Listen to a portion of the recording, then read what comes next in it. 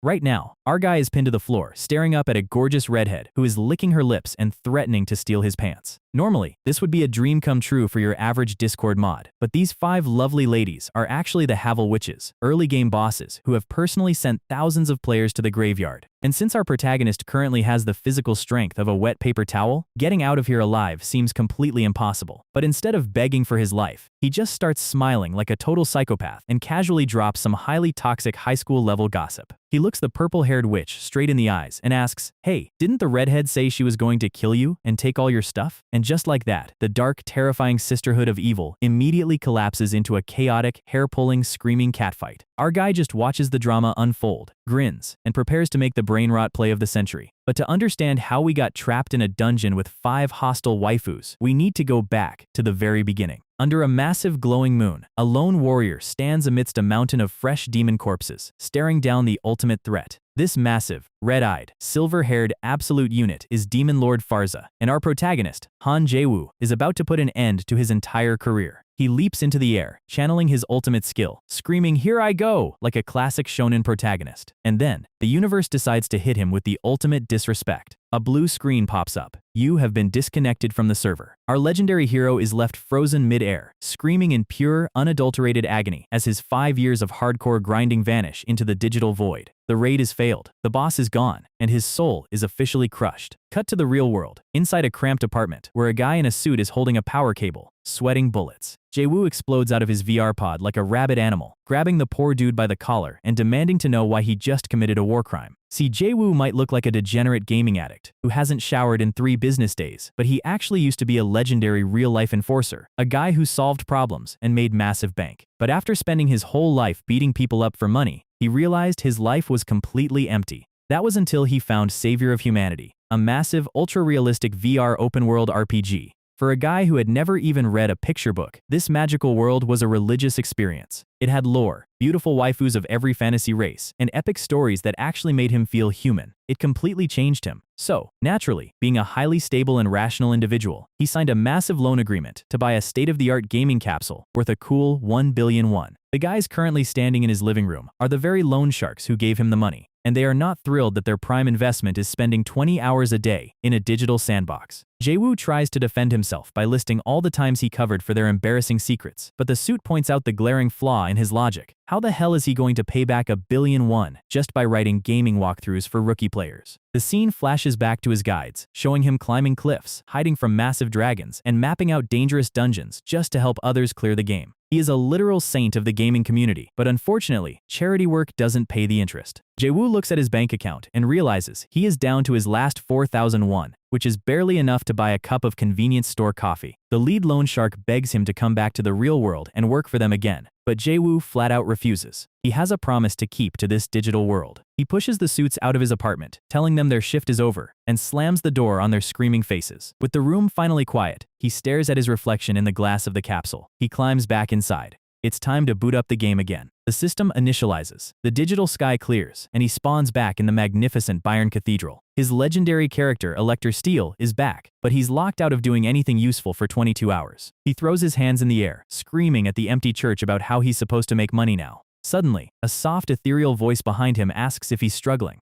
Jaewoo spins around. Stunning blue-purple hair, thigh-high boots, and a tiny outfit that is definitely not approved for church services. She introduces herself as Aquila, the supreme AI and game master of this entire world. Jaewoo immediately laughs in her face, assuming she's just a lost child role-playing. Aquila gives him a smug wink and tells him not to judge a book by its cover. Jaewoo tells her she's completely out of her mind if she thinks he's buying this. So, Aquila just snaps her fingers. The colors of the world instantly distort. A massive wave of static washes over the cathedral, and the priests in the background freeze completely in place. Even a girl falling over a basket of bread is suspended perfectly mid-air. Jaewoo is sweating, assuming this is some god-tier SSS rank time-stop spell, but Aquila casually chuckles and says she just crashed the server for a second. She tells him she has designed a special event to celebrate the game's 7th anniversary. She wants him to clear a brand new parallel world, using a completely fresh character, and she is offering a mind-melting reward of 25 billion won. Jaewoo's eyes turn into literal gold coins. That is enough money to pay off his debt 25 times over. But Aquila's expression suddenly turns dead serious, promising him that this parallel world contains the clues to the game's legendary true ending that no player has ever reached. Jaewoo is hesitating. his gamer instincts telling him this is too good to be true, so Aquila decides to sweeten the deal with some cold, hard cash.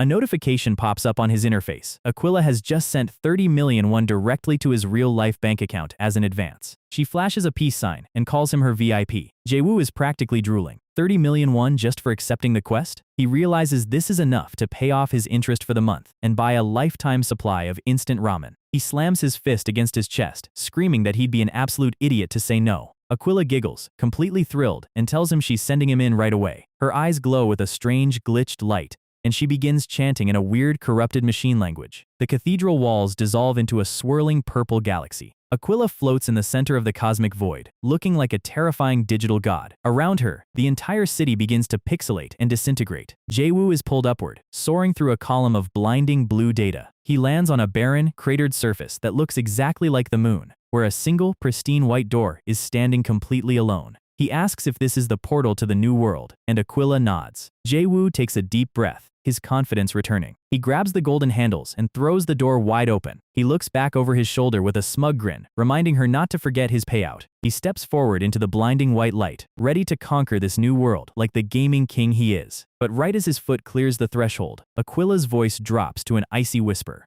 "Oh, I forgot to tell you. If your character dies in this world, you die in real life too."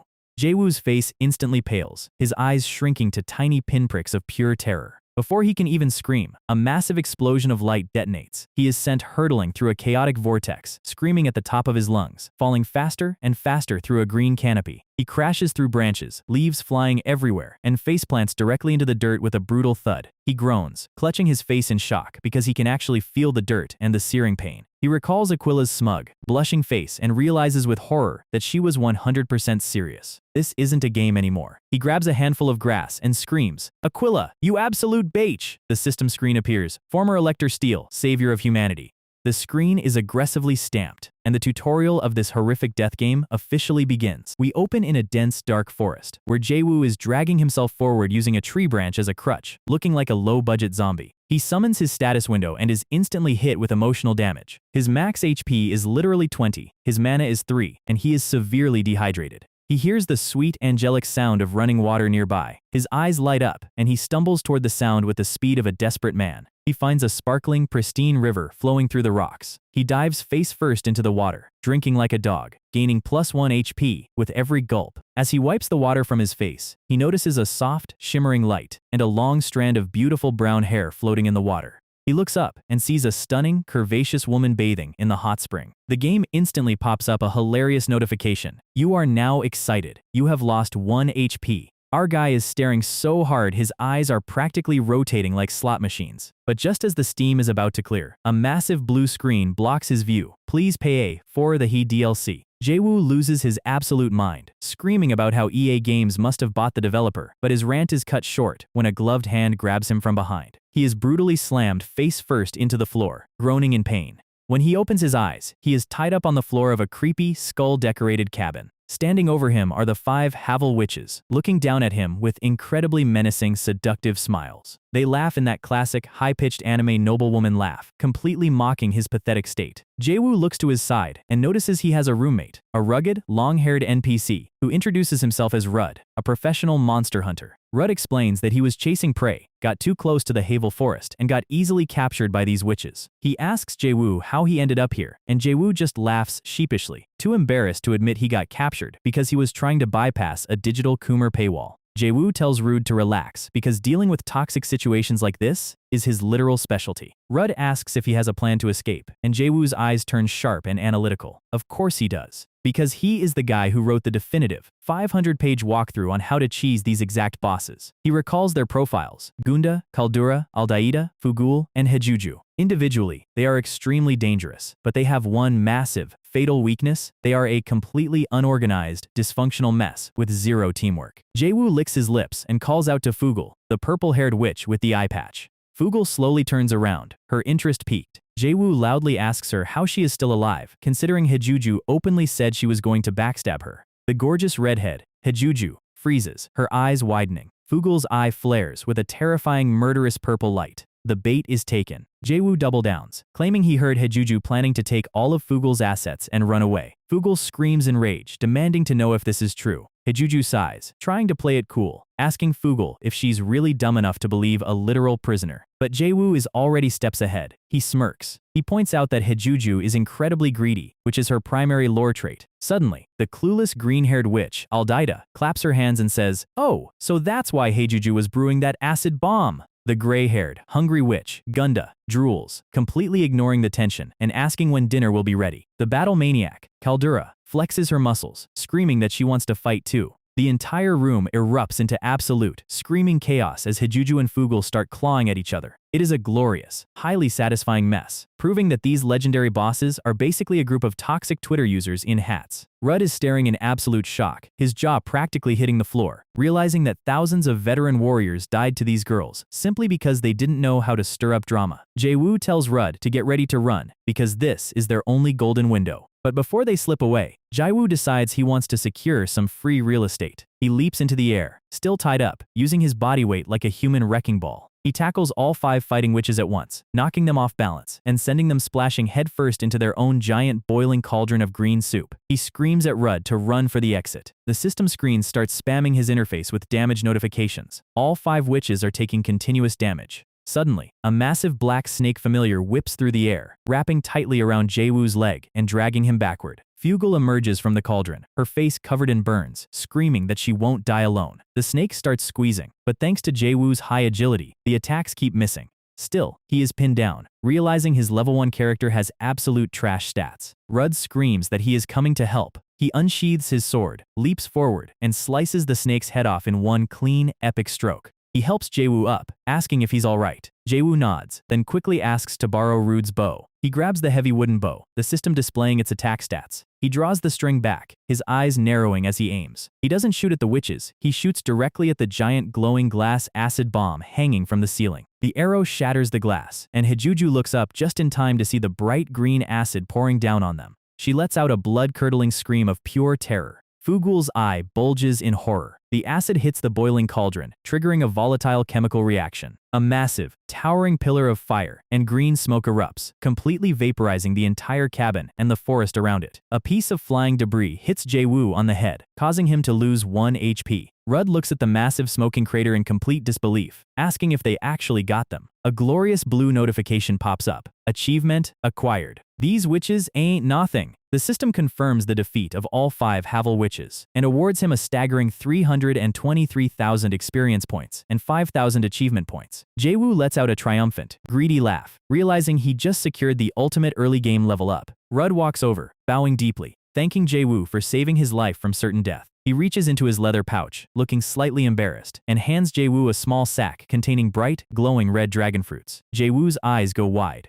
He didn't even know these fruits existed in this zone. He doesn't even hesitate. He opens his mouth wide and shoves the entire sack of fruit down his throat in one massive bite. An explosion of golden, crackling electricity erupts from his body. His muscles bulge, his stature grows, and his stats skyrocket. HP plus 200, strength plus 100, dexterity plus 120. He has unlocked the legendary hidden dragonbone buff.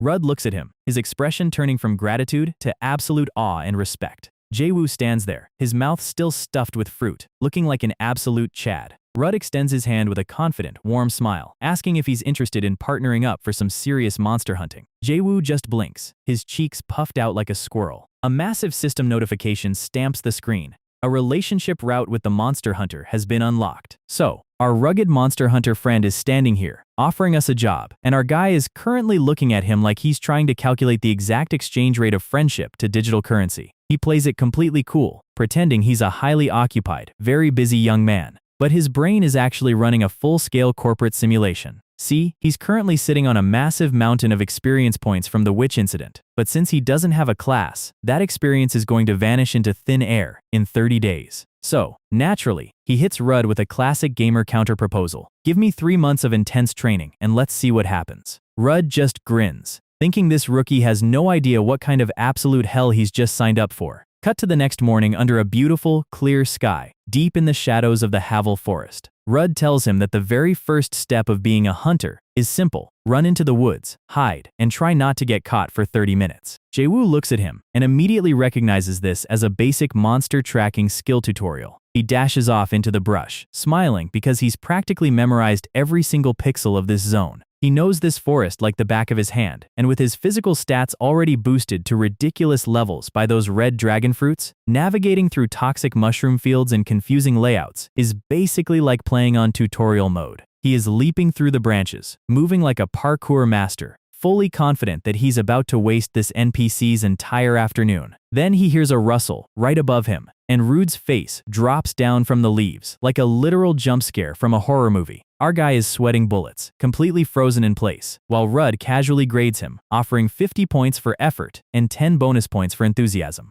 Jaewoo is utterly baffled, demanding to know how the hell he tracked him so fast, but Rudd just chuckles, completely thrilled to finally have a student to play with. The game system dings, confirming the completion of his very first hidden subquest. And just like that, the rewards start pouring in. He officially acquires the Monster Hunter class, along with herbalism, intermediate swordsmanship, and survivalism. He even gets musket shooting, which is a wild choice for a fantasy game, but we'll take it. His experience points are finally safe, allocated, and ready to go, and our guy flashes a grin that is genuinely too villainous for someone who is supposed to be the savior of humanity. The training montage officially begins. Fast forward 3 whole months of survival grinding, and Rudd is sitting outside his tent, genuinely impressed by how fast his student is mastering the physical requirements. Jaewoo suggests they play another round of hide-and-seek to test his progress, and Rudd gladly accepts, thinking there's no way he'll lose this time. He even sets a wager. If Jaewoo doesn't find him within an hour, he has to cook dinner. The second Rudd runs off, Jaewoo's eyes light up with that predatory, high-level gamer focus. Rudd climbs up a sheer vertical cliff face, reaching the top and panting, convinced that hiding up here will guarantee him a free meal. Then a hand grabs his ankle from behind, and Jaewoo is hanging off the edge with a massive glowing red eye, whispering peekaboo back to him. Rudd scrambles back in absolute terror, his mind completely broken by how fast this kid is closing the gap. He spent 5 long years mastering these techniques, and this absolute gremlin just duplicated them in 90 days. Desperate to save his pride, Rudd runs into a dark, smoky cavern, whispering to himself that there's no way the kid would dare follow him in here, because this cave is actually a high-level hellhound nest. Rudd turns around, sweating, hoping the beast doesn't wake up, when a hand gently pats him on the shoulder. Jaewoo is standing right behind him, completely calm, and casually drops a piece of monster lore. Even an earthquake won't wake a sleeping hellhound. He looks Rudd dead in the eyes and asks, "So, do I pass?" Rudd's brain has officially exited the chat. He just nods, completely defeated. They head back outside, Rudd showering him with praise, calling his talent absolutely god tier. Jaewoo acts all humble, claiming it's all thanks to his great master's teaching. But internally, he's laughing his head off because he's literally the guy who wrote the actual in-game wiki for these monsters. Rudd is practically crying tears of joy, convinced he's raised the next legendary hero. He asks Jaewoo what his next move is now that his training is complete, and Jaewoo's eyes immediately turn into literal piles of gold coins, because everything, and I mean everything, starts with securing the bag. Rudd smiles and tells him he has an old buddy working in the mercenary corps who can help him get started. Jaewoo agrees, knowing that grinding mercenary quests is the absolute meta for early game gold. Plus, if he climbs the ranks, he might get an audience with the legendary guardians of this world. They share a high five, cementing their partnership. Rudd hands him his old personal mercenary badge and wishes him luck on his journey, calling him by his in-game alias, Valorsted Valor. Jaewoo waves goodbye and heads down the path, feeling like he's on top of the world. At this rate, surviving this crazy death game and reaching the true ending actually seems possible. He looks down at the shiny gold badge, remembering Aquila's promise about the ultimate secret reward. But then he remembers the catch. He reaches out and taps the screen, trying to hit the logout button just to see if she was lying. Nothing happens. The button is completely glitched and disabled. His face drops, the reality of this being a literal live or die scenario sinking back in, but he steals his resolve anyway. He's going to find that creator AI, and he is going to get his money. Meanwhile, far away in the deep starry void of space, Aquila is sitting in a luxury armchair, eating snacks and laughing her absolute head off. She is watching our guy's entire life on a retro television screen like it's a reality TV show. Suddenly, a pair of elegant golden heels clack against the floor. A voice calls out, asking Aquila if she's actually falling for this human. Aquila blushes and introduces the newcomer, Valpurga, a literal goddess. Valpurga looks down with an expression of pure, icy disdain, reminding Aquila that gods shouldn't care about mere mortals. She is incredibly stunning, covered in heavy white and gold armor, but her eyes are completely cold. Aquila tells her she's way too serious, reminding her that they used to have so much fun back in the day. Valpurga ignores the tease and asks an incredibly important question. Did you actually pay off his real-world debt like you promised? Aquila giggles and says, yep, settled it ages ago. The best part? He has absolutely no idea, so he's still running around fighting for his life. We see a clip of Jaewoo on the screen, looking incredibly motivated and full of life. Valpurga stares at her, flatly calling her an absolute monster, which Aquila takes as a massive compliment. She asks if this human is part of Aquila's grand master plan, or if he is simply a toy to be discarded. Aquila just sits back, crossing her legs, and flashes a highly dangerous, glitched-out grin. He's not a toy, she whispers. He's a very promising talent. The scene cuts back to Jaewoo running through the woods, completely oblivious to the fact that his bank account is already sitting at a comfortable net positive, while he's out here fighting for scraps, complaining that his legs feel like they've been run over by a truck. He drags himself up, groaning because his level 1 stamina stat is still absolute garbage, but his eyes light up as he spots the majestic medieval city of Frankfurt right ahead of him.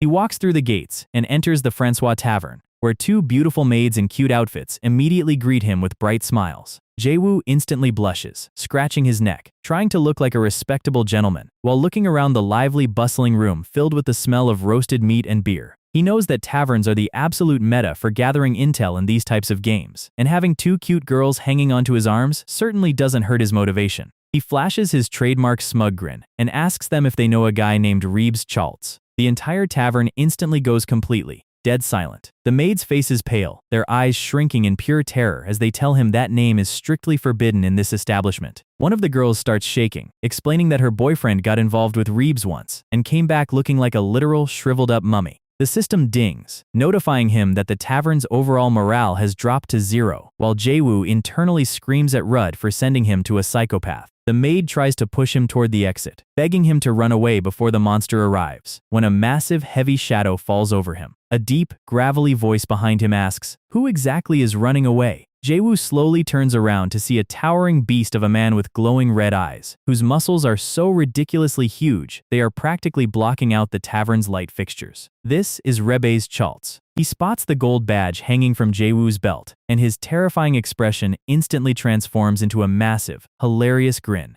He grabs Jaewoo's shoulder, laughing boisterously, screaming that he was just looking for a new battle slave, before quickly correcting himself to companion. Our guy's face completely flattens, realizing he has just entered a highly questionable contract. He makes a mental note to beat up Rudd the next time they meet, as Reeves drags him out into the street, explaining the massive conflict between the Prince Elector and the forces of Pezamut. Jaewoo walks alongside him, realizing that even though this feels like a forced military conscription, it's actually his best chance to get close to the Prince Elector, who is one of the guardians of this world. Suddenly, a loud, clear horn echoes through the city streets. Reeves grabs Jaewoo in a friendly headlock, nearly suffocating him, gasping that the Prince Elector's procession is passing by. They watch as a grand, heavily armed military guard marches through the town square, filled with knights riding white horses and bearing massive blue banners. Jaewoo stares at the procession, his usual cynical expression turning serious. Riding at the front is the Prince Elector, looking incredibly smug, handsome, and slightly villainous. But Jaewoo's eyes quickly drift to the warrior riding right next to him.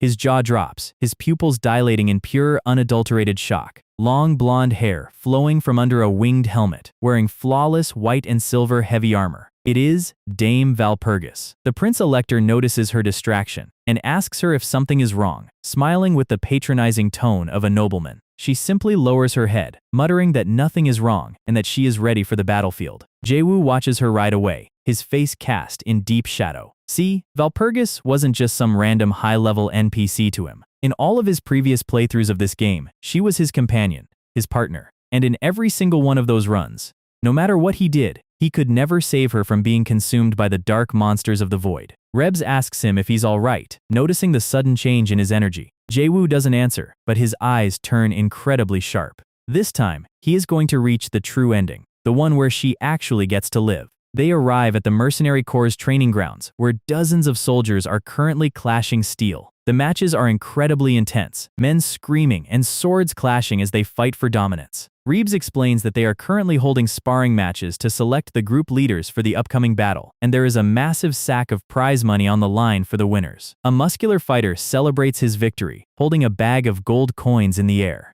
Jaewoo decides he should probably stay quiet, lay low, and not draw any unnecessary attention to himself. Naturally, Reeves immediately ruins his plan, slamming a massive hand onto his back and shouting that the rookie is participating too. Jaewoo tries to object, but Rebs' terrifying face is inches from his, claiming Rude wouldn't send a weakling. He turns to the crowd and yells, "Hey, who wants to warm up with the new kid?" A group of veteran mercenaries turn around, their eyes lighting up like a bunch of school bullies spotting fresh lunch money. Jaewoo just sighs, smiling weakly, realizing that trying to stay low-key in a manhwa is a statistical impossibility. He steps into the center of the ring, facing his very first opponent. A smug, cocky fighter named Max steps up, stretching his arms, introducing himself with an arrogant smirk. Max laughs at Jaewoo's scrawny frame, claiming he looks like he'll snap like a twig after one solid hit. Reeves steps back, raising his hand, and barks the order to begin. Max charges forward, roaring, swinging his broadsword in a massive, heavy arc. Steel flashes, and the mercenaries watch with casual boredom, expecting a clean one-shot. Instead, Max is suddenly flying through the air, crashing face first into the dirt, completely knocked out cold. Jaewoo stands there, casually resting his sword on his shoulder, reminding us that his physical strength is currently on par with a literal ogre thanks to that dragon fruit buff. The crowd of mercenaries goes absolutely wild, screaming in disbelief, all of them rushing forward to fight him at once. Our guy just sweats, realizing he's about to be dogpiled. But he doesn't panic. He parries a blade with intermediate swordsmanship, ties a giant up with monster binding, and delivers a brutal monster headbutt straight to a guy's nose. Suddenly, a massive, bald-headed giant named Charlotte steps into the ring, taunting him, claiming he's embarrassed the entire corps. Charlotte is twice Jaewoo's size, looking like a literal stone wall, and Jaewoo is so tired he literally tries to open his system menu to log out and go home. But the system just dings with a red error screen, and our guy is screaming curses at Aquila in his head. Charlotte ignores his breakdown, throwing a massive heavy fist straight at his face. Jaewoo looks up, his expression completely blank, accepting his cursed exhausted fate. But if he has to fight, he's going to end it quickly. He dodges the fist, reaches out, and grabs Charlotte's wrist and shirt collar, and channels his ultimate physical skill, Monster Slam. He lifts the massive 300-pound giant over his head and slams him face first into the stone floor with enough force to shatter the pavement. Charlotte is left lying in a cracked crater, his eyes crossed, completely unconscious. Jaewoo stands over him, panting, complaining that the giant was way too heavy. The remaining mercenaries are staring in absolute, horrified silence, their jaws hitting the floor. They immediately erupt into cheers, calling him a literal monster in a scrawny kid's body.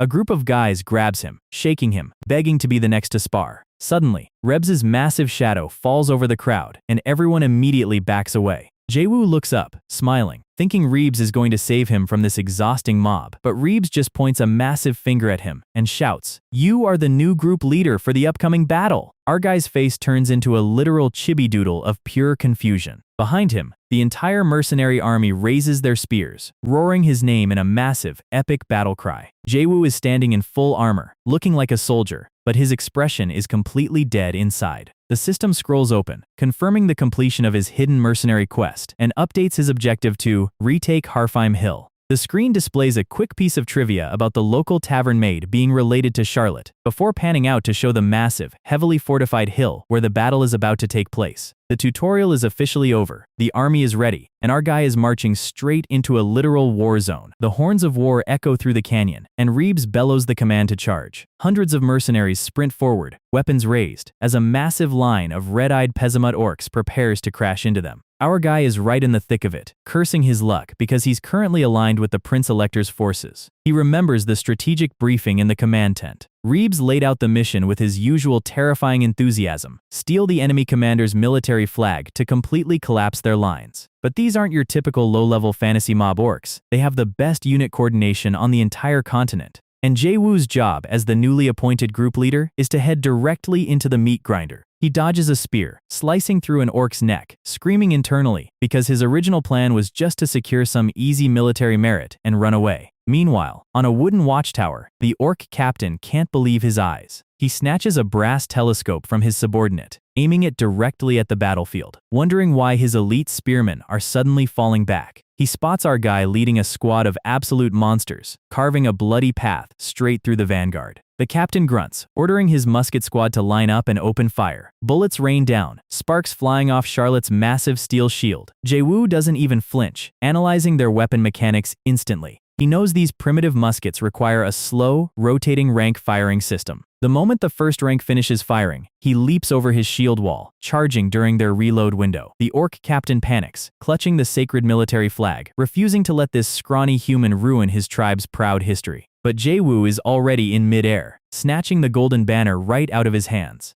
The mercenaries let out a massive cheer as the system dings, confirming the flag capture and boosting his leadership stats. But before he can celebrate his easy payday, a horn blows. A mercenary runs up, sweating, shouting the worst possible news. The main human alliance forces are completely retreating, leaving Jaewoo's small squad entirely cut off as a massive wave of orc reinforcements surrounds them. The squad panics, suggesting they throw the flag away and run. But Jaewoo looks around at the absolute wall of spears, realizing they are already completely boxed in. They are absolutely cooked. And then the boss music starts playing. A massive, purple-haired orc, wearing heavy steel armor steps forward, introducing himself as Orc Grand General Kallian.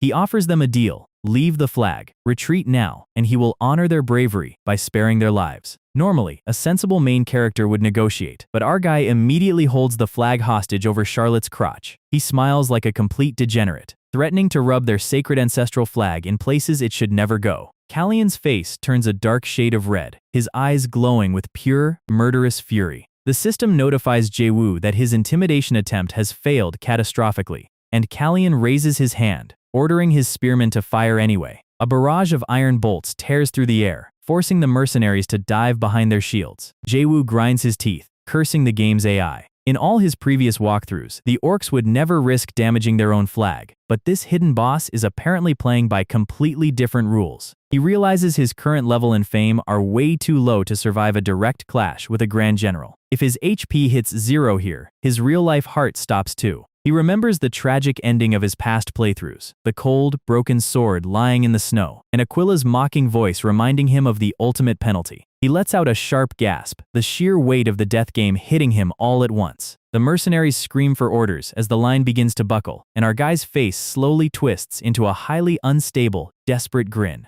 He starts laughing like a maniac, completely losing his composure, and snatches the signal trumpet right out of Charlotte's hand. Charlotte tells him there are no reinforcements coming, but Jaewoo just blows the horn at the top of his lungs, sending a deafening blast echoing across the canyon. His squad yells that he's blowing it in the completely wrong direction, but Jaewoo is looking straight up at the sky, smiling. He is calling in his favor from the Game Master, reminding her that he's still a VIP. Kallian loses his patience, bellowing for his spearmen to push forward. A giant orc raises a massive spear right over Jaewoo, screaming about ancestral vengeance, and Jaewoo just smiles, waiting for the sky to fall. A blinding flash of silver light splits the air, and a rider on a white horse crashes down like a meteor. The orc spearmen are sent flying in every direction, and standing in the center of the dust cloud, looking like an absolute goddess of war, is Dame Valpurgis. She rears her horse, drawing a glowing blue longsword, and commands the remaining soldiers to raise their weapons and fight. Because some things are worth dying for, and this flag represents a history that will not be erased today. Kallian steps forward, raising his massive buster sword, and demands all troops stand down so he can duel the Countess of Niederbayern.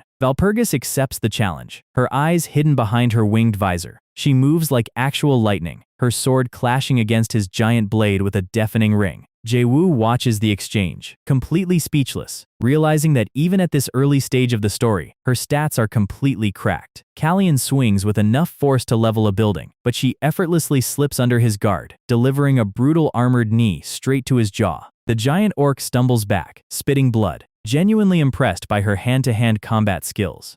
He asks if she belongs to the legendary Sisterhood of Valfurga, and she simply replies that she serves her god with a devout heart. She adjusts her grip, her stance shifting, and leaps forward for the final strike. Her blade parries his counter, sliding up the metal, and Kallian's eyes widen as he realizes his posture is completely broken. She brings her sword down in a perfect, vertical arc, the impact splitting the ground beneath them. The giant general stands frozen for a single, quiet second, muttering that it was a good match before collapsing into the dirt. His massive buster sword clatters to the ground beside him. The orc army panics, screaming that their commander has fallen, and begins a massive retreat. Jaewoo is staring at the smoking crater, processing that she just one-shot a grand general, realizing she is still the legendary warrior he remembers. As the dust settles over Harem Hill, Valpurgis rides over, her helmet open, and offers her hand, praising his courage on the battlefield. Jaewoo takes her hand, introducing himself as valorsted Valor, internally relieved that she doesn't recognize him as Elector Steel. He keeps his head down, knowing he needs to be extremely cautious to avoid triggering her death flag. She tilts her head, wondering why this brave mercenary looks so solemn, when Charlotte and Max suddenly run up, holding the captured orc flag like a trophy. They hand it to Jaewoo, laughing and calling him the ultimate leader. The system dings, notifying him that his credibility with the mercenary corps has reached max level. He looks at his squad, remembering how they stood by him when they were completely surrounded. They risked their lives blocking bullets for his crazy plan, and he realized he actually cares about keeping these idiots alive. He looks at Charlotte, a warm smile finally breaking through his cynical mask, and lets out a genuine, triumphant laugh. He holds the flag high, screaming that it's theirs now, while Valpurgis watches with a soft smile. Cut to the Francois Tavern later that evening, where the front doors are slammed open by a tiny blonde girl. Charlotte is sitting at the table, casually eating a giant steak, when his little sister Baptiste rushes over, crying and checking his bandages. Jaewoo asks Reeves if that's Charlotte's daughter, but Reeves casually mentions Charlotte is only 15. Our guy nearly chokes on his drink, staring at the hyper-muscular bald giant who looks 40. Baptiste turns on Jaewoo, puffing her cheeks, demanding he pay for her brother's medical bills. But Charlotte quickly steps in, explaining that Jaewoo is the only reason they came back alive.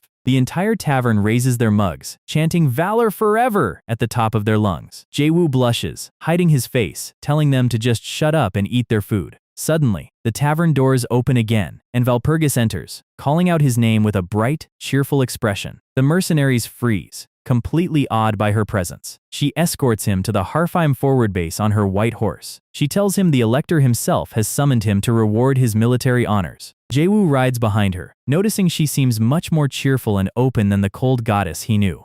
She smiles back, telling him to just call her Valpurgis since they are comrades now. She points to the camp, showing him the soldiers whose lives were saved by his actions. She tells him those are Imperial citizens, and they are alive because of him. And in that quiet moment, our guy has a deep, heavy realization. She hasn't changed at all. She was always this kind and noble. The only thing that changed was their relationship. In his past runs, he was a tragic hero carrying the weight of the world. But now, he's just a simple mercenary, sharing a quiet ride with a friend. They arrive at the command tent, and Valpurgis announces his arrival. A man's voice tells him to step forward, and Elector Philip is sitting at the map table, surrounded by his advisors. His eyes glow with a cold, terrifying blue mana, and Jaewoo kneels, feeling the crushing physical pressure of a true guardian. Philip smiles, calling him the Reaper of the Field, and praising his courage. Jaewoo plays the humble soldier, keeping his head down. Philip awards his comrades 100 florins, and grants Jaewoo a massive individual reward of 300. His current gold balance dings, rising to a comfortable 350 florins. Philip asks if the brave mercenary has any personal requests, and Jaewoo requests to regroup and rest with his comrades at Wittenbayr. Philip is surprised since it's far from the front lines, but grants the request anyway, offering them a supply wagon. He tilts his head, noticing Jaewoo is still lingering, and asks if there is something else on his mind. Normally, our guy would take his money, step back, and enjoy his peaceful vacation. But looking at Valpurgis's warm, trusting smile, he knows he can't let the tragic future play out again. He raises his head, his eyes turning cold and sharp, and looks the Elector straight in the face. He smiles his classic, dangerous gamer grin, and asks, "Your Grace, what are your actual thoughts on this war?" So, our guy just stood in front of a literal god-tier noble, and asked him to evaluate his own war strategy. The entire tent goes so quiet, you can hear the wax dripping off the candles, and Philip's eyes narrow, trying to figure out if this kid has a death wish. Jaewoo covers his tracks immediately, playing the humble card, claiming his perspective is limited, but the noble advisors in the back immediately start laughing, like a bunch of cartoon villains. They scream that a lowly, scrawny mercenary has no right to offer advice to the Elector, but before they can throw him out, Valpurgis steps forward, telling the room that even when crossing a solid stone bridge, it never hurts to tap it first. Philip's portly uncle, Friedrich, pointing a chubby finger, yells at her to know her place, but Philip coldly snaps at his uncle, reminding him that she is the niece of the Elector of Bayern. Our guy is internally taking notes, realizing that even in this messed up timeline, Valpurgis holds massive political weight that nobody in this room can ignore. Philip gestures for him to speak, and Jaewoo takes a slow, deep breath. He looks Philip straight in the eye and says, flat out, "There is an ambush incoming, Your Grace." The advisor's smirks instantly vanish. Philip leans forward, his smile turning dangerously cold, asking for his proof. Jaewoo explains that Demon King Pezamut's entire history is built on two things: ambushes and betrayals. He cites the war with Toa 10 years ago, and the battle with Margrave Anhalt 6 years ago, detailing the exact tactics Pezamut used. And then, he drops the real bomb, staring right at Friedrich. We cannot ignore the possibility of a traitor. Friedrich's face goes completely pale, his sweat practically ruining his powdered wig, while Jaewoo casually shrugs, pretending it's just a theoretical possibility. Philip smiles, but the air in the room suddenly feels heavy enough to crush concrete. He slowly stands up, walking over to Jaewoo, and his mana flares, turning the entire background into a bloody, crimson void. He grabs his sword hilt, telling Jaewoo that the only reason his head is still attached to his body is because he allows it. Valpurgis quickly steps in, bowing her head and accepting the warning as a lesson in caution. They exit the tent, the heavy canvas flapping shut behind them, and Valpurgis looks down, her visor hiding her expression. Jaewoo bows, apologizing for causing a scene and overstepping his boundaries, and walks away, his mind racing. He realizes that in his previous runs, Elector Philip was always highly cautious and prudent, but this time, the man is acting like an arrogant, invincible gotcha whale who thinks his wallet can solve everything. First, the rare dragon fruits appeared way too early in the forest, and now Valpurgis is here before her scheduled story arc. The timeline is officially broken, and before he can figure out why, a voice calls out to him from behind. Valpurgis is running toward him, panting, completely out of breath, and leans forward, her hands on her knees. Jaewoo is stunned by how fast she moved, asking if she ran all the way here just to check on him. She blushes, her chibi-style helmet looking adorable, nodding and apologizing for Philip's harsh words. She tells him she wants to make it up to him, promising to grant any request he desires. Jaewoo's inner degenerate immediately starts running a full-scale simulation, imagining asking for infinite gold, luxury clothes, or maybe a gorgeous noble maid. His face goes red, his neck stretching out like a cartoon character as he tries to maintain his composure. He clears his throat, smiles softly, and asks for two things: a writing quill and a single, low-level flintlock pistol. Valpurgis is completely baffled, asking him if that is seriously all he wants from a wealth goddess-level noble. Jaewoo pulls off a masterclass performance, crying fake tears, claiming his ultimate dream is to be a heroic cavalryman. She looks at his trembling, pathetic face, completely buying the act, and is deeply moved, thinking he is the most selfless, pure-hearted warrior in the entire empire. She smiles, her visor opening, grabs his hand and pulls him along, giggling and telling him they need to get started right away. Our guy is staring at her hand, his cheeks turning a bright, glowing crimson, completely overwhelmed by the sudden physical contact, his brain short-circuiting as she drags him through the camp.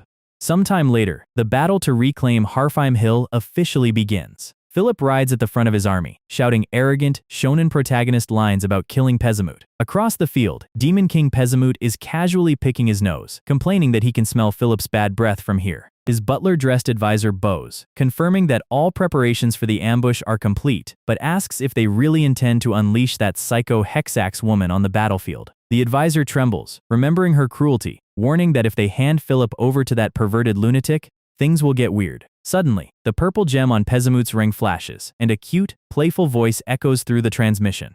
It's Hexax, humming happily, standing on a literal mountain of bleeding, tied-up soldiers. Pezamut sighs, rubbing his temples, telling her to stay sharp and stick to the plan. He hesitantly begs her to go easy on the humans this time, and she steps into the light, holding a coiled leather whip, looking like an absolute demon in thigh-high boots. Pezamut screams through the ring that she always goes too far, but she just giggles, playing with her collar, stepping on a groaning soldier's back, her red eyes glowing with pure, unadulterated sadism. Pezamut's face goes completely dark, realizing his secret weapon is a literal, uncontrollable menace. Through the pitch-black darkness of the forest, Jaewoo is riding a majestic black horse, named Philly, at absolute breakneck speed. He clutches a glowing green bottle, a perfect healing potion worth a cool 1,000 florins. Suddenly, a massive explosion lights up the distant horizon, shaking the trees. He grinds his teeth, realizing the ambush has already started, cursing Philip's legendary stupidity for walking straight into the trap. Cut to the battlefield where Philip is on his knees, clutching his sword, covered in dirt. Friedrich and Pezamut are standing above him, laughing like a pair of high school bullies. Jaewoo's prediction was 100% correct. The uncle betrayed his own blood.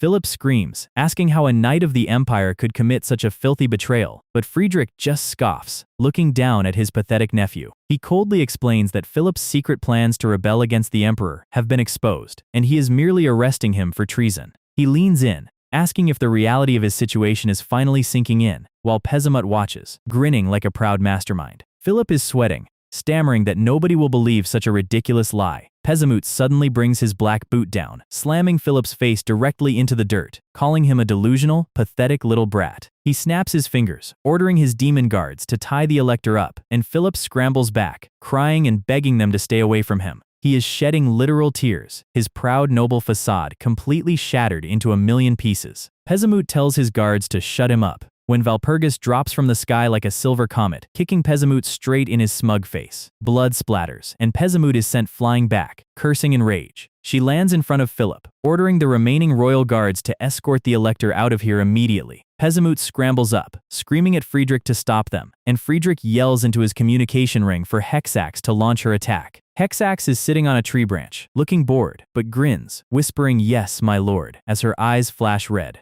She snaps her fingers, declaring it's officially mealtime, and summons a pack of terrifying red-eyed zombie hellhounds to hunt down the retreating nobles. Back in the woods, Jaewoo is riding hard when the zombie dogs leap down from the cliffs. He analyzes them instantly, recognizing Hexax's signature summoning style. She always uses these plagued beasts to wear down her opponent's stamina before closing in. A dog lunges at his face, its jaw filled with sharp, rotting teeth. But our guy casually draws his new flintlock pistol and shoots it mid-air, its head exploding into black mist. He realizes there aren't many dogs in his area, which means the main pack has already surrounded Valpurgis. He spurs his horse, shouting for Philly to move faster, riding through the dark, raining forest like a man possessed. Meanwhile, Philip and Valpurgis are fleeing on horseback, the zombie hounds snapping at their heels. Philip is panicking, complaining that his mana control is completely glitched out. He curses Pezamut, realizing his uncle's betrayal has left him completely powerless. A massive hound leaps at his throat, and Philip's eyes go wide with the realization of his own mortality. Valpurgis leaps from her saddle, her silver blade flashing through the dark, slicing the beast clean in half mid-air, and lands gracefully back on her horse, her blonde hair flowing.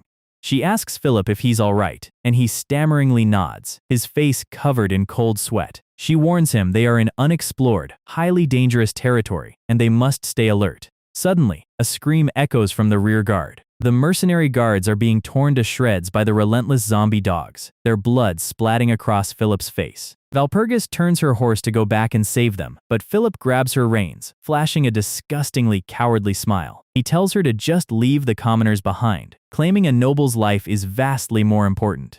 Valpurgis looks at him, her expression turning into one of pure, unadulterated disgust. She bites her lip so hard it bleeds, realizing how pathetic the elector truly is. Remembering Jaewoo's warning in the command tent, if only they had listened to him, none of these innocent men would have died today. Suddenly, a black whip wraps tightly around her neck, and Hexax drops from the canopy, laughing like an absolute psycho. She drags Valpurgis off her horse, crashing her into the mud. Philip stares in pure terror, unable to move a single muscle, as Valpurgis struggles on the ground, the black whip choking her. Her sword slips from her hand, her white horse running off into the darkness. She reaches out, her armored fingers clawing at the dirt, whispering that they are completely doomed. Philip slowly backs away, his eyes wide, as Valpurgis groans under the pressure of the hexer's boot. Hexax stands over her, slowly uncoiling her whip, looking down with a gaze of pure, chilling madness, and whispers, "You need to be much stronger than this to be an elector." Valpurgis is absolutely not having it, demanding this unhinged demon keep her mouth shut. But hejaz just laughs it off, ordering her minions to keep tracking the cowardly prince. She looks down at Valpurgis, playing with her whip like it's a cheap toy. Those glowing red eyes are pure, concentrated red flags. She asks Valpurgis if hitting a raw nerve is really that easy. Valpurgis leaps forward in a desperate, high-speed slash, but hejaz just casually leans back, dodging it with a smug grin. Valpurgis is completely wide open, and the counterlash catches her right across her pristine armor. Hejaz starts cackling like a toxic gamer in a public lobby. She unleashes a relentless barrage of strikes, completely pinning the legendary knight to the dirt. Valpurgis is physically collapsing, her stamina completely bottomed out. As she hits the ground, she tears up, thinking about our guy. She has a sudden flashback to his final moments in the previous loop, where he told her she'd find a way to win even if he didn't make it. Hejaz raises her hand for the final blow, screaming that the party is just getting started. And then, out of absolutely nowhere, her arm completely freezes. Her brain lags for a solid second. She looks down and notices a very dead, bloody zombie hound sliding past her. Before she can even register the corpse, a dark shadow is already standing directly behind her. Our guy just completely sends her flying with a massive, heavy impact shove. She eats absolute dirt, sliding meters across the forest floor. Valorsted stands there, looking incredibly calm as Valpurgis looks up through her tears. She literally cannot believe he actually showed up. She smiles, whispering that he really is her literal hero, and then she immediately passes out cold. Great timing, honestly. Valorsted catches her head, preventing a severe concussion. He picks her up like a sack of legendary loot, while Hejaz slowly gets back on her feet in the background. Hejaz is completely shook, wondering how a common mercenary bypassed her guard dogs and snuck up on her. She realizes our guy is a walking anomaly. Valorsted pulls out his flintlock pistol, calling her a complete freak. Hejaz tries to play it cool, asking if he thinks he knows her. Valorsted deadpans, telling her to keep his name out of her mouth because her face is genuinely stressing him out. She spots the flintlock and mocks him, saying a tiny gun won't outrun her whip. She starts twirling it, bragging that her reaction speed is faster than any bullet. Valorsted's finger slowly squeezes the trigger. The gun fires, but Hejaz instantly dashes to the side, dodging the trajectory. Her whip snakes through the air, slicing a clean cut across Valorsted's cheek. She screams at him to get over here so she can slice him up. Our guy's expression goes dark. He barely evades another whip strike that takes off a chunk of his hair. She lashes again, drawing a fine spray of blood from his shoulder. But Valorsted is already moving, using his high dexterity to weave through the storm. She is laughing like a maniac, thinking she's completely dominant. But our guy is running a masterclass in dodge rolls, closing the distance frame by frame. His boot plants firmly on the ground as he lunges.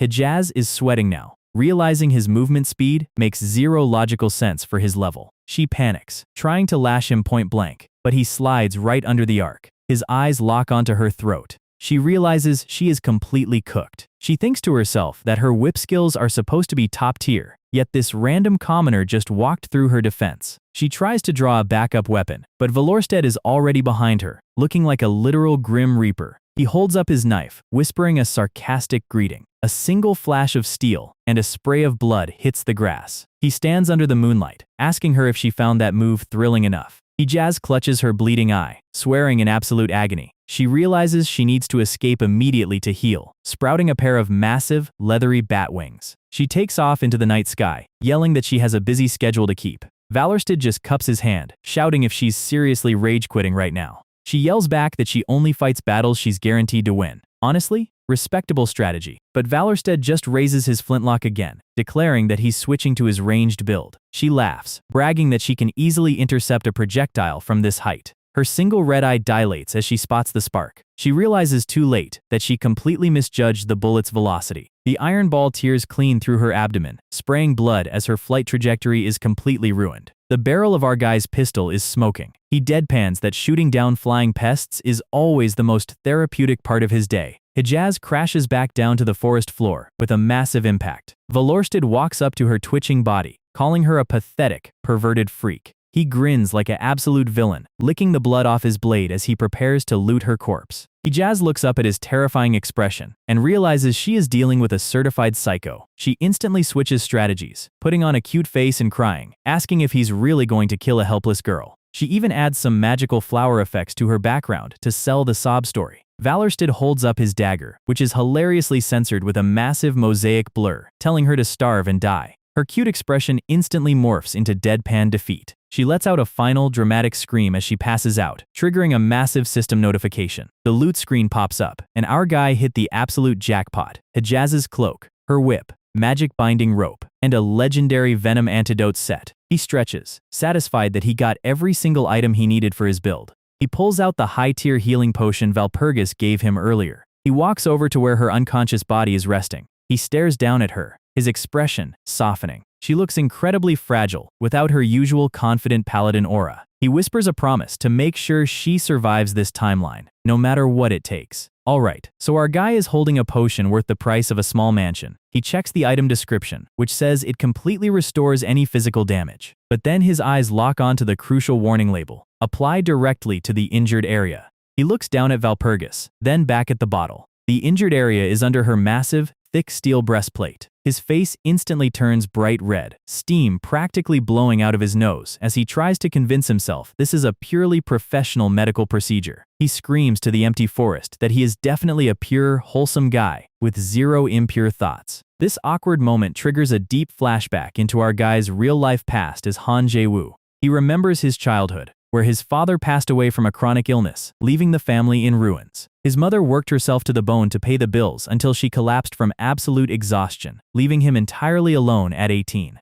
To survive, Jaewoo became a problem solver on the streets, taking on dangerous odd jobs for debt collectors. He was known as the muscle of Hanam Dong, a cold-eyed 22-year-old who did whatever he was paid to do. One of his clients, a sweaty gamer nerd, hands him a thick envelope of cash after Jaewoo helped him deal with some local thugs. Jaewoo counts the bills meticulously, confirming the payment is correct. He tells the client that this cash is just a temporary band-aid and that he should probably pay off his actual debts first. The client just scoffs, making a highly annoyed face. He brags that once he finishes his upcoming gaming quest, he'll rake in over 10 million won in a single week. Jaewoo is genuinely stunned, asking what kind of game pays that much money. The nerd looks at him in absolute disbelief, asking if he's seriously never heard of Humanity's Guardian. He explains it's a massive, hyper-realistic VR open-world RPG with unparalleled freedom. He pulls up promotional art of beautiful fantasy characters and globally acclaimed character designs. He screams that over 1 billion players are currently logged into this massive single-player world. He boasts that the top rankers are living like actual kings, swimming in cash. Jaewoo is deeply intrigued, staring at the high-tech VR capsule in the corner of the messy apartment. The nerd asks if he wants to try it out, but Jaewoo initially brushes it off. He says he's too busy with real-world problems. But then, his phone rings.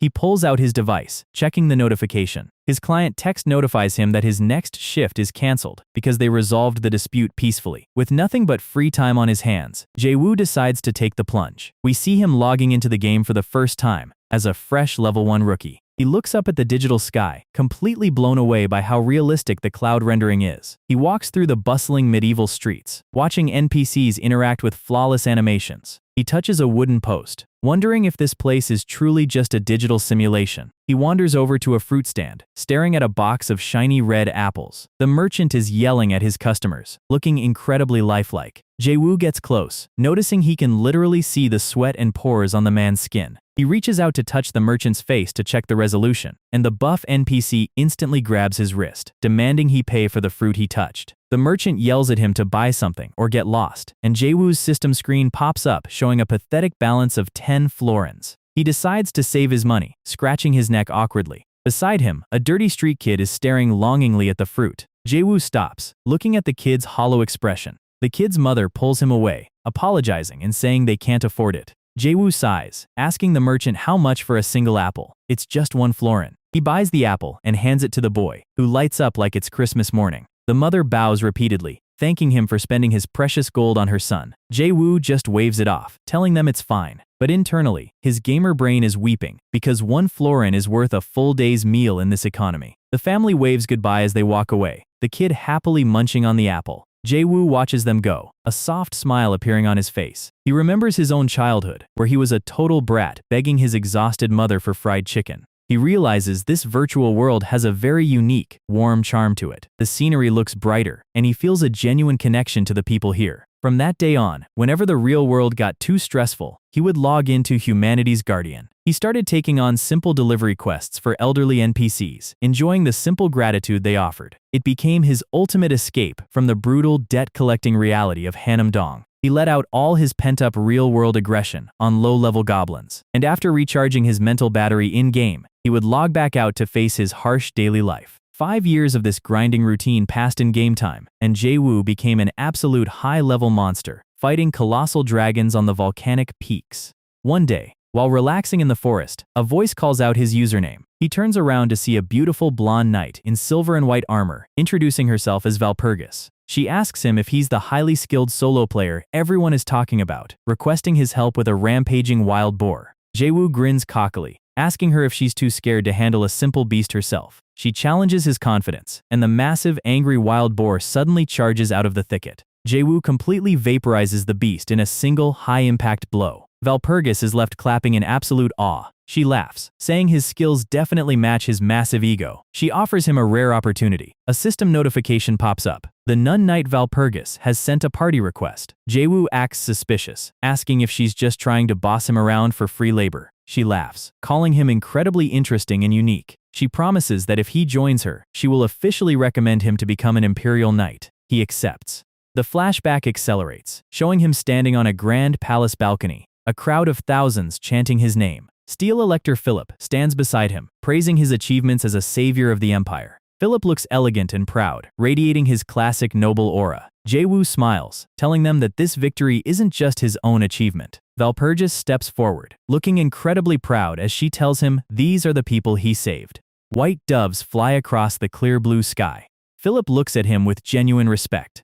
Valpurgis points to the massive, cheering crowd of citizens below. She smiles, telling him this is the peace he fought so hard to create. The cheering echoes across the pristine capital city. We snap back to the present forest. Valpurgis is awake and riding her white unicorn. She tells our guy that she has never met anyone as deeply committed to saving lives as him. She asks him why he went to such extreme lengths to rescue her. Valorsted looks at her, and his face is comically swollen like a purple balloon, sweat dropping. He mumbled that he just really loves this world. She giggles, finding his beaten-up face hilarious. She asks him why she found her armor unbuttoned when she woke up. Our guy's sweat drops heavily, claiming he had no choice. She smiles, telling him she needs to return to her convent to report that she's alive. She blushes, promising that the church will heavily reward him for his heroic actions. Our guy makes a classic, highly suspicious gremlin face, thinking about what kind of premium rewards he can squeeze out of her. She spots his creepy expression and threatens to punch his face back into the dirt if he doesn't behave. They finally arrive at the Valpurgis convent, a massive, towering Gothic cathedral reaching into the night sky. But as they approach the gates, Valpurgis is suddenly blocked, looking completely shocked. A massive shadow looms over the entrance. Sister Angela, an elderly nun who clearly benches a small truck for warm-ups, stands with her arms crossed, deadpanning that the convent is under emergency protocol and valorsted valor is officially banned from entering. Would you like me to recap the next batch of chapters to see how valorsted handles this terrifyingly muscular nun and what secret emergency protocol has locked down the convent? We pick up right outside the convent, where Valpurgis is trying to explain that our guy is actually a VIP. But Vice Abbess Angela is not having it. The place is on lockdown, period. Cut to a local tavern later that night. It's quiet.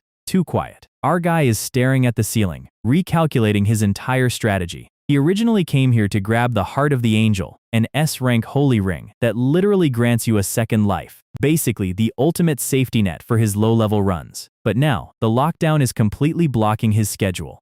Suddenly, Valpurgis sneaks into his room. She apologizes for the cheap accommodations, looking very confused by his upside-down thinking pose. She tells him she has some top-secret information.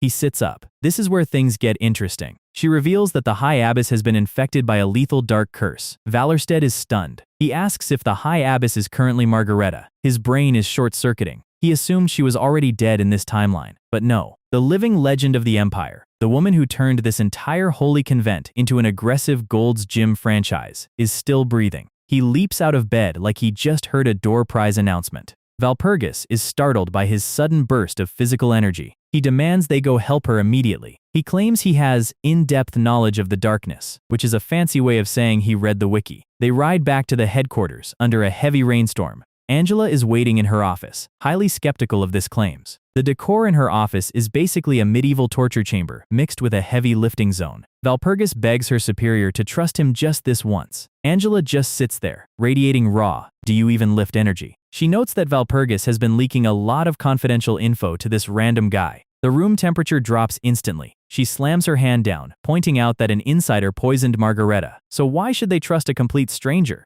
She orders them to leave immediately. Valpurgis looks completely defeated, but our guy steps forward with a smug grin. He tells her that kicking out the only guy who can save her boss is a pretty bad move. He tells her to hear him out. He drops a massive lore bomb, claiming he read the 7 sacred scriptures. Angela's face completely drains of color. He explains how the forbidden text contains the exact mechanics of the dark curse. She is sweating now, completely lost for words. She demands to know how a simple mercenary knows about a book that brings curses just by mentioning its title. Valorsted just smiles, telling her he knows how to cure it. Valpurgis is in the background shivering, while our guy looks like a classic anime villain scheming a heist. Angela relents, but makes him swear to keep this secret. She leans in close, telling him that if he leaks this, she'll crush his bones. To prove her point, she casually pulverizes her solid wood desk with her bare grip. They walk down a dark hallway lined with massive, intimidating nuns. Our guy is sweating heavily from the sheer physical pressure and the intense smell of muscle liniment. He envisions Margareta as some giant, terrifying muscle beast. He guesses she must bench press at least 2 tons. He asks Valpurgis if that's her ideal physique, and she admits her family keeps her on a strict diet, which honestly relieves him. They arrive at a heavy purple door. Angela warns him that the dark miasma inside is highly toxic. Valorsted nods, stepping forward. The guard nuns stand watch outside. They open the heavy door. Miasma pours out like a smoke machine at a metal concert. Our guy feels a sharp headache as his system alerts him of incoming mental damage. Valpurgis asks if he's alright, claiming the goddess's blessing is keeping her safe. The system clears his status, and he pretends he's just tough. They step up to the bed where the high abbess is laying.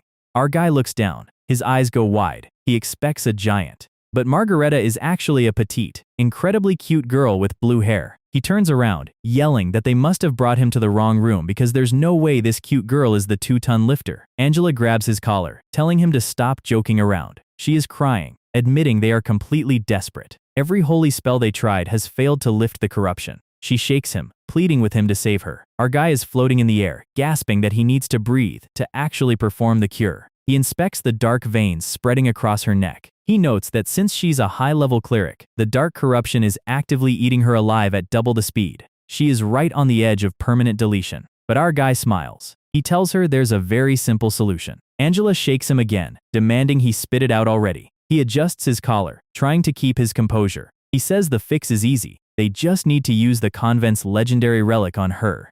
They need to use the relic to perform a soul transfer. Angela looks at him, completely silent. She asks if he means using the heart of the angel to extract the curse. He explains the plan, pull the corruption out of her, and deposit it into a sacrificial host. But since holy power and curses don't mix, any nun from the convent would die instantly. But he, a simple mercenary with 0 holy mana, is the perfect trash can for the spell. He looks incredibly confident, presenting himself as the ultimate martyr. But Angela shakes her head. She says Margareta left a strict message before passing out. No one else must sacrifice themselves to save her, or the empire will fall. She says this curse is born from the deepest shadows. No mortal can survive hosting it. Our guy steps closer. She warns him it will haunt his soul forever. Valpurgis begs him not to do it, saying he has no reason to throw his life away. But he just smiles, telling them he's the absolute best candidate. He claims he survived the Great Holy Wars, so a little darkness is nothing to him. Angela stares at him, deeply moved by his selfless courage. Of course, our guy is completely lying. He just wants that S-rank revival ring and a high-level paladin ally. This is peak business. Angela sighs, rubbing her forehead. She mutters that Margareta is going to murder her when she wakes up and finds out. She brings out the relic. The heart of the angel is officially equipped. He knows using the ring's revival charge now is a bit of a waste, but recruiting the strongest warrior in the game is worth the investment. Valpurgis is still crying, trying to stop him, but Angela holds her back, telling her to let the man do his work. Valorsted stands over the bed, holding his glowing ring. He touches Margareta's forehead. Fat. The dark energy erupts, wrapping around his arm like a swarm of black serpents. The miasma fills the room, forcing the others to cover their eyes. The world around him begins to dissolve. His consciousness is dragged into a bizarre cosmic void. He lands on a miniature planet, looking around. It's completely pitch black, filled with floating stellar debris. Suddenly, a deep, terrifying voice echoes from the darkness. Valorsted doesn't flinch, yelling back his name and demanding the curse be lifted. The voice mocks him, calling him a pathetic mortal who cannot even perceive its true form. Our guy looks up. A massive, glowing purple eye opens in the sky, crackling with dark energy. The entity commands him to be gone, unleashing a wave of dark pressure. But the system immediately flashes a blue screen. Player's soul is protected. The giant eye is completely stunned, realizing he's immune to soul extraction. Valorsted points at the eye, telling it to stop wasting time and transfer the curse already. The entity gets furious, threatening to rip out the souls of everyone he knows. Our guy grins. If the boss wants to play dirty, he's happy to match that energy. He yells that he knows the 7 sacred scriptures. He starts mocking the entity's boss, claiming he traded the holy texts to a local dog and that the boss is currently selling copies at bargain bin prices. He laughs, telling the eye that if they keep stalling, he might just leak the color of its underwear to the entire server. The giant eye is completely flustered, realizing this guy is a certified menace. It relents, agreeing to transfer the curse on one condition. A new quest pops up. Eliminate all demon lords sponsored by death and struggle. Valorsted smiles. He just successfully baited a cosmic entity into giving him a high-tier quest line. The eye shoots a massive beam of dark energy directly into him. The dark miasma floods his body, tearing his physical form apart. He screams as the immense pressure burns through his veins. The entity mocks him, saying power of this scale always requires an equal price. Our guy is completely consumed by the white light. His vision goes completely blank. System notifications start spamming the screen. He acquires the legendary hidden class, one without blood or tears, along with massive stat boosts and a new darkness parameter. And then, the screen flashes. YOU died. Cut to the next morning. Birds are chirping outside the convent windows. Our guy sits up with a massive gasp, clutching his chest. He looks around. He's alive, resting in a comfortable bedroom. He looks at his hand. The S-Rank ring is gone, its charge fully spent. He begins to laugh. He lets out a full, unhinged cackle. His insane gamble worked perfectly. He just unlocked the legendary necromancy build. He envisions himself commanding an army of the undead and bone dragons. Out of 10 billion players, he is the absolute first to secure this class. He makes a face so smug it should honestly be illegal. Suddenly, the door opens. Valpurgis walks in carrying a tray. She sees his dumb face and starts crying, asking if he hit his head during the ritual. She explains she brought him to her personal room to recover. She drops the tray, walking over to scold him. She shakes, telling him how terrified she was that he wouldn't wake up. Our guy looks at her hands, noticing how genuinely worried she was. He places his hand over hers. He realizes that in this loop, she genuinely cares about him. He's not just a mercenary anymore. He blushes slightly, apologizing for making her worry. He promises he won't pull a stunt like that again. She nods, looking incredibly relieved. They stare out the window in a quiet, cozy moment. Suddenly, a massive shockwave rocks the entire building. Our guy leaps out of bed, running outside to see what's happening. Angela and the other nuns are standing in the courtyard, completely frozen. He looks at the forest. The entire landscape has been completely flattened, trees chopped down like matchsticks. Another massive crash echoes through the valley. A shadow lands on a giant uprooted tree. Our guy runs up, asking what the hell is going on. A voice calls out from above, saying she was just doing a light warm-up after sleeping for so long. Valorsted looks up. Standing on top of a massive, multi-ton pine tree is Margareta. She casually tosses the giant trunk aside like a paper airplane. She lands gracefully in front of them, looking completely cured and bursting with chaotic energy. She winks at our guy, flashing a bright smile and telling him to just call her Mari. The S-Rank paladin has been saved, but our guy just signed a contract with a cosmic eye to hunt down 4 high-ranking demon lords. Our guy is walking down the spiral stairs, fully locked into his next play. He has finally secured the cold-blooded one Necromancer tier, which means his original plan to secretly execute Elector Philip is officially back on the table. But he can't let his guard down, even with Margareta casually cheering about going on a grand adventure behind him. Vice Abbess Angela is sighing about her total lack of noble decency, while our guy whispers to Valpurgis, asking if their boss has always been this loud. Valpurgis just blushes, admitting that Margareta has always been a complete wildcard. Margareta spots them whispering and teases them about being cozy, causing Valpurgis to panic. Our guy just smirks. A little romance dialogue is fine, but he's here for the loot. They arrive at the Valpurga underground vault. The room is packed with cursed tools, skulls, and old bones, which Margareta calls perfect for a dark magic user.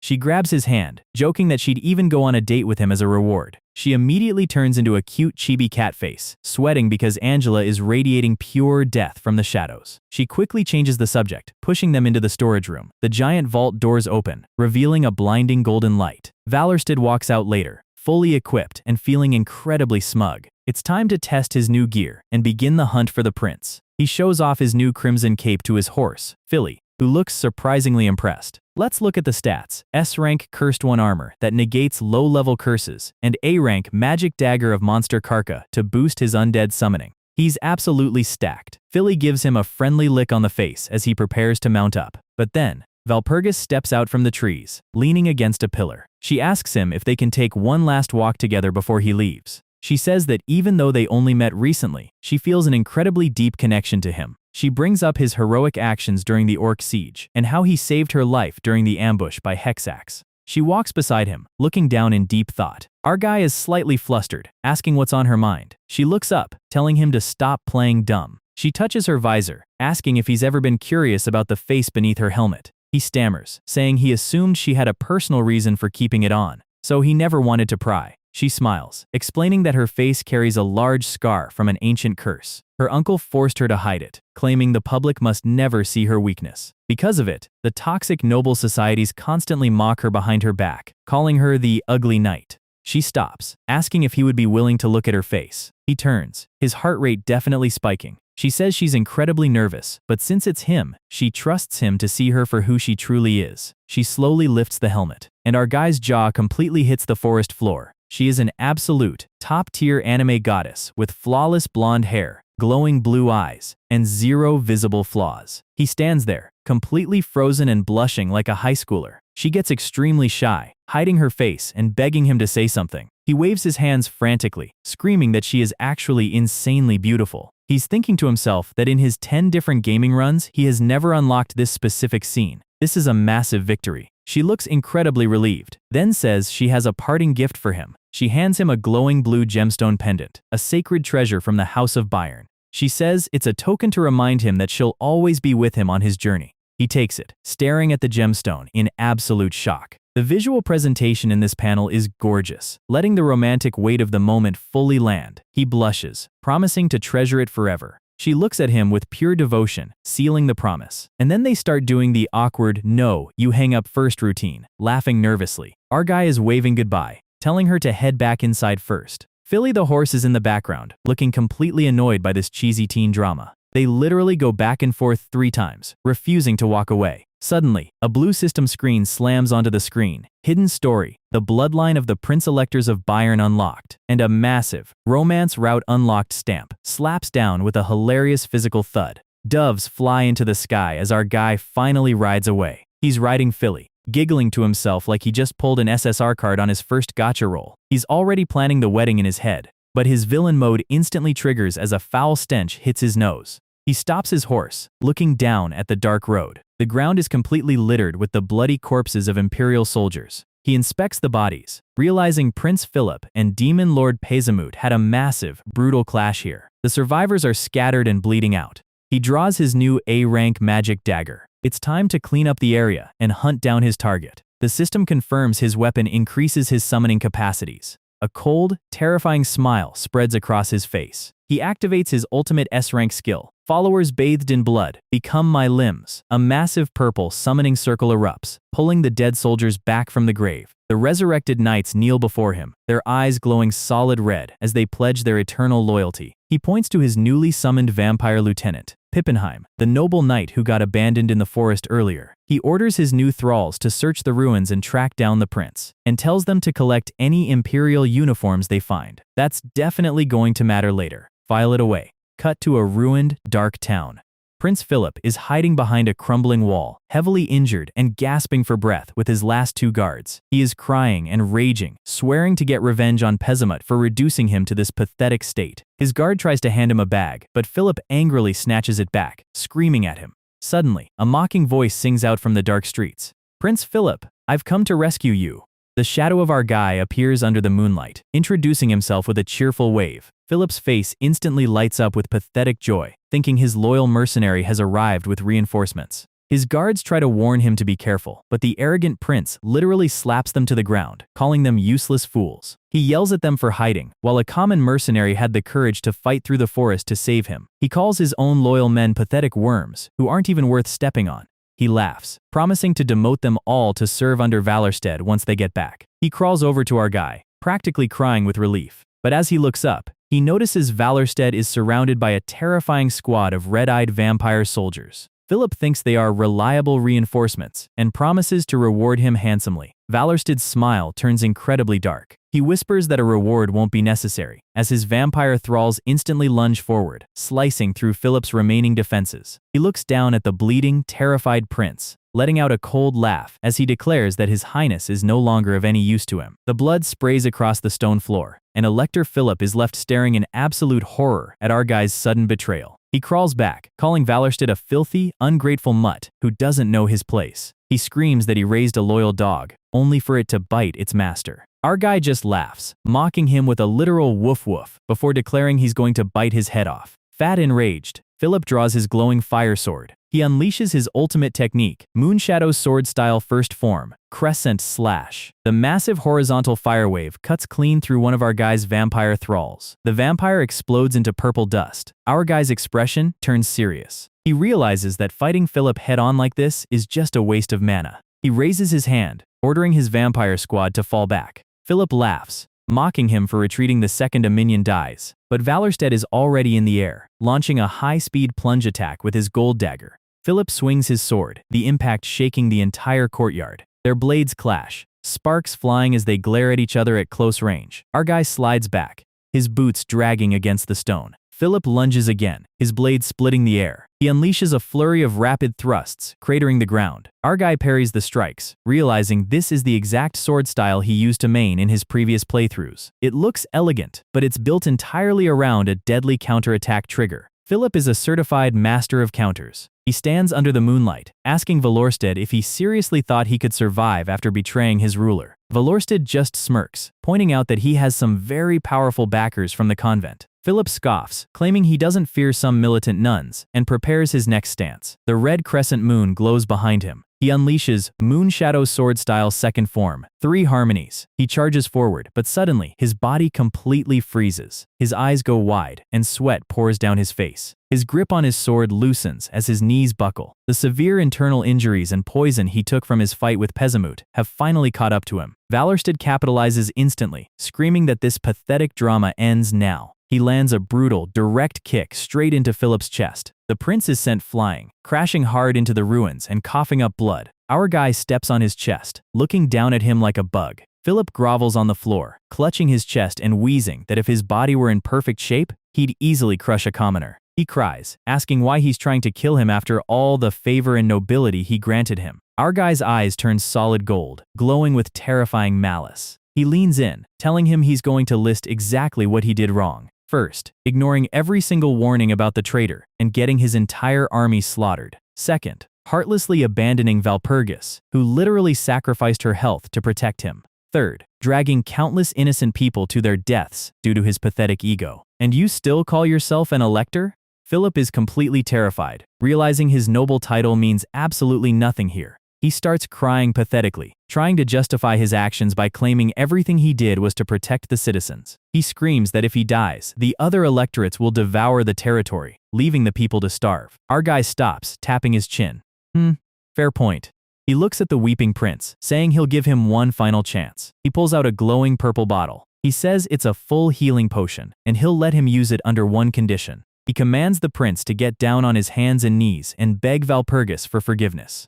Thinking he's saved, Philip instantly agrees, even offering to pay 10,000 florins as an apology. Our guy grins like an absolute demon, handing him the entire bottle. Philip hungrily chugs the liquid down, only to instantly spit it out as a violent burning sensation tears through his throat. He drops the shattered bottle, coughing up black blood and clawing at his throat. Our guy looks down at him, chuckling. He explains that it wasn't a healing potion at all. It was the highly lethal venom of the poison dragon Phurgma that he looted off Hejaz earlier. Philip is choking on his own blood, glaring up with pure, murderous hatred. He tries to crawl forward to grab a weapon, but a silver blade suddenly stops inches from his throat. Philip looks up through his tears. Standing over him is his former knight, Pippenheim. He is completely horrified, asking how a man who died during the forest ambush is currently standing here as a vampire. Pippenheim calmly explains that Philip left him behind to be eaten by beasts, but Lord Valorsted granted him a second life. He says his loyalty belongs strictly to his new lord now. He tells the weeping prince that his arrogance dragged everyone to their graves, and now it's time to pay the bill. Philip lets out a pathetic, snotty sob, staring at the cold steel. Suddenly, a massive red system warning pops up.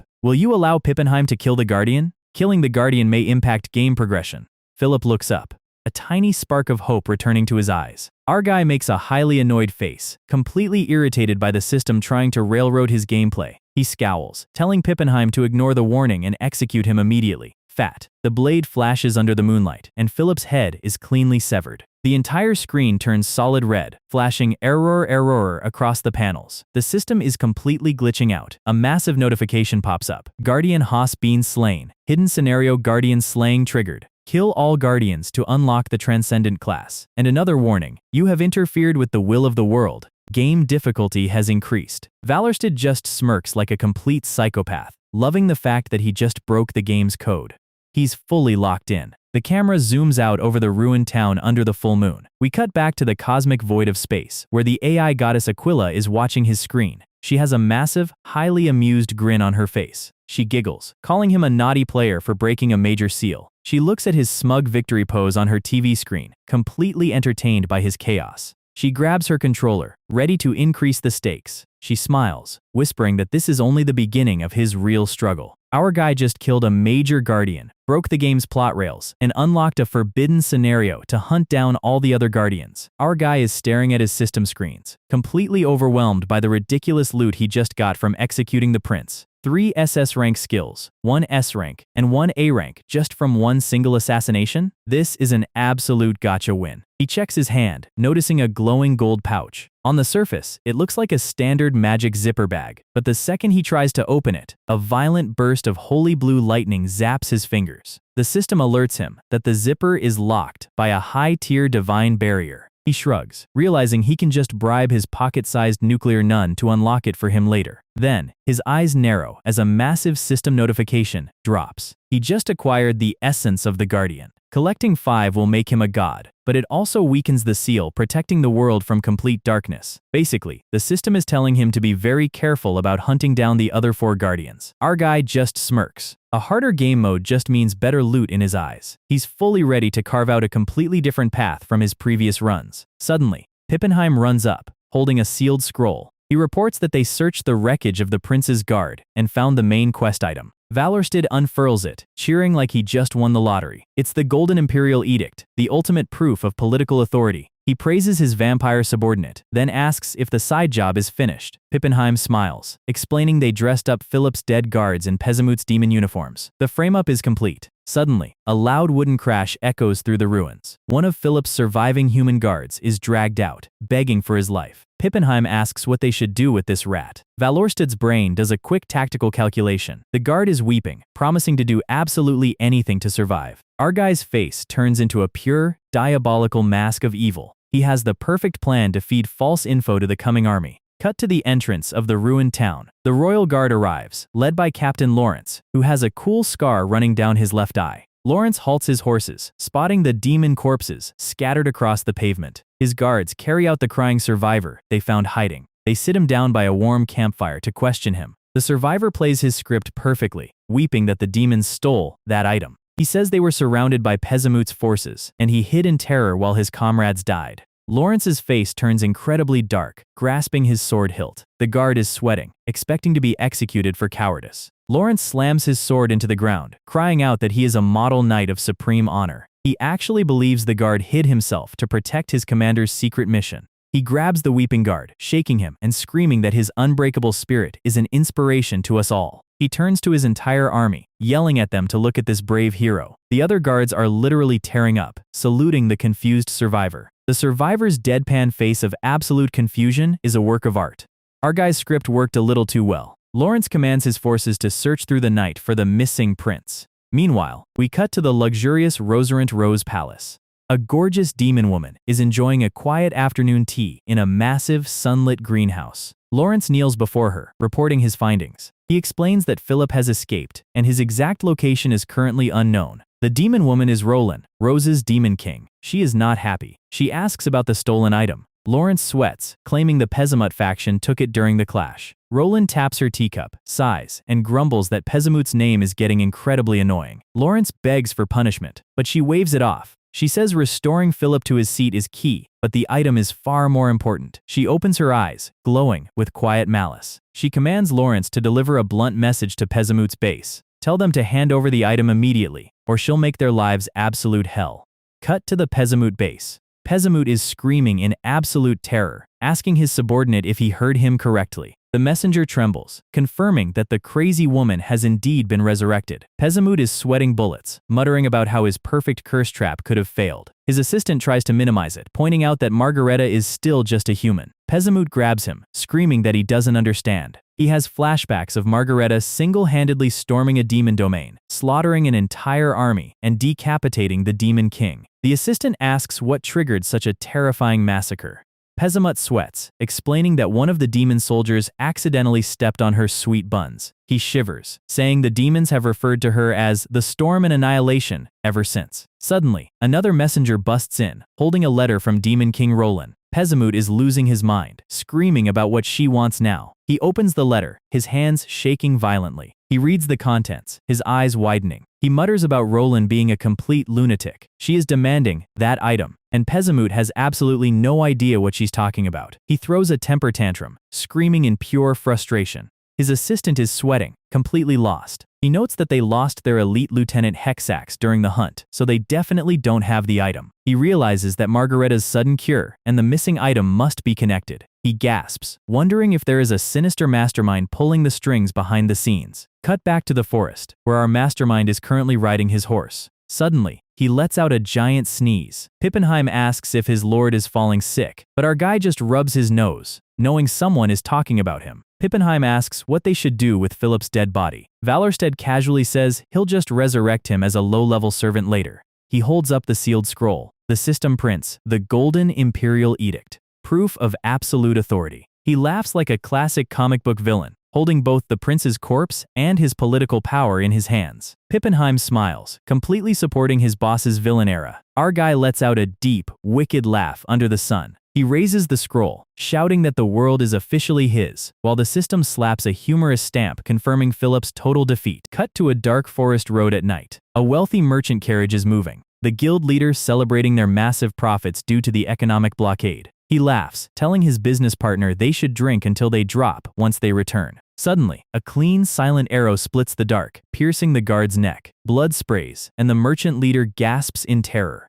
A group of black-cloaked raiders carrying a dark eagle flag descends from the trees, screaming to clean them out. The merchant shouts for his men to grab their weapons. The raiders are incredibly skilled, their steel meeting steel with sharp impact. The guards are easily overpowered and sliced down in the mud. The leader of the raiders walks up to the trembling merchant with a sinister grin. The merchant screams, asking if he knows who this cargo belongs to. The raider doesn't care, delivering a lethal slash that ends the merchant's complaints. The bodies hit the dirt as the caravan is looted clean. The raider wipes his sword, looking cold under the moonlight. His eyes glow solid red. He's actually one of Valorsted's vampire thralls. He grins, shouting for any survivors to go cry to Dame Valpurgis or her uncle Friedrich. The frame-up is complete. Cut back to the cozy library of the convent. Valpurgis is sitting close to Valorsted, gently applying ointment to his bruised cheek. He is blushing furiously. She looks at him with deep concern, asking how he managed to get hurt this badly. Suddenly, the double doors fly open, and Margareta jumps in, screaming, "Valor, you're back!" She immediately freezes, staring at the two of them. Her golden cross eyes dilate in pure shock. She lets out a massive, high-pitched scream that practically shakes the cathedral. Valpurgis removed her helmet! She slams her fists on the desk, completely losing her mind over this sudden romance development. She giggles, teasing that Valpurgis is going to give an old lady like her a heart attack. She holds her cheeks, swooning over the beauty of youth and a woman's true feelings. Valpurgis is blushing red, looking down in absolute embarrassment while our guy sweat drops. Margareta pats Valorsted on the shoulder, telling him to take good care of her precious knight. She turns into a terrifying chibi demon face, warning him that if he ever makes her cry, she will fold him in half.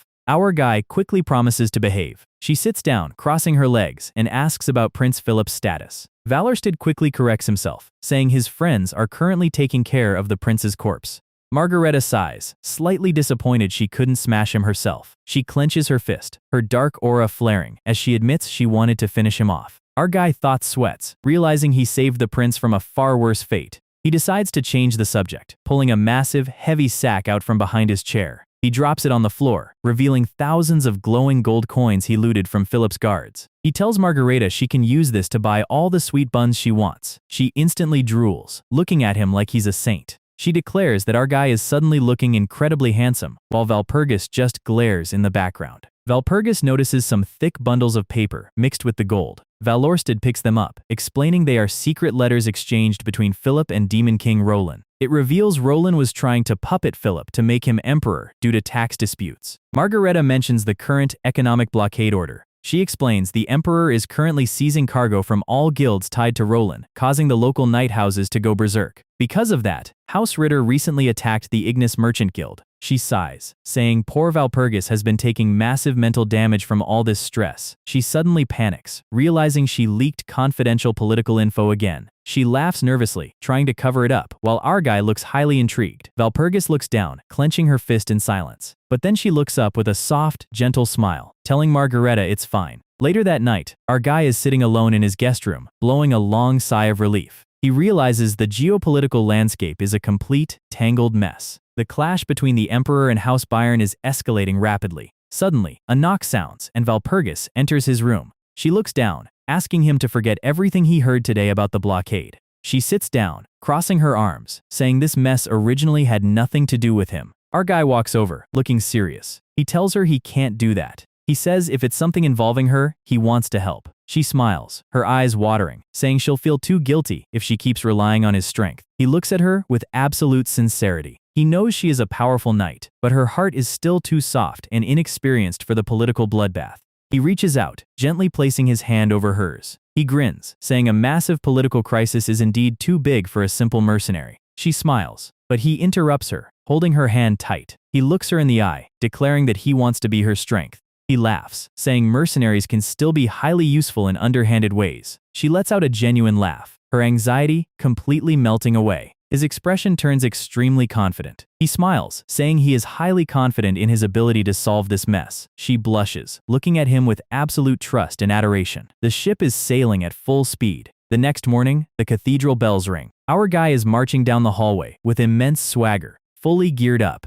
The passing nuns stare in confusion as he walks with high-speed purpose. He leaps toward the door of the high abbess's room. He slams the door open, shouting, "Mari!" Margareta is sitting on her sofa, completely stuffing her face with sweet buns. She looks startled. He pulls out the locked gold magic zipper pouch he looted off Philip. He winks, asking her if she's curious about what's inside. He grins like a shady salesman, telling her that if she unlocks it now, her snack reward will be doubled. He wiggles his finger, asking if she wants a taste of the ultimate reward. Margareta jumps up, her eyes shining like massive gold stars, screaming, "Triples!" Our guy has successfully weaponized her sweet tooth. The nuclear nun is officially bribed, and the locked pouch is about to be opened. While Mari is literally swimming in a pile of gold like Scrooge McDuck, our guy is showing off his new magic inventory gloves. A quick flick of the wrist, and he can summon a flask instantly. Perfect convenience patch. He takes a drink, and gets immediately blasted in the face with high-pressure water. It turns out his horse, Philly, is the one responsible.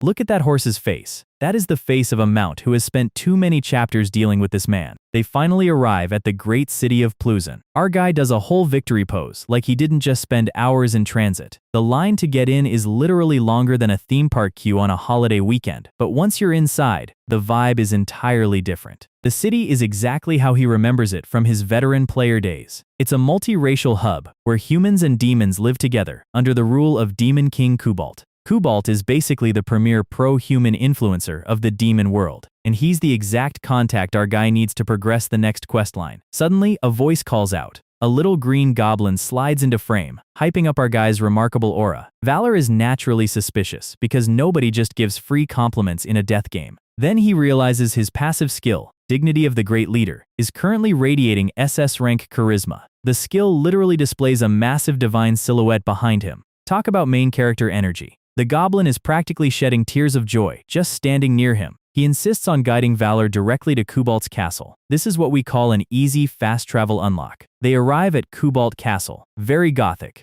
very dramatic. The receptionist doors are massive. Our guy is told to wait for tea. He sits back like he owns the place. Then, a notification pops up. His charisma proficiency just leveled up. He stretches, fully expecting a typical high-rank political meeting. He spots a bust modeled after Kubalt and chuckles at the sheer vanity of it. The goblin guide suddenly materializes behind him with the tea, causing a massive jump scare. Valor is losing his mind. Please use a bell next time. The goblin starts rambling about coming to the castle to register his marriage to Kubalt. He is acting incredibly bashful, blushing and twisting his body. But Valor's speedrunner brain notices a glaring contradiction. Everyone in the city calls the ruler the Great One, but this goblin keeps calling him. Time to run a quick dialogue check. Valor points out that the ring the goblin is wearing must be a wedding ring. The goblin's goofy smile instantly freezes. He tries to laugh it off, saying he spent 10 years of his salary on it, but Valor's grin gets incredibly sharp. Nice acting, Cobalt. The goblin flinches. Valor points out that the ring is the legendary ruby ring Cobalt treasures, and no normal goblin gets to wear that. Plus, nobody with half a brain runs around calling themselves the Great One. Suddenly, green smoke starts billowing from the goblin's body. The goofy facade melts away. The smoke clears to reveal a sleek, blonde-haired demon in a fancy suit. Behold the Shadow King, Demon King Cobalt. He takes a sip of his tea, totally unfazed by being caught. He knows Valor is here about Valpurgis. Valor plays it cool. He needs information, and Cobalt has the best spy network on the server. Cobalt taps his teacup. I have the info, but there is a condition. Valor expected this. Time to negotiate. He knows Cobalt is an information addict who would literally pay to know the Emperor's underwear color. Valor smirks. He has meta-knowledge of future war tactics, market secrets, and real estate. His face goes full demonic grin. Just name it. I know everything. Cobalt looks at him, completely charmed by the sheer confidence. Be my friend. Valor's entire brain short-circuits. Cobalt explains that Valor is about to become the center of attention after his stunt with hexax, and his suspiciously close relationship with the gorgeous paladin Valpurgis is already generating rumors. Cobalt is basically saying that aligning with Valor is the best long-term investment. Valor is sweating. He did not prepare for a friendship speedrun. Cobalt tosses him a glowing silver ring. It's a communication ring. Basically a fantasy Discord call. Valor is sweating bullets. This guy has major boomer who lectures you about studying energy. But a deal is a deal. Cobalt rests his chin on his gloved hand and drops a massive clue. He snaps his fingers. Valor listens closely. The clue is in Dresden. Cut to Dresden, the capital of Saxon. Neat architecture, very European. A heavy boot steps up to the massive city gates. The armored guards shout, demanding to know who goes there. Valor's eyes glow gold. He flips on his SS rank, dignity of the great leader. The absolute pressure of his presence hits the guards like a freight train, dropping them to their knees in sheer terror. Our guy looks down on them like an absolute villain. Don't block my path. He struts through the gates, his cloak billowing in the wind. The local citizens are literally screaming and diving onto the pavement, bowing to him like he's a descending deity. Look at that face. He is enjoying the villain era way too much. He walks straight to the Velia Merchant Guild. Inside, the secretary is panicking, running to the boss because a terrifying entity is approaching. She is shaking like a leaf. He's almost here! Valor slides open the heavy double doors. The Merchant Guild leader stands there, trembling in his fur-trimmed coat. Why is someone like you here? Valor takes a slow, dramatic step inside. He gives a wicked, gold-eyed smirk. I've come to make a deal. Our guy remembers the intel Cobalt shared back at the castle. Cobalt had explained that the Velia Merchant Guild holds a massive debt over the Ritter Knight family. They are essentially their financial overlords. Valor realized this was the perfect opportunity to acquire massive political leverage. He was internally praising Cobalt's insane information network. In previous loops, Cobalt was a nightmare to deal with in information warfare. His spy network of carrier birds and riders covers the entire continent. Absolute cheat code ally. Back in the guild office, the leader tries to hold his composure. But there is one more thing, Valor notes. The guild leader takes him to a private room. Lying in the bed is a young girl. This is his daughter, Marin. The father explains with a heavy heart that she used to be a bright, healthy child who loved running through the fields. But recently, she suddenly started wasting away, losing even the strength to hold a spoon. They hired every high-tier doctor on the continent, but none of them could diagnose the illness. The father falls to his knees, burying his face in his hands, weeping over his daughter's fate. He grabs Valor's cloak, begging him to find a way to save her. Tears are streaming down his face as he begs to see his daughter's smile again. Valor places a hand on the man's head. First off, forget the extraordinary adventurer thing.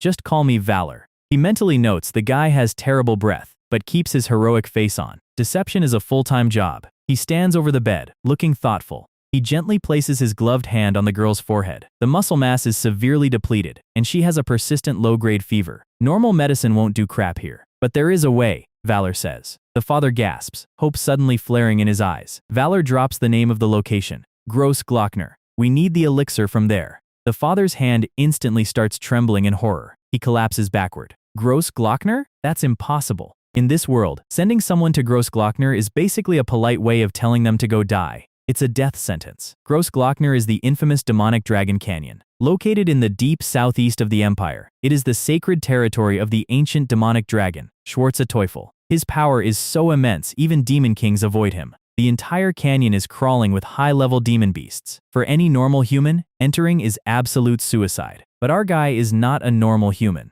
He's a speedrunner. He gives a confident smirk. He places his hand on the guild leader's shoulder. He gives a bright, sparkling smile. Don't worry, I'll go. The father looks up, his eyes shining with tears of pure gratitude. A notification dings. Valor has activated the skill, Mephistopheles is acting, the ultimate manipulation tool. The father tries to stop him, crying that he can't let Valor sacrifice himself. Valor plays along, acting incredibly heroic. Valor points to the sleeping girl. He clasps his hand over his heart, looking like a tragic saint. What she needs most right now isn't an elixir, it's the heartfelt love of her father. The father is literally crying waterfalls now. This is a certified emotional scam. What can I do to help? The leader cries. The trap is officially sprung. Valor sighs dramatically. Well, I heard the Ritter family owes you a massive debt. The guild leader looks up, confused. Could I take that debt on myself? Valor asks with a sparkling, innocent smile. The leader is stunned. Taking on a massive debt sounds like financial suicide, but Valor maintains his heroic gaze. For the sake of your one and only daughter. Right on cue, the daughter weakly whispers "Dad" in her sleep. The father remembers her childhood, running through flowers, promising to marry him when she grows up. He is completely broken by the emotion. All right, he agrees to the transfer. Valor just secured massive political leverage for free. Cut to the moonlit night. Valor and Philly are standing on a cliff overlooking the beautiful, glowing Grossglockner Canyon. The view is spectacular, filled with floating green mana embers. Our guy plucks a glowing white flower from the ground. He wiggles it in front of Philly's face. The horse sniffs it curiously. Valor explains that it's a legendary medicinal herb that only grows in this canyon. He feeds it to Philly. Eat up, buddy. The horse's eyes flare with red power. A system notification dings. Philly's stats have increased dramatically. He basically just ate a super soldier serum. Valor realizes the entire canyon's soil and grass are saturated with the demonic dragon's high-density mana. To the outside world, this place is a deadly canyon. To a veteran player, this is an infinite goldmine. He starts vacuuming up herbs at Mach speed, zip-zapping across the fields like a feral goblin. He's saving the girl, getting political leverage, and farming rare herbs to sell for millions. Absolute financial W. He even chews on a blade of grass. Tastes great too. Suddenly, a sharp rock flies out of the dark and cracks him right in the back of the head. Valor's face instantly twists into pure, unadulterated rage. An angry vein pops on his forehead. A massive, green-skinned orc guard steps out of the shadows. Leave, human. Valor looks up, his eyes widening. He is completely surrounded by an entire army of red-eyed demon beasts standing on the cliffs. The canyon security force has officially arrived, and they are not happy about a human mowing their lawn. A quiet, moonlit night in the most dangerous canyon on the server. We see a group of green-skinned goblins crying as they pull weeds. And right next to them, our guy is lounging in a deck chair, wearing white designer sunglasses, sipping a juice box. Absolute corporate manager energy. A goblin carefully digs up a medicinal plant with a trowel. Valor glares from behind his shades. Hey, you brats! Dig properly! He actually pulls out a laminated root diagram board to lecture them. Yes, he is micromanaging his monster slaves. If you damage the roots again, I'm putting you right back in the dirt. Truly, a boss more terrifying than the demon dragon. To understand how we got here, we have to go back to 1 hour ago, when this same security squad surrounded our guy with red-eyed murder on their minds. They lunged at him, but Valor didn't even drop his smug smirk as he slipped through their attacks. He activated his hidden Necromancer class, using Absorb Tear to suck out their mana like a low-fat milkshake. The goblins collapsed instantly, completely zero-diffed. He dusted off his black leather vest. Why did you guys even attempt to initiate combat? Then he held up his hand.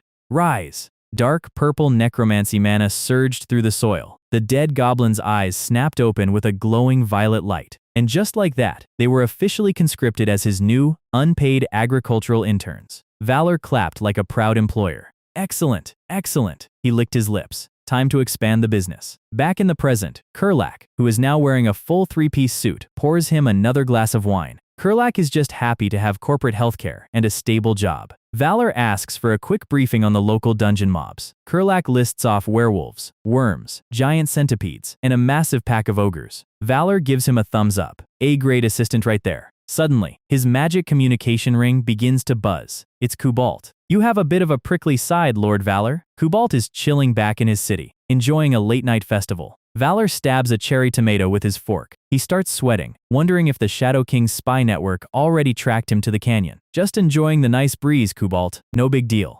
Kubalt stands on his balcony, looking fabulous. He mentions that Valpurgis recently visited the retail territory. She apparently demanded a massive 100,000 florins compensation settlement. She basically threatened to seize all their cargo going to Roland. Absolute queen behavior. Kubalt notes that the corrupt noble families are starting to panic. Valor tells him to have the merchants pretend to agree to the settlement, but stall for as much time as possible. Kubalt smirks. I'll handle it, since we're officially best friends now. Valor rubs his temples. I'll reward you handsomely when I return. Kubalt laughs. I'll hold you to that. Grossglockner is a gold mine after all. Then Kubalt hears a weird rumbling on the line. Sounds noisy. I'll hang up now. The line goes dead.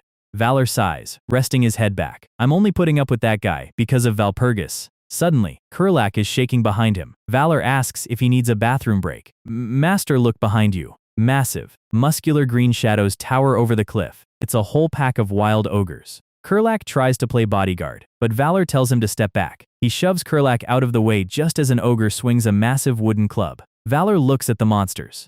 A system screen pops up. Absorb tier won't work. The ogre's levels are too high. If he summons his standard skeleton thralls, they'll just get turned into calcium powder. Time to pull out the premium inventory. He activates his gauntlet. A glowing crimson magic circle forms on his palm. Raw golden energy erupts from his hand. Valor gives that signature, unhinged speedrunner grin. One of the 12 great swords of the Empire. A massive, blazing broadsword of pure golden light materializes. Ljubljana, S-Rank heirloom. It massively boosts the proficiency of the False family's sword style. The ogres roar, sensing the high-tier weapon. Valor smirks. Even you beasts recognize this masterpiece. He remembers that Prince Philip actually left this legendary S-Rank weapon to rust in a dusty warehouse because he preferred flashier gear. God-tier gamer logic from the late prince. Valor assumes the stance. Form 0, moonless light. He blurs forward. Blood splurts instantly as the lead ogre's shoulder is cleanly sliced. Valor creates a trail of high-speed afterimages. He is literally blinking through their lines like an S-tier speedrunner executing a frame-perfect glitch. The ogres swing their clubs, but they are only hitting empty air and dust. In a split second, the entire pack is covered in slash wounds. Absolute silence fills the forest. Valor lands perfectly on top of the last standing ogre's head. He gives a cold glance. The giant beast splits cleanly down the middle as Valor sheathes his sword. The massive body collapses with a heavy thump. Valor smirks, wiping a drop of sweat. Still got it.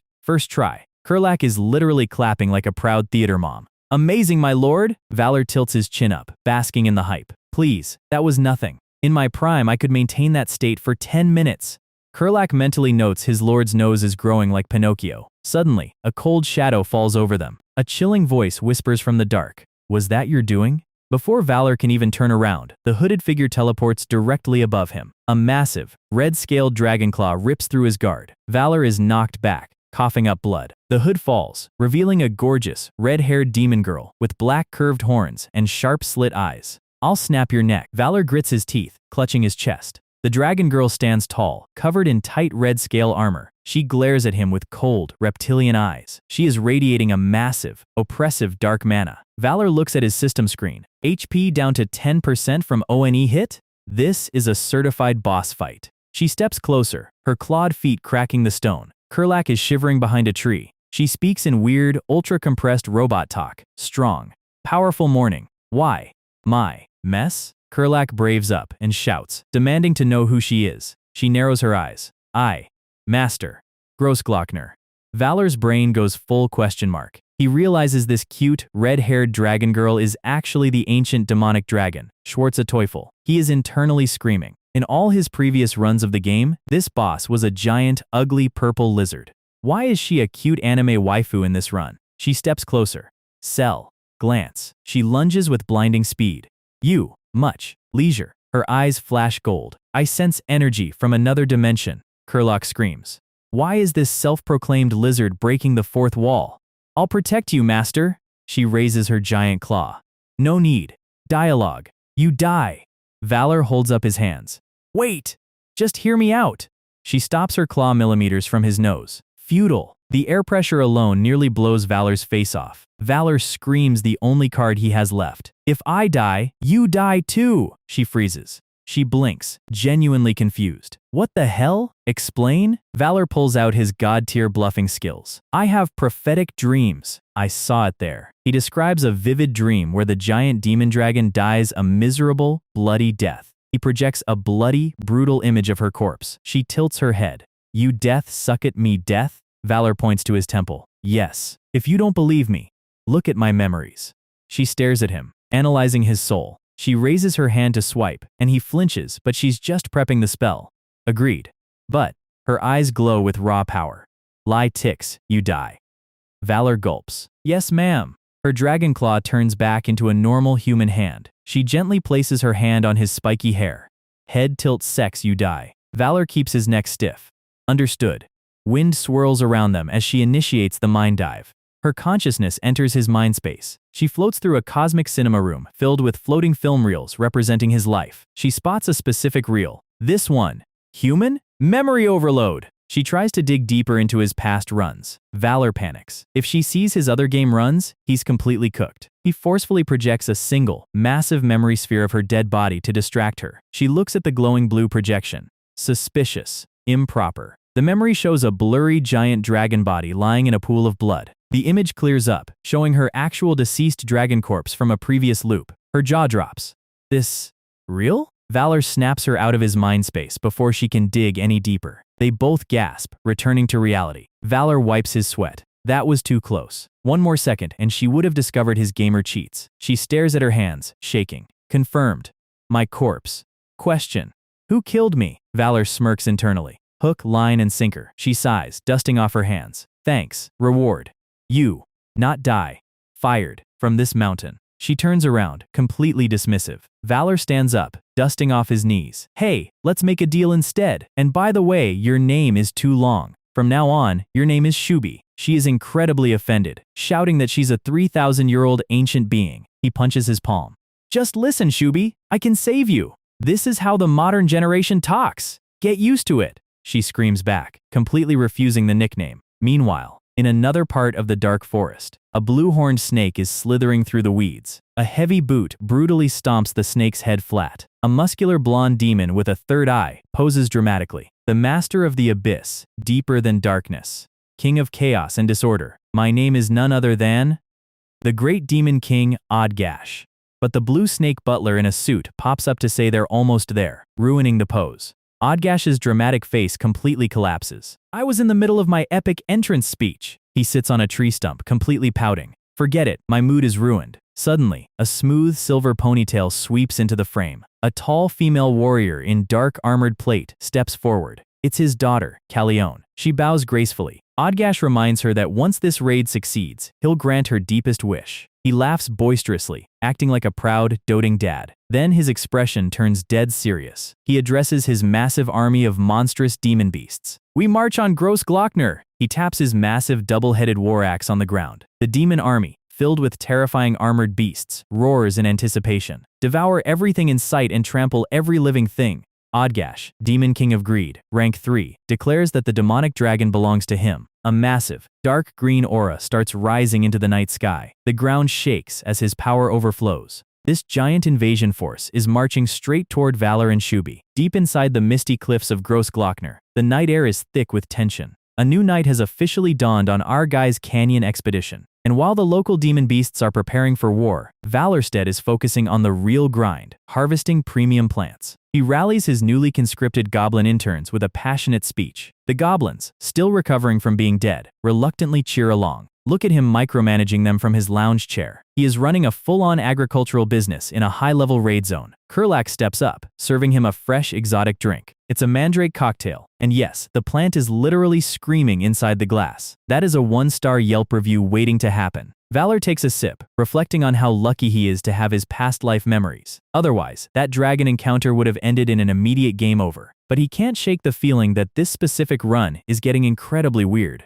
From Philip's early betrayal to the dragon turning into a cute anime girl, nothing is matching his previous runs. At least Valpurgis is still gorgeous. He sets his glass down, his eyes narrowing. He taps his hand, activating his system interface. He opens up the main scenario logs to analyze the timeline, and his suspicions are immediately confirmed. Everything that has happened since he logged into this parallel server is completely different from his past attempts. It's like the author decided to rewrite the entire script just to mess with him. As Han Jaewoo, the former #1 ranked player, he knows this map down to the exact coordinates of every single rock, so there is no way his memory is just failing him. Something else is going on. The major historical landmarks are all the same: Harem, Friedrich's betrayal, the convent crisis. But the minor events and character interactions within those scenarios have completely shifted. He taps his chin, trying to find the missing puzzle piece. Suddenly, a loud yell cuts through his thoughts. One of the goblin interns has accidentally scraped himself while harvesting.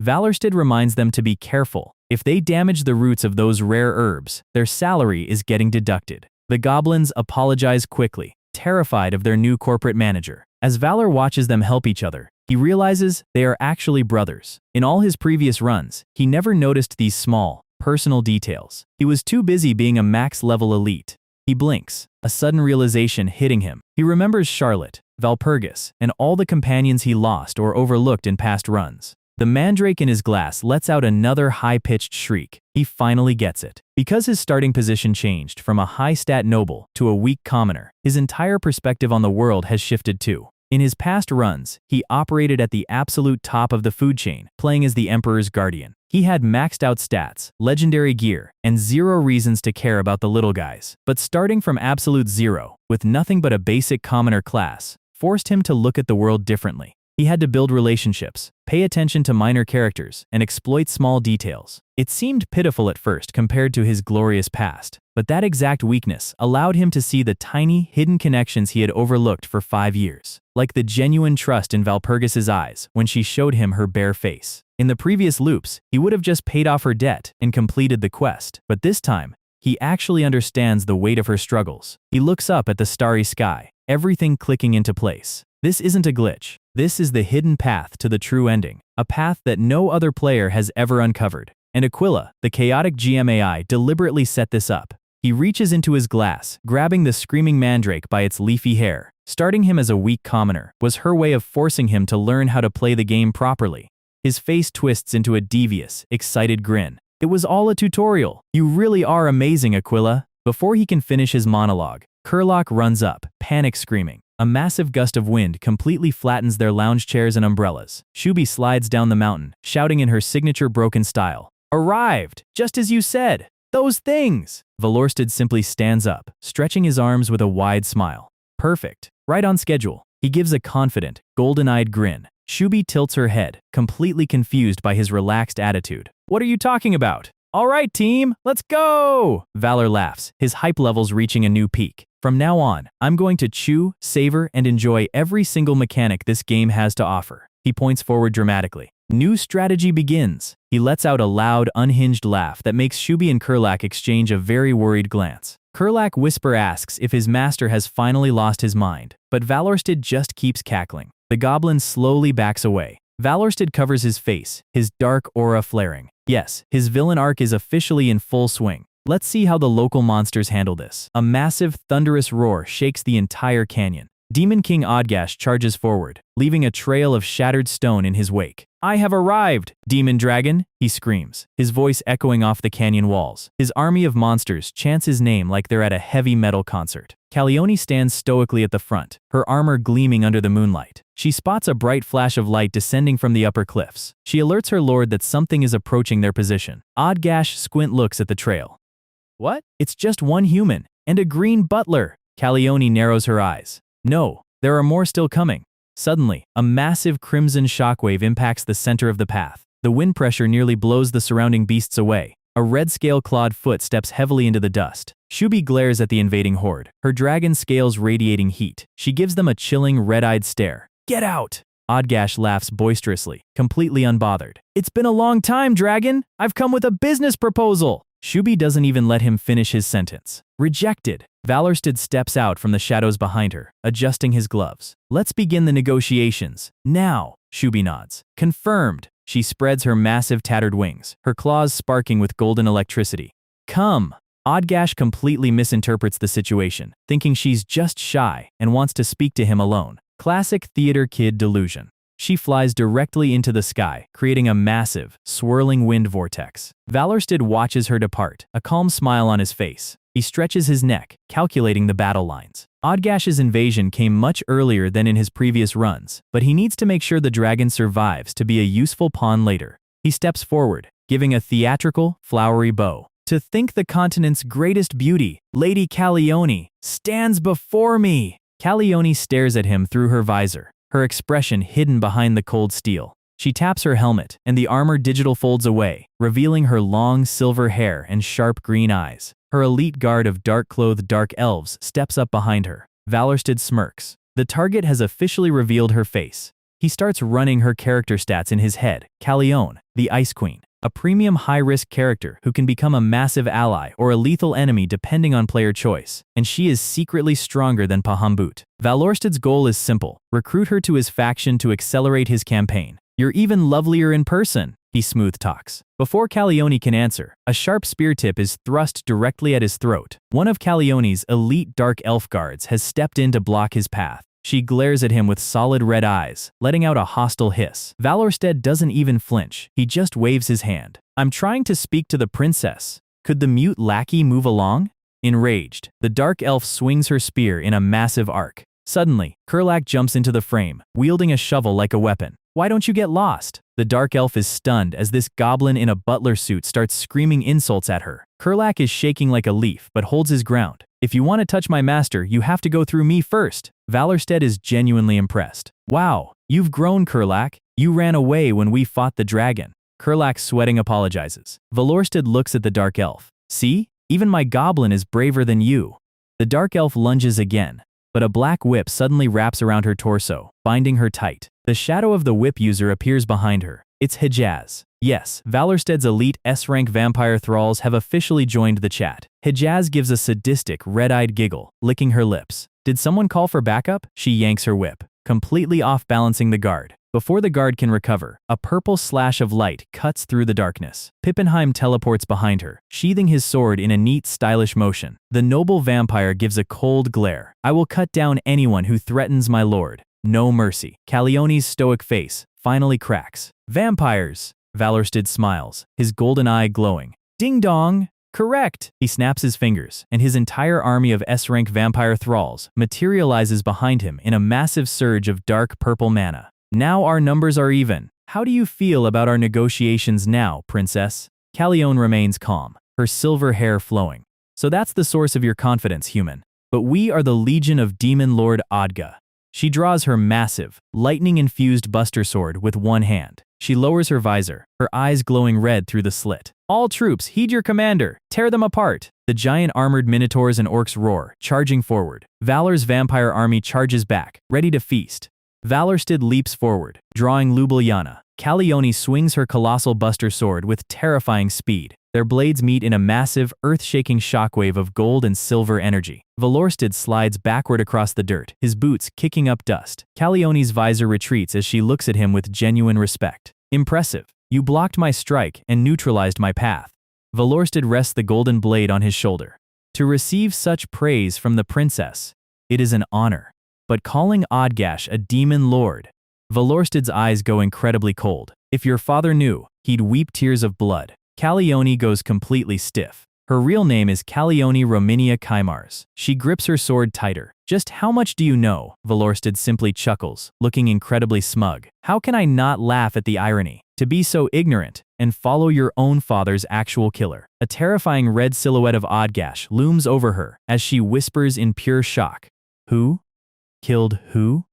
The psychological trap has officially been sprung. This is Kymars, her father. He was the top demon lord, a loving parent, and her absolute hero. He filled her with pride, standing tall as the symbol of demon strength. For young Callione, he was her entire world. But then, disaster struck. A dark, bloody coup tore their palace apart. Kymars was betrayed, and rumors claimed other lords executed him. Odgash was the one who held young Callione back, whispering lies about enduring and seeking revenge together. He played the loyal uncle role perfectly, while the palace burned. He claimed Kymars was his dearest friend. promising to help her exact vengeance. He even shed a fake tear, swearing a blood oath to her. What a complete sociopath. Back to the present. Callione is screaming in rage, refusing to believe her adoptive father is a murderer. Valorsted doesn't even flinch. He casually tosses a glowing blue orb at her feet. If you don't believe me, just look at the raw footage. The magic recording orb rolls right to her armored boot. She freezes as the glowing light begins to project a holographic scene. It's Odgash, laughing maniacally on the upper cliffs. The projection shows him boasting to Shubi in their private meeting.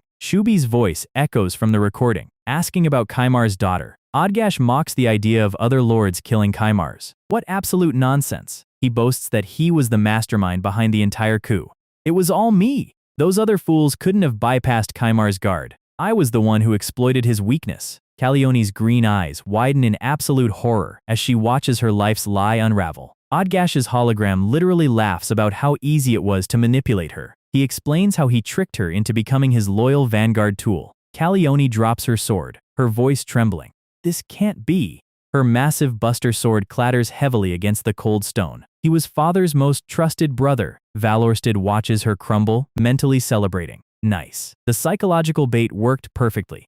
Flashback to earlier that night. Valor, Shubi, and Kurlak were planning this exact recording trap. We just need to broadcast his monologue to the entire canyon. Valorsted knew Odgash was too arrogant to keep his mouth shut if Shubi baited him.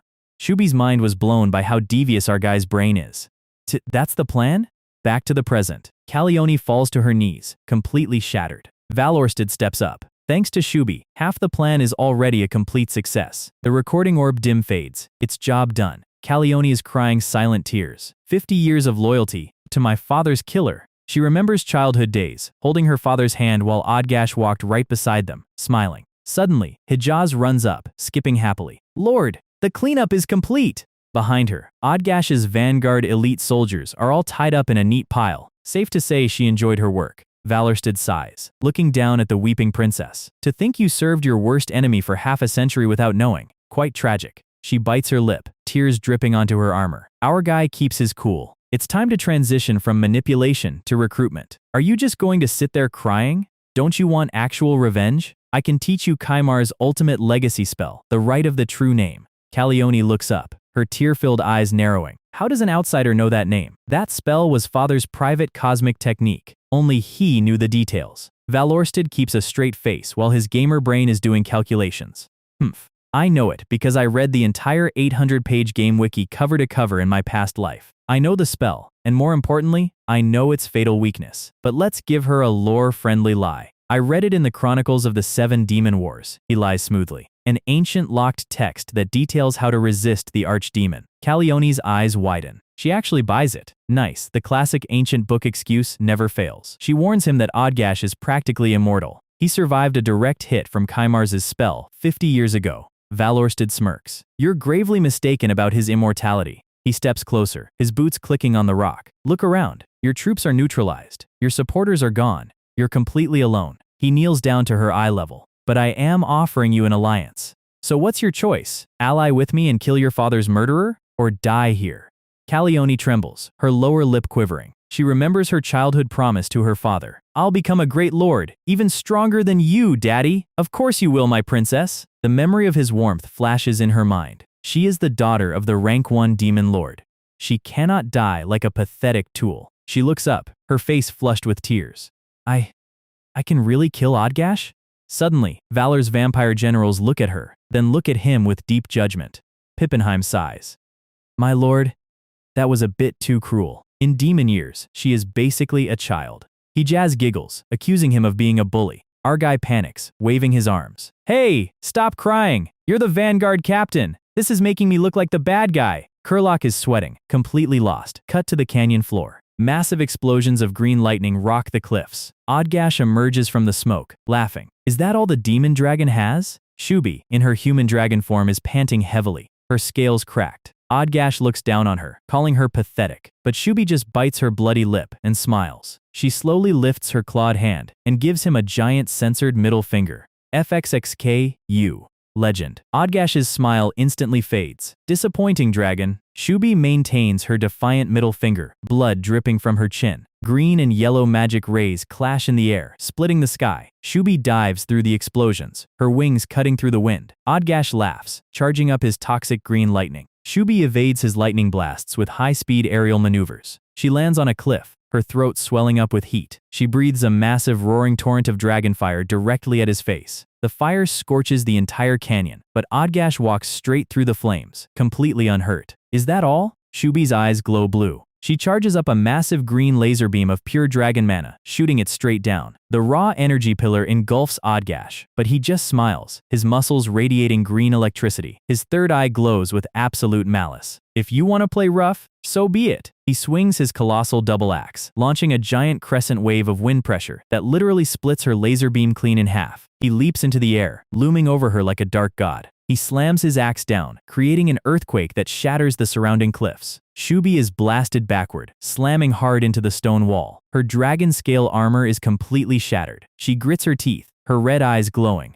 I'll beat you to death. She starts to grow. Her human polymorph state begins to crack under her surging rage. Her colossal real dragon form emerges from the smoke, roaring with ancient power. The entire canyon starts to collapse. Rocks are falling everywhere. Kurlak is screaming, hugging Valor's leg. Earthquake! Master, save me! Valorsted tries to shake him off so he can run. Hejaz walks up, completely relaxed, teasing Kurlak. You're so cute, maybe I'll keep you as a pet. Kurlak panics even harder. Pippenheim points out that Shubi's mana is surging out of control as she breaks her human form. But she should be fine in her giant form, right? Kurlak asks. Valorsted shakes his head. You don't understand.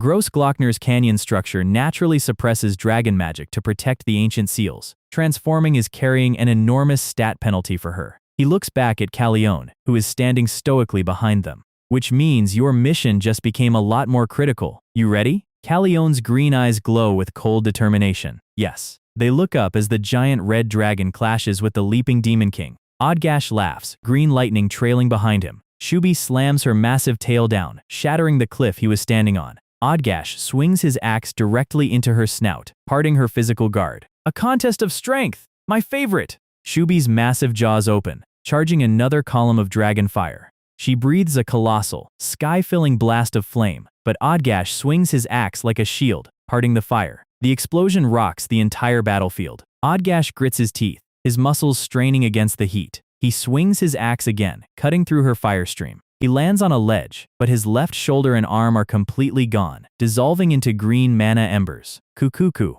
I actually lost in a contest of strength. This makes me want to claim you even more. Shubi's massive dragon head glares down. She speaks in her telegraphic style. Arrogant. Replay. I will tell you. The world collapsing. Still nothing. You and I cooperate? X. Basically, I saw the future. Cooperating with you leads to absolute failure. So no.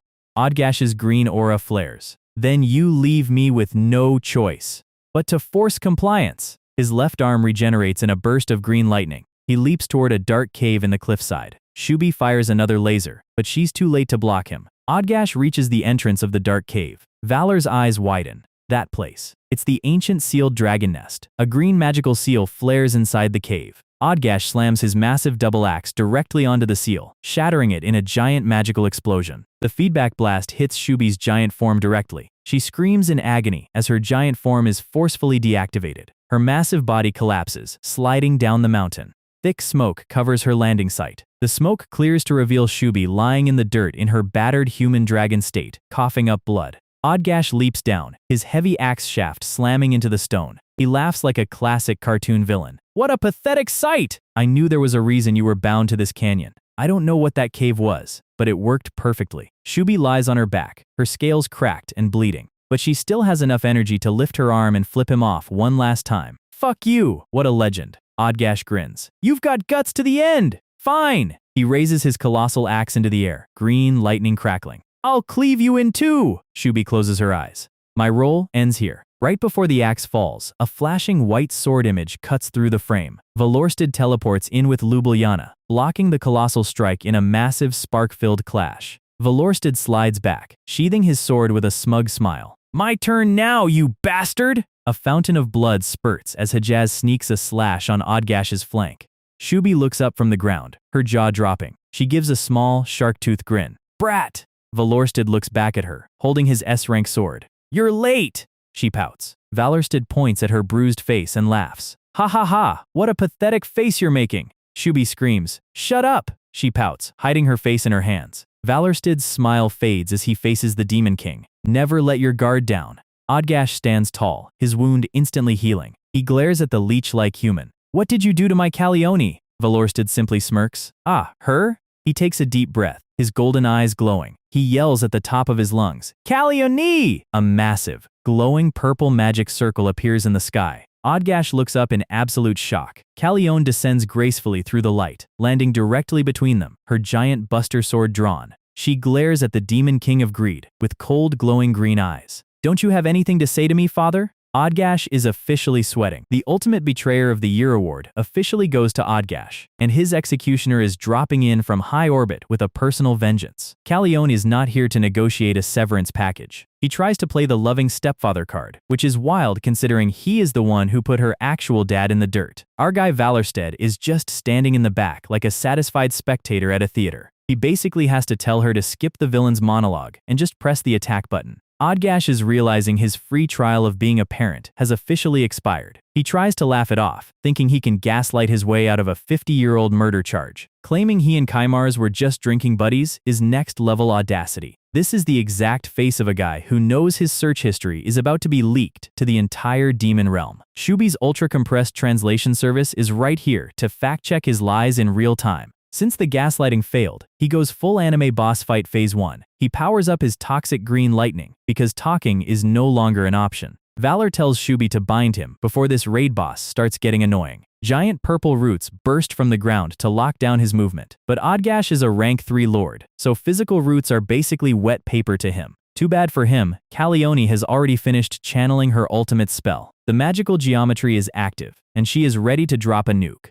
This is 50 years of accumulated rage, coming down all at once. The sky opens up with raw celestial light. Odgash looks up and realizes he does not have nearly enough magic resist equipped for this. The raw anger in her eyes is absolutely beautiful. The canyon is consumed by a blinding column of pure divine lightning. The impact is so loud it probably shook the server room in the real world. The entire landscape gets a completely free structural remodeling. Calione lands, completely out of stamina and mana after that massive burst. The dust begins to settle over the freshly carved crater. Odgash is lying there looking like a thoroughly burnt matchstick. Calione gets a brief, painful memory of her actual father lifting her up as a child. The closure is sweet, but the cost of carrying that lie for 50 years was heavy. Except this is an S-rank raid boss, and S-rank raid bosses always have a phase 2. He stands right back up, glowing with that annoying green regeneration fire. He is laughing, because her ultimate move failed to finish the job. Calione realizes she has absolutely nothing left in her mana tank. But our guy Valorsted did not spend 5 years speedrunning this game to lose to a standard regen mechanic. Odgash throws a lightning spear, completely irritated by the human fly in his arena. Valor slides underneath the attack, closing the gap instantly. He slices off Odgash's horn, and the green healing fire instantly stalls. Time for a pro gamer tip from the secret strategy guides. He catches the severed horn mid-air with his S-rank gauntlet, and plunges it directly into the demon lord's head.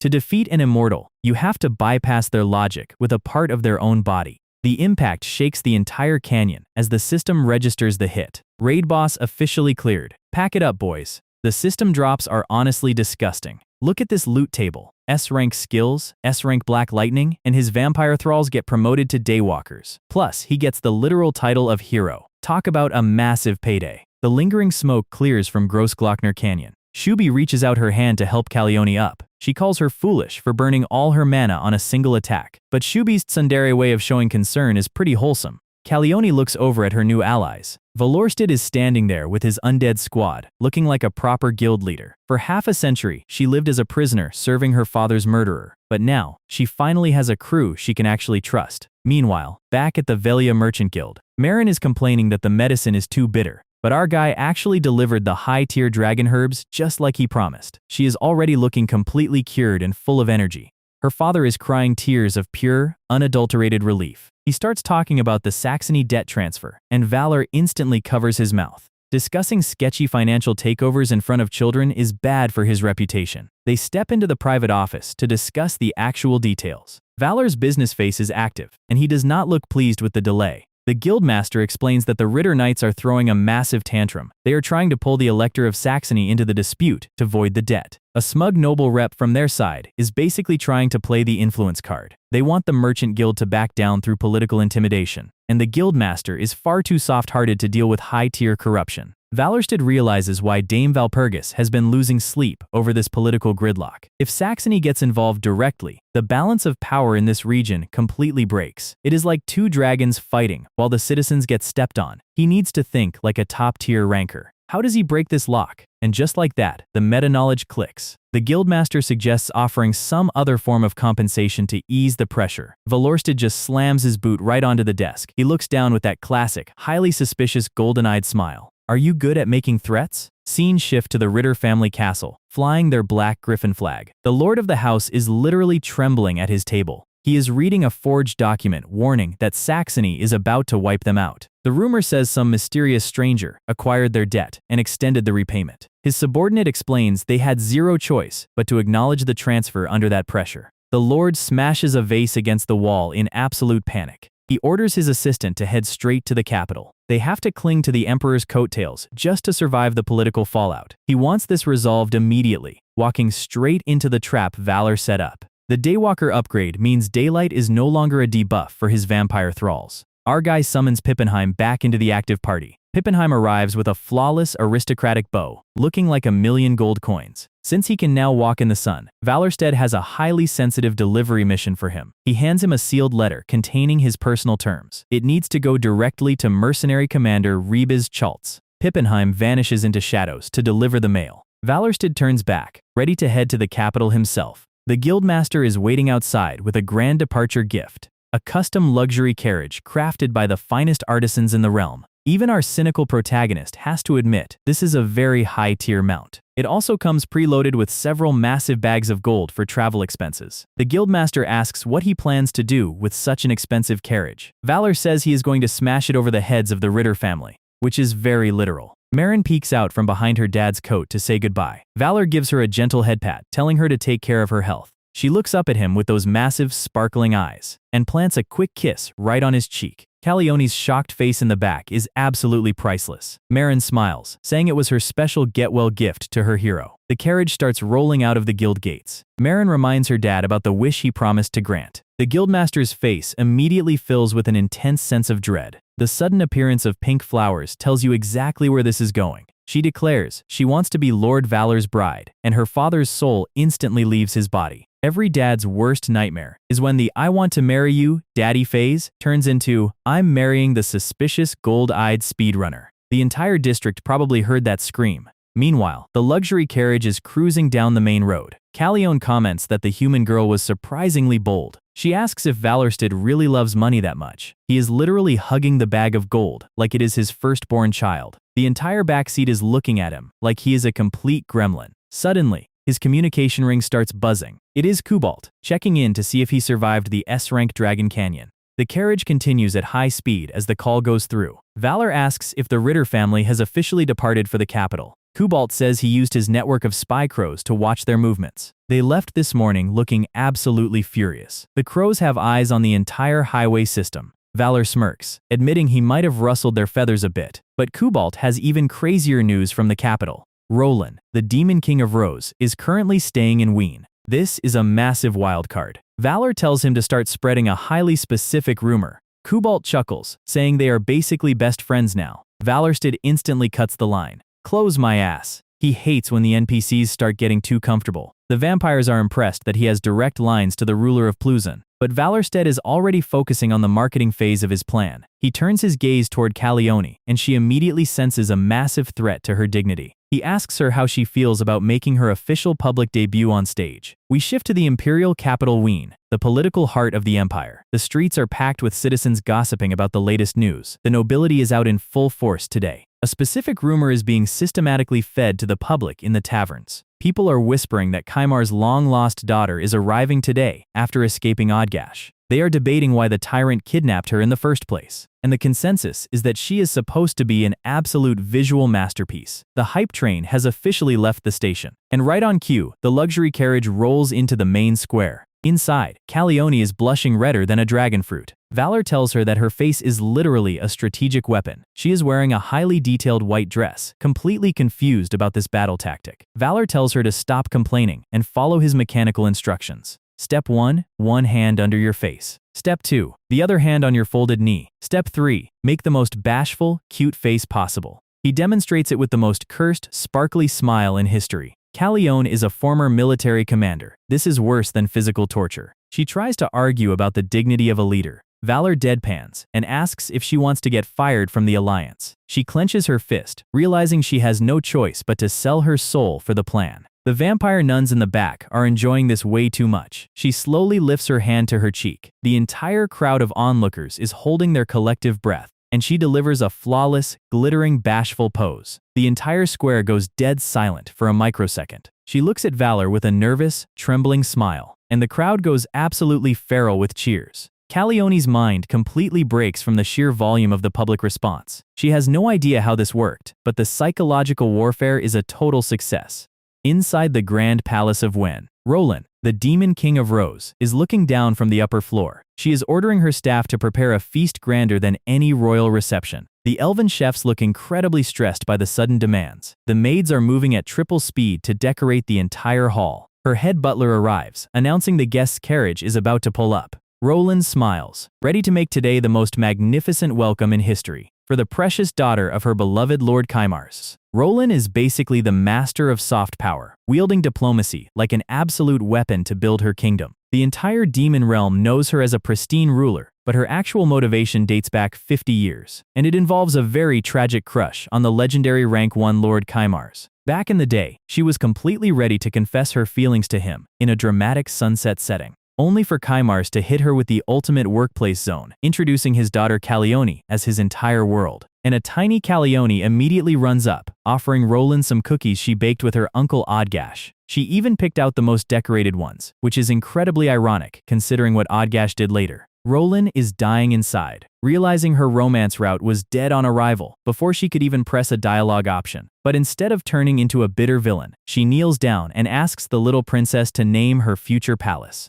Calione looks up, completely caught off guard by the request. She suggests naming it the Rose Palace, which is exactly why Roland's castle looks like a botanical garden today. Now we are back to the present, where Calione is delivering the tragic news. The moment Roland realizes her beloved leader is long gone, she immediately drops to her knees in front of his child. The grief is real, but she is still a seasoned diplomat, meaning her gears are already turning. Calione is just happy to be treated with some basic decency after 50 years of misery. She is presented with a massive royal feast that looks like a high-tier recovery item. Roland turns her attention to our guy Valorsted, thanking him for bringing the princess back from the dead. She mentions she heard all about his chaotic strategy methods from her close associate, Count Niter Bayern. She also casually drops a reference to his peculiar connection with Valpurgis, which immediately triggers our guy's defense mechanisms. He tries to speedrun the conversation past his own romance route, but Roland is enjoying his panic. She agrees to shift to business, which is where Valorsted is actually comfortable. He claims he is here to deliver a highly confidential message from Elector Steele Philip. Roland immediately asks if she can meet with the prince directly to verify the terms. Our guy takes a slow sip of his tea,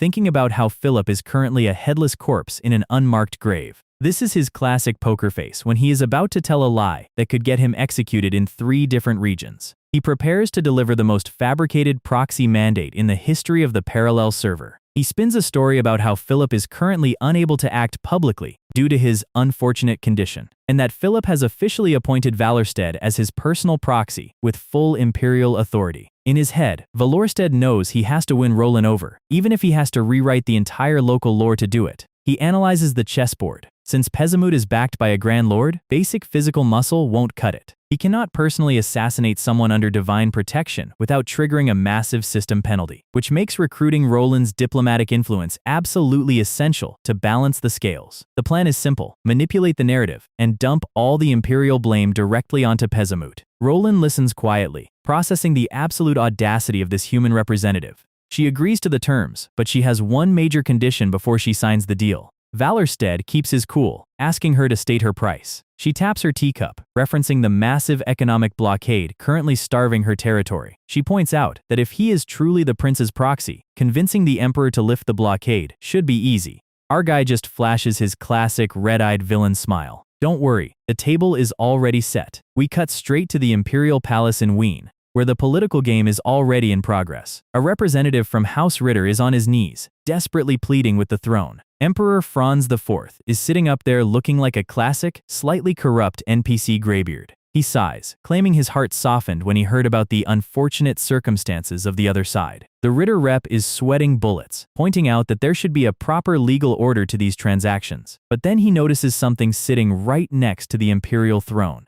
It is 3 massive sacks of gold and sparkling gems, courtesy of the Velia Merchant Guild's recent lobby campaign. The emperor smiles, pointing out that since the Merchant Guild brought such a lovely tribute, he had to reconsider. The Ritter rep realizes his lord's warning to grab onto the emperor's trouser leg was not metaphorical. Just as he is about to lose his mind, the guards announce that Lord Valorsted has officially arrived. The massive double doors slide open, letting in a flood of natural light, and our guy steps through, dressed in a pristine noble outfit that looks like a default premium skin. He delivers a flawless formal greeting, looking down at the kneeling Ritter rep like a minor pest. The emperor welcomes him warmly, completely ignoring the representative on the floor. He literally tells Valor to ignore the man, calling him nothing more than a folding screen. Valorsted requests a private audience to discuss the sensitive matters of the state. The emperor waves his hand, and 2 heavily armored guards immediately grab the Ritter rep by his shoulders. He is dragged out of the grand hall, screaming about how much his household has supported the crown. He looks back in absolute shock and horror, only to see our guy Valorsted giving him the most cheerful, mocking wave possible. This is peak commoner class behavior, and it is absolutely glorious to watch. The doors slam shut, leaving the representative crushed in the hallway, while a thunderous crack echoes elsewhere. We shift to Odgash's castle, where actual lightning is splitting the sky above the spire.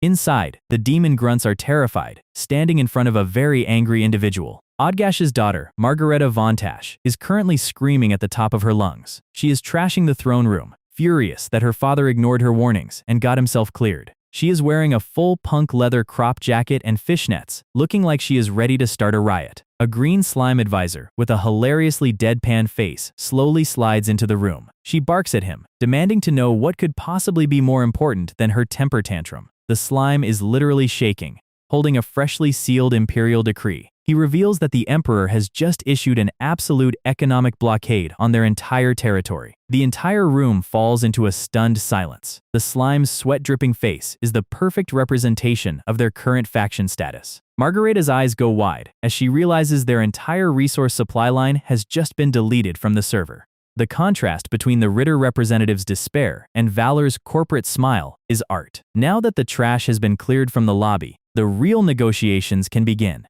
Valorsted immediately begins laying on the thickest, most shameless flattery in his vocabulary. The emperor tells him to skip the pleasantries, but you can tell his ego is enjoying the buff. He looks down at Valor, mentally calling him an absolute weasel. He acknowledges that this commoner has managed to use Kaimar's daughter to solve the entire region's anti-demon problem, and that he has somehow turned high-tier demon lords into his personal business partners. The emperor knows our guy is here to make a demand, but he thinks he holds all the leverage. He views Valorsted as nothing more than a drunk mouse trapped in a room with a hungry cat. He essentially tells him to go ahead and speak his little piece before he gets dismissed. That is exactly what the emperor is thinking. Unfortunately for the crown, Valorsted's inner gamer is currently a giant monster ready to swallow the entire throne room. The emperor notes his cheerful attitude, asking what he wants to request. Our guy drops down onto one knee, executing a perfect formal posture. He bows his head, keeping his eyes hidden to conceal the smugness. He requests that the economic blockade on Losermut be moved to Odgash's territory instead. The emperor scoffs, asking what the crown would possibly gain from lifting a blockade on a demon nation.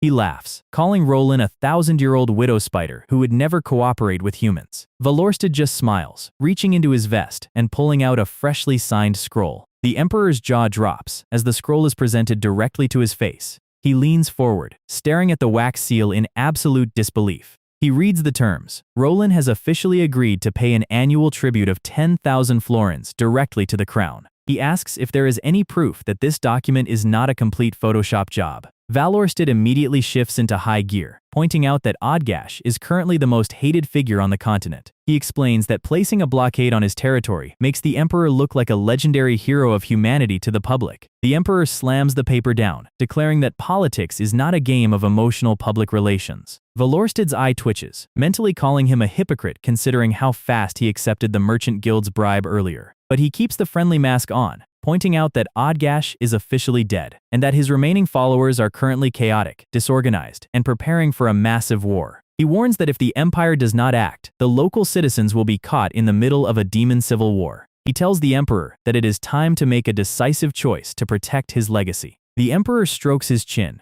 realizing the logic is actually airtight. He notes that Valorsted has a silver tongue, suggesting he could talk his way out of any debt. Argai's eyes flare with dark purple light. The Emperor's fist slams down onto the armrest with a heavy thud. He stands up, shouting that he is an insolent fool who dare test his royal patience with sugar-coated lies. Valorsted acts completely terrified, stumbling backward in a panic. The Emperor points his finger, calling for the guards to execute this peasant on the spot. The heavily armored guards immediately pin Valor's arms behind his back. Argai is screaming for mercy, but inside his head, he is completely confused as to why the dialogue check failed. He sweats, thinking the system might have glitched on his calculation. Next panel. Royal trumpet music is playing, and there is a giant buffet party. The Emperor is completely red-faced, holding a glass of wine and laughing like a madman. He has his arms slung around Valorsted's shoulder, praising his incredible speech skills. He is completely drunk, telling our guy that he will be deeply disappointed if he does not call him uncle from now on.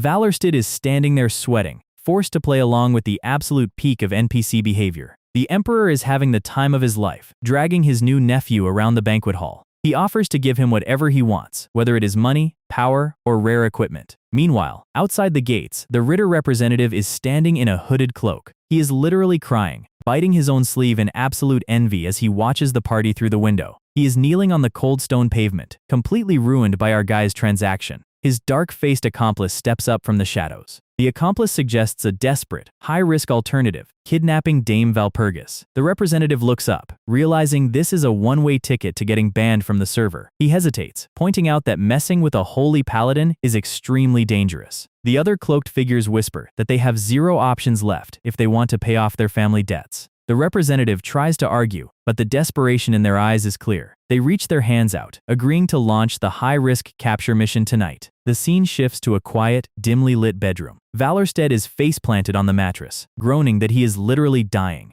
Calione is standing over him, pointing out that this is his punishment for accepting every single drink offered by the nobles. He defends his choices, muttering that this is just the harsh reality of corporate social life. He remembers his past life where he had to drink through 7 rounds of corporate entertainment just to secure a client. He tells her to go away, but suddenly, his magic communication ring starts glowing on his finger. He groans out a tired greeting, only for Kubalt's voice to scream through the receiver. Kubalt tells him to wake up because something absolutely terrible has just occurred, and we see why. Dame Valpurgis is currently tied up in heavy magic-binding ropes, kneeling in a dark room. Standing behind her are the desperate, red-eyed remnants of House Ritter. Meanwhile, a thunderous crack of green lightning strikes over Odgash's castle. His daughter Margareta Vontash stands up from her stone throne. She declares she will avenge her father and devour the demonic dragon Shubi herself. She points her finger, ordering her grunts to assemble every single active warrior in the fortress. She even points at a tiny, adorable puppy demon who is carrying a spike ball on his collar. The grunts stomp their feet, ready to march on Gross Glockner Canyon.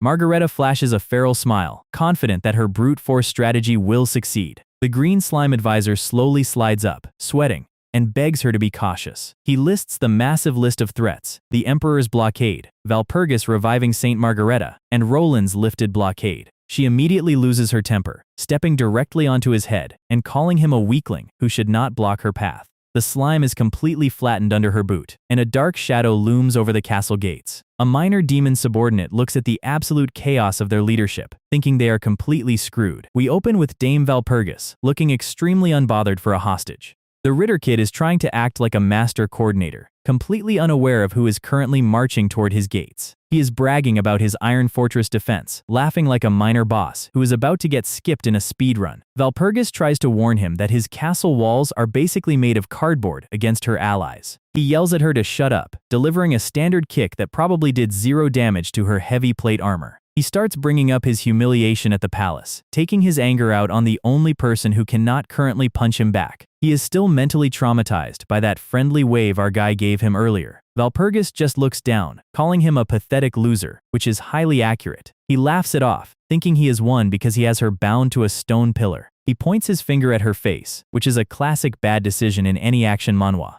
Right on cue, a guard bursts through the door screaming about a high-level raid party at the perimeter. We shift to the outside, where the full moon is illuminating the dark sky. And standing on the battlements is our guy's entire vampire syndicate, looking like a custom lobby. Hexax reports that the entire vanguard has officially assembled and is ready to start farming experience points. The goblin advisor in the suit is sweating bullets, begging to be left out of the active combat zone. Valorsted tells him to pipe down because he has a very specific rescue mission to run. He looks down at the courtyard, noting that these minor nobles have officially crossed the line. He draws Lubulyana, the golden S-rank blade, which immediately lights up the entire stone castle. The hunt begins. Cue the epic battle music. He orders Hexax to clear out the outer defenses, while he heads straight for the boss room. She happily accepts, ready to test her upgraded daywalker speed on the local guards. The goblin tries to run away, hoping to avoid getting conscripted into active combat, but Hexax catches him with her whip, dragging him back into the action. Valorsted tells him to assist her with the mob cleanup while he handles the actual priority targets. He runs down the hallway, completely ignoring the low-level grunts because his target is the main vault. Meanwhile, inside the inner chamber, a magical projection of our guy appears right in front of the Ritter kid.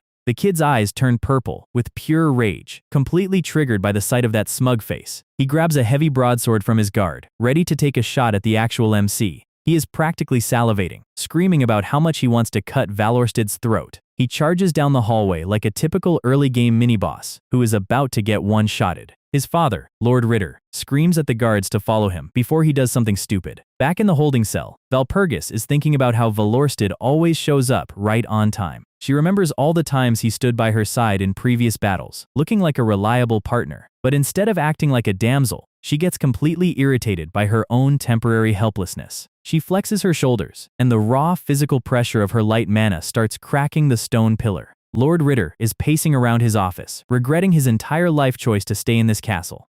Suddenly, a massive explosion shakes the entire wing of the fortress, and Valpurgis walks straight through the dust cloud, having literally shattered her S-rank magic bindings with raw muscle. The Ritter kid attacks her with his sword, thinking a physical weapon will work on a high-tier paladin. He swings down with a heavy strike, aiming directly for her helmet. She executes a perfect low spin, dodging the blade with 0 effort, and delivers a back kick so powerful it shatters his sword and his dignity simultaneously. He tries to scramble backward, realizing his level 10 stats are completely useless here. She steps forward and delivers a direct palm strike to his chin, launching him across the room. He lands flat on his back with several teeth missing from his mouth.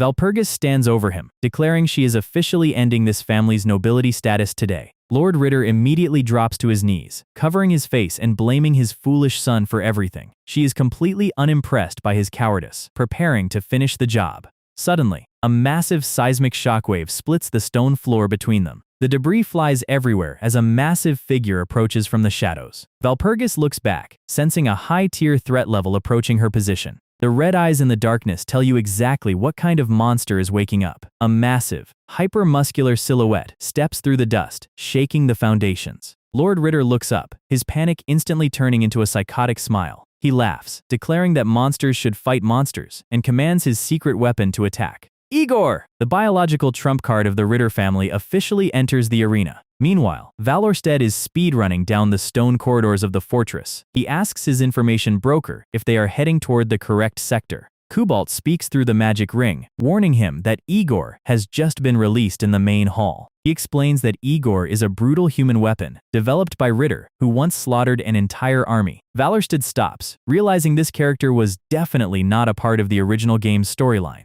Suddenly, the Ritter kid rushes out of a side door, screaming his name. Valorsted calmly tells Kubalt he has to hang up because a minor annoyance has appeared. The kid charges with a fresh sword, eyes completely bloodshot with rage. Valorsted does not even bother drawing Ljubljana, keeping his posture completely relaxed. A dark purple shadow surge erupts from his S-rank gauntlet, completely filling the hallway. The kid is mid-sentence, bragging about his revenge, when a massive physical impact hits him from above. He gets slammed face first into the stone floor, completely knocked out in a single frame. Valorsted looks down at the defeated mini-boss with a deadpan expression. He continues running, complaining about how much precious time that encounter wasted. Back in the main hall, Igor launches a massive fist strike directly toward Valpurgis. She performs an athletic flip, using the falling debris as a platform to reposition. She lands gracefully, looking at the giant bald monster with a serious gaze. She realizes his physical build looks familiar, asking if he was the one who ambushed her in the woods. She mentions she belongs to the Valpurga convent, which is a major mistake in his presence. The word convent triggers a massive mental breakdown in his brain, causing him to emit a golden aura of rage. Valpurgis is completely confused by his sudden state change. Lord Ritter is laughing, shouting that she dared to utter the one word Igor hates most in this world. His psychotic face shows he is enjoying the absolute chaos he has unleashed. And that forbidden word is, of course,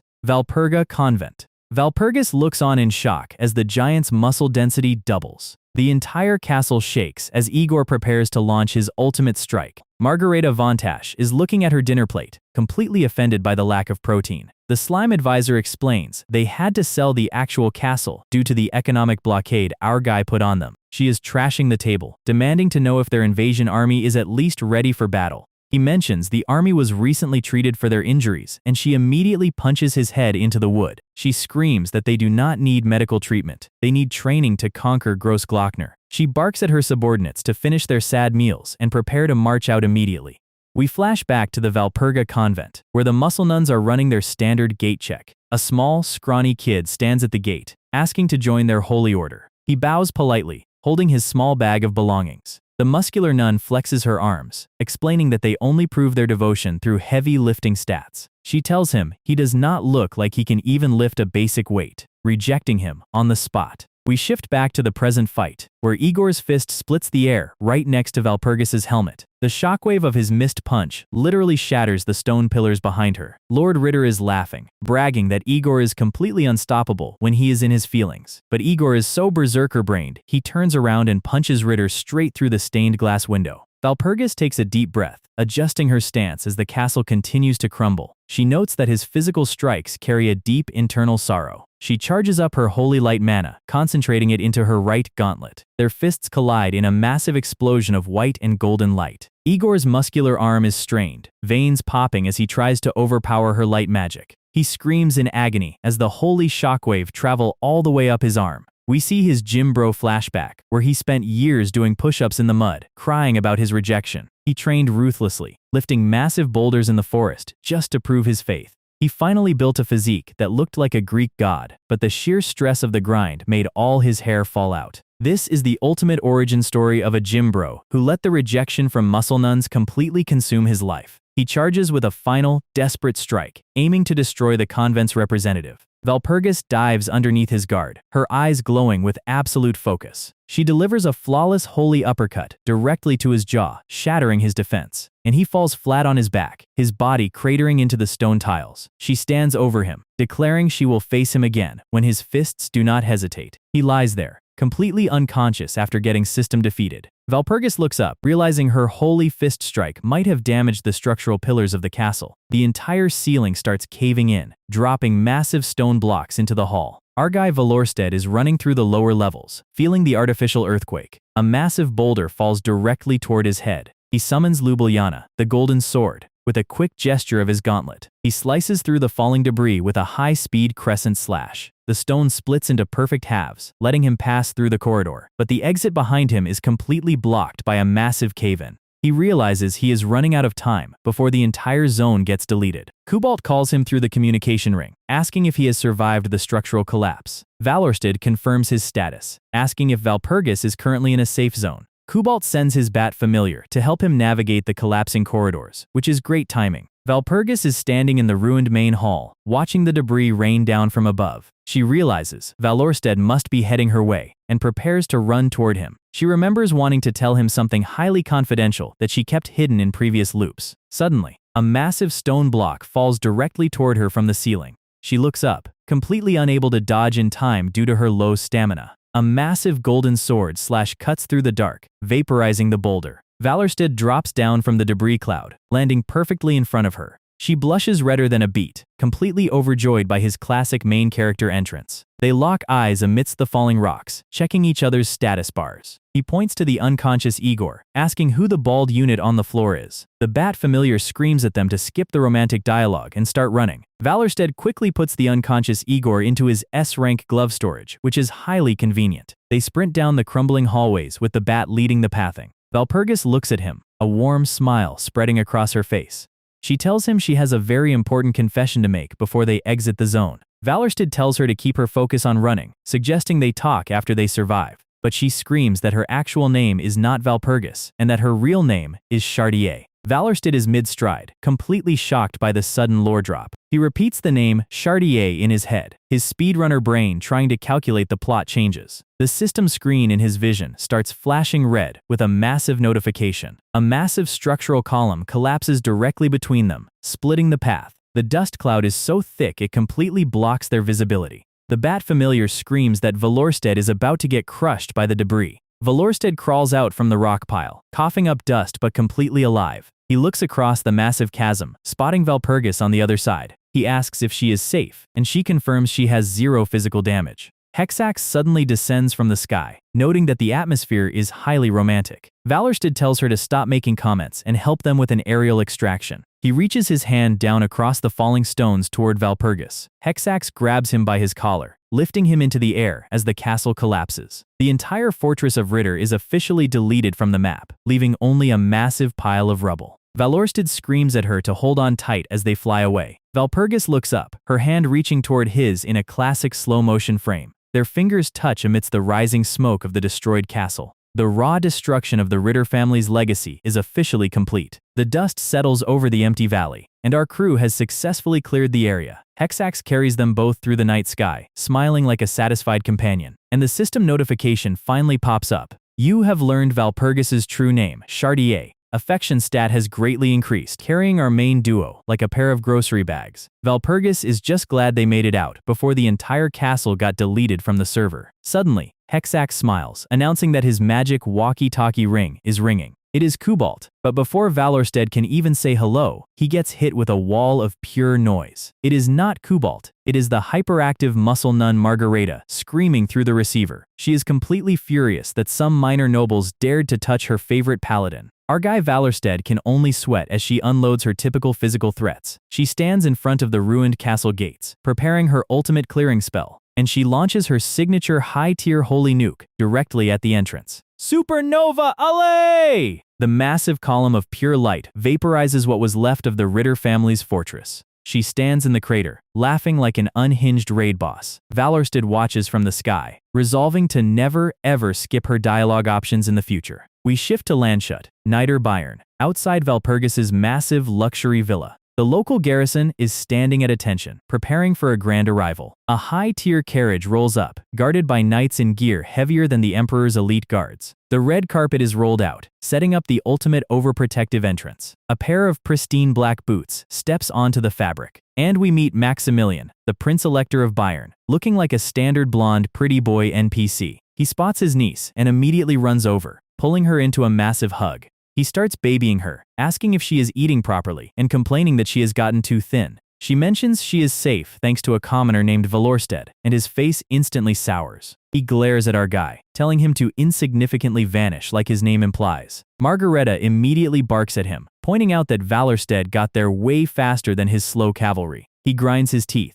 furious that a low-level peasant stole his rescue glory. Valorsted just keeps his smug business smile active, enjoying the absolute salt. The Elector's guards stand at attention, looking extremely irritated by the commoner's success. The Elector tries to baby her again, and the local advisors can only look on in second-hand embarrassment. But since Valor cleared the main objective, the Elector is forced to grant him formal knighthood. He delivers the official mandate, telling him to serve his niece with unwavering loyalty. Valorsted bows, gladly accepting the massive career upgrade. The knighthood ceremony is officially completed in the Grand Chapel. Maximilian looks like he just chewed on a lemon during the entire ceremony. But the actual prize is the land deed converting the Ritter family's debt into Valor's personal territory. Meanwhile, the Emperor Franz pops up via hologram, picking his nose in a very royal fashion. He scolds the other nobles, reminding them that Valor is his brother and deserves absolute respect. Valor's face is peak smugness, realizing his imperial lobby campaign paid off perfectly.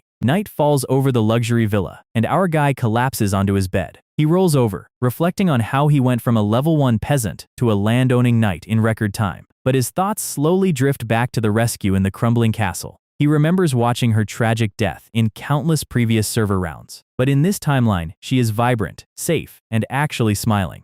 Suddenly, a massive bang shakes his door, completely ruining his peaceful main character reflection. Callione bursts into his room, looking absolutely furious. She grabs him by his collar, demanding to know why he suddenly vanished from the capital without her. She is blushing and screaming, completely out of her stoic Ice Queen character. Roland slides into the room behind her, looking highly amused by the drama. She tells Callione to stand down and compose herself before launching her next challenge. She leans in, whispering some highly questionable adult advice into the princess's pointed ear. Callione's face instantly turns red, her brain completely short-circuiting. She backs away, telling Valor to answer the next time she calls, and flees the room. Roland gives him a polite wave, leaving our guy completely baffled by what just happened. He yawns, ready to finally get some sleep. But a soft voice calls his name, and he looks up to see Valpurgis standing there in a gorgeous nightdress. She blushes, asking if he would care to take a quiet night walk with her in the gardens. Our guy's brain immediately shifts into romantic visual novel mode. Let's go right away. They walk under the crescent moon, discussing the absolute chaos of their day. The background music is basically a romantic piano track at this point. Valorsted brings up her true name, confirming that Valpurgis was indeed an alias. She smiles softly, confirming that her real identity was hidden for her own protection. She explains that Valpurgis is actually her baptismal name honoring the goddess of compassion. Our guy processes the world building, realizing the connection to the Holy Convent's lore. The system displays the various deities of the game, including the chaotic AI Aquila. He tells her that Chartier is a lovely name that suits her perfectly. She blushes, playing with her hair, and says he can call her by that name when they are alone. He agrees, his heart rate probably hitting dangerous levels for a pro gamer. He is mentally celebrating, expecting a kiss scene, when a massive explosion of purple light shatters the mood. The dirt flies everywhere as a massive figure drops down from the sky. It is Shubi in her hybrid form, screaming at him to come along immediately. Meanwhile, in the dark forest outside Odgash's castle, a massive crowd of high-level demon grunts has assembled. Margareta Von Tash looks at them, completely dumbfounded by the fact that they are all in their underwear. The slime advisor explains that due to the blockade, they cannot afford basic armor durability repairs. She tells them to shut up, pointing her finger toward their next destination. She commands her scrawny, underdressed army to march on Grossglockner Canyon. "The demonic dragon is mine!" she roars, completely unaware that she is about to enter an absolute meat grinder. We open with Shubi carrying our guy through the sky like a giant red hawk. Valorsted is screaming, complaining that cosmic boss tantrums are far above his current pay grade. But she ignores his protests, flying straight toward the canyon cliffs. They land with a heavy thud on the rocky precipice. Valorsted dusts off his trousers, asking what she is planning to do with him here. She looks at him with a serious, slit-eyed gaze. She remembers his anomalous energy and how easily he manipulated Odgash during the raid, and most importantly, the mysterious memory reels she saw inside his head during their first encounter. She knows he is the only one who holds the key to her survival. She taps his forehead with her clawed finger, declaring she has made up her mind. She wants to form an official soul oath to bind their secrets together. He asks what a soul oath means in terms of system mechanics. She explains it is a high-risk pact that stakes their actual souls as collateral, and to certify such a contract, they need a highly dangerous cosmic witness. Valorsted's eyes go wide. "Are you planning to call the Grand Lord of Darkness?" Her proud, silent smile confirms his worst fears. In his head, he remembers barely surviving the Muscle Nun's curse because he had an S-rank angel's heart. He does not have an extra life equipped this time, so he asks what happens if he refuses. She immediately powers up her dark purple dragon flames, her face turning completely feral. The raw magical pressure splits the stone floor around them. Valorsted sweats, realizing his health bar will hit 0 before the ritual even begins. "Arg, seriously, use your words!" he screams, raising his hands in defeat. He says he will agree, but only if he can place a specific speedrunner condition on the pact. She accepts his terms instantly, which actually catches him off guard. He recovers his composure, coughing into his hand and praising her dragon pride. His inner gamer is smiling, realizing he just secured a high-tier cosmic contract for free. The magic circle flares with intense purple light as they begin the ritual. Shubi thanks him for his cooperation, her eyes glowing with raw magical power. The soul extraction sequence officially starts. Massive chains of dark energy burst from the circle, wrapping around their bodies. Valorsted grinds his teeth as the system tries to pull his consciousness out of his physical body. Shubi screams at him to keep his mind sharp, warning him that this zone is closer to the afterlife than the real world. But right on cue, his player's soul is protected system shield flares on screen. The mental pressure is intense, but his gamer status completely stabilizes his mind. He stands there, looking completely unbothered by the cosmic gravity. Shubi looks at him in absolute shock, her jaw dropping as she realizes he didn't even flinch. He asks why she is looking at him like that, completely destroying her dramatic ritual setting. He tells her to proceed with the actual summon so they can finish the contract. She stammers, trying to regain her composure as she starts the incantation. She calls upon the supreme entity, invoking the boiling abyss from the deep void. Her voice echoes across the canyon as she completes the chant.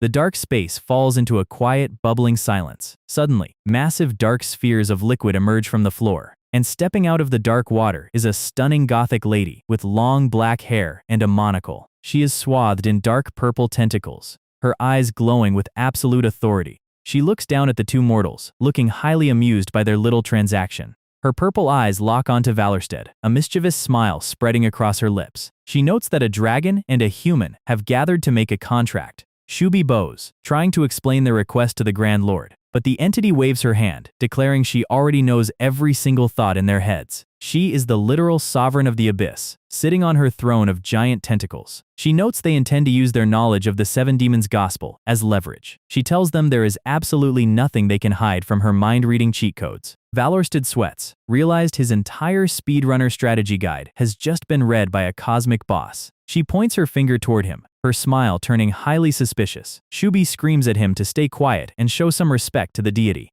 The Grand Lord giggles, calling the human interesting. She agrees to certify the pact, but she drops a massive bombshell before she leaves. She notes she will grant them a small gift, but warns that he cannot currently withstand 3 sponsors. Valorsted freezes. 3? I only have 1 sponsor!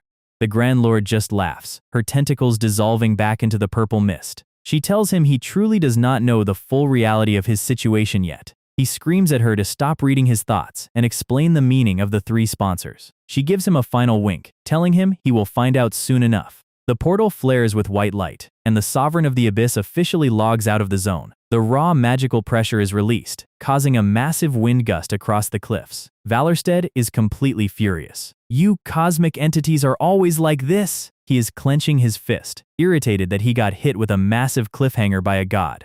The sky returns to normal as the ritual circles fade away. The massive purple sigil disappears from the canyon floor. Valorsted gasps for air, his body absorbing the contract's power. The system screen displays a massive stat buff. Stamina and physical resistance increased dramatically. He looks at his hands, realizing the permanent stat increase was actually huge. Shubi looks at him like he is a total lunatic, pointing out that getting marked by a Grand Lord is a major hazard. Suddenly, a massive green shockwave splits the canyon floor right below them. A massive explosion of dust and green light erupts from the crater. And standing in the middle of the debris is Margareta Vontash, swinging her giant wooden club. She laughs like a maniac, roaring for the demonic dragon to step down and fight her. Valorsted and Shubi can only look down from the cliff in absolute disbelief. She stands in front of her scrawny, underdressed demon grunts, looking extremely proud of her army. The legendary daughter of Odgash has officially arrived at the raid zone, and this broke invasion is about to go horribly wrong for her entire guild. The dusty canyons of Gross Glockner are glowing with raw demonic energy, and this absolute punk rock menace is currently laughing like she just won a lifetime supply of leather jackets.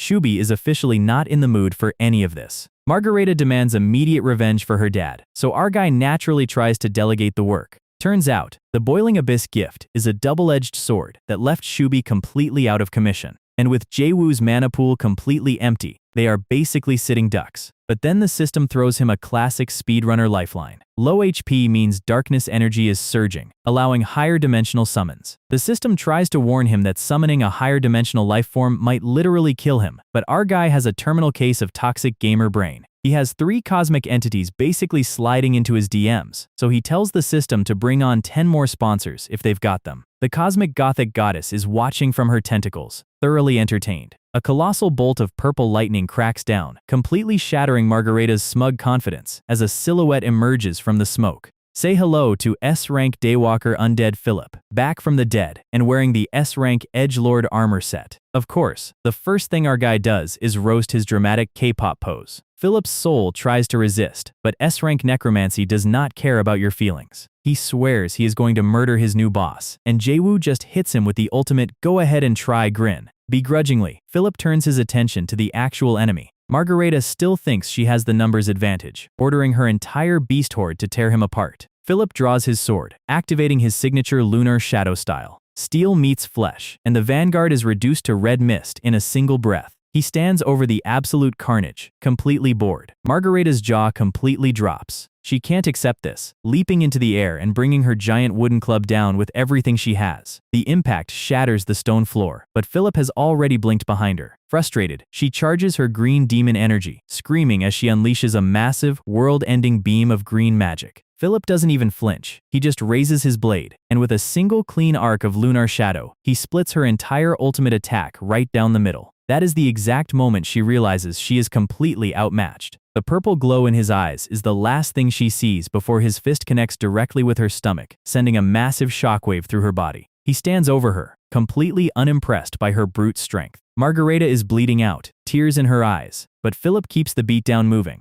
He hits her again, absolute brutality on display.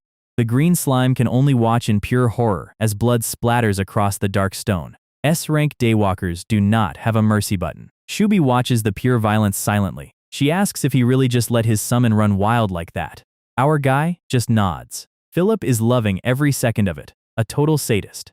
Margareta is left battered on the floor, sliding back in the dirt. Her loyal slime runs up to check on her. He begs her to run, especially since Philip is still walking forward like a Terminator. But Margareta refuses to leave her father's legacy behind. Philip closes the distance, sword raised for the kill. He has that hollow, undead smile. She braces herself, hoping to surpass her father even in death. Something blocks the blade with his heavy shield. The little armored tank bean gets pushed back, but the block holds. Zaguro tells her to run while he holds the line. It is a suicidal play, and everyone in the room knows it. Margareta is dragged away by the slime, crying out for her tiny protector. Zaguro stands alone, his visor shining in the dark. Philip actually respects the guts of this little creature. He raises his blade to finish him off, but Jaewoo calls off the dog. He orders Philip to spare him. Philip is extremely annoyed, but has no choice but to stand down. The S-Rank summon begrudgingly slips his blade away. Shubi is confused. Why spare an enemy who just attacked them? Our guy smiles. He claims he doesn't like needless killing, but we all know he just saw an opportunity to recruit a useful asset. Meanwhile, in a dark forest under a blood-red moon, one of the world's 5 holy guardians, peerless swordsman Falk, is running for her life. A group of cloaked assassins corners her, daggers drawn. She fights with everything she has left, cutting through their ranks, but she is completely exhausted and outnumbered. She screams, swinging her sword one last time, but it is not enough. Cold steel pierces her chest from behind. She collapses into the dirt, the pool of blood spreading around her. Instantly, the game's interface begins to glitch out violently. Flashing red warning screens fill the sky, screaming error after error. The system drops the ultimate bombshell. A guardian has been killed, and the difficulty has spiked again. Back at the demon camp, Margareta is sobbing, hugging her slime, when Zaguro walks back completely intact. She immediately hits his helmet, completely furious that he risked his life. She yells that she didn't need his help to surpass her father. But then the giant bulky armor pops open, and a tiny, crying, purple-haired girl drops out. Zaguro is a cute kid. The slime gently explains that Zaguro only did it out of pure loyalty to protect her. Margareta gets embarrassed, huffing and telling them she'll let it slide just this once. Suddenly, the world around Jaewoo starts to warp. Glitching red warnings flash across his vision, confirming that the guardian Falk has been assassinated. Jaewoo panics. He grabs Shubi, demanding to know what is actually happening to the world's anchors. Shubi realizes the seals and the guardians are directly connected. Without explaining, she grabs him by the collar and drags him down.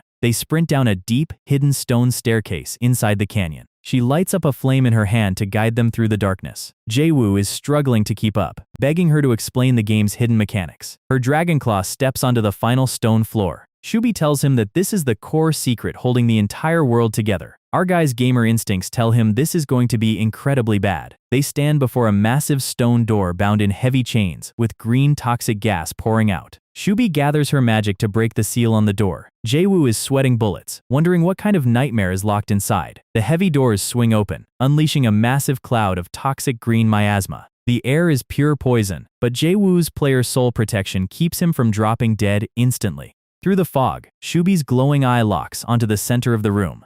And there it is, a heavy wooden chest wrapped in chains, sitting on a giant tree stump surrounded by spears. The stone doors slam shut behind them, locking them inside the toxic vault. Shubi reveals that the chest contains a severed piece of the archdemon, known as Death's Final Thrashing. She mentions the seal has been weakening for about half a year now. Jaewoo's brain immediately connects the dots. Half a year ago is exactly when he killed Philip. He realizes that every time a guardian dies, the barrier holding back the archdemon weakens. Shubi tilts her head, suddenly suspicious. She asks how he was able to summon a dead guardian if he's on the side of humanity.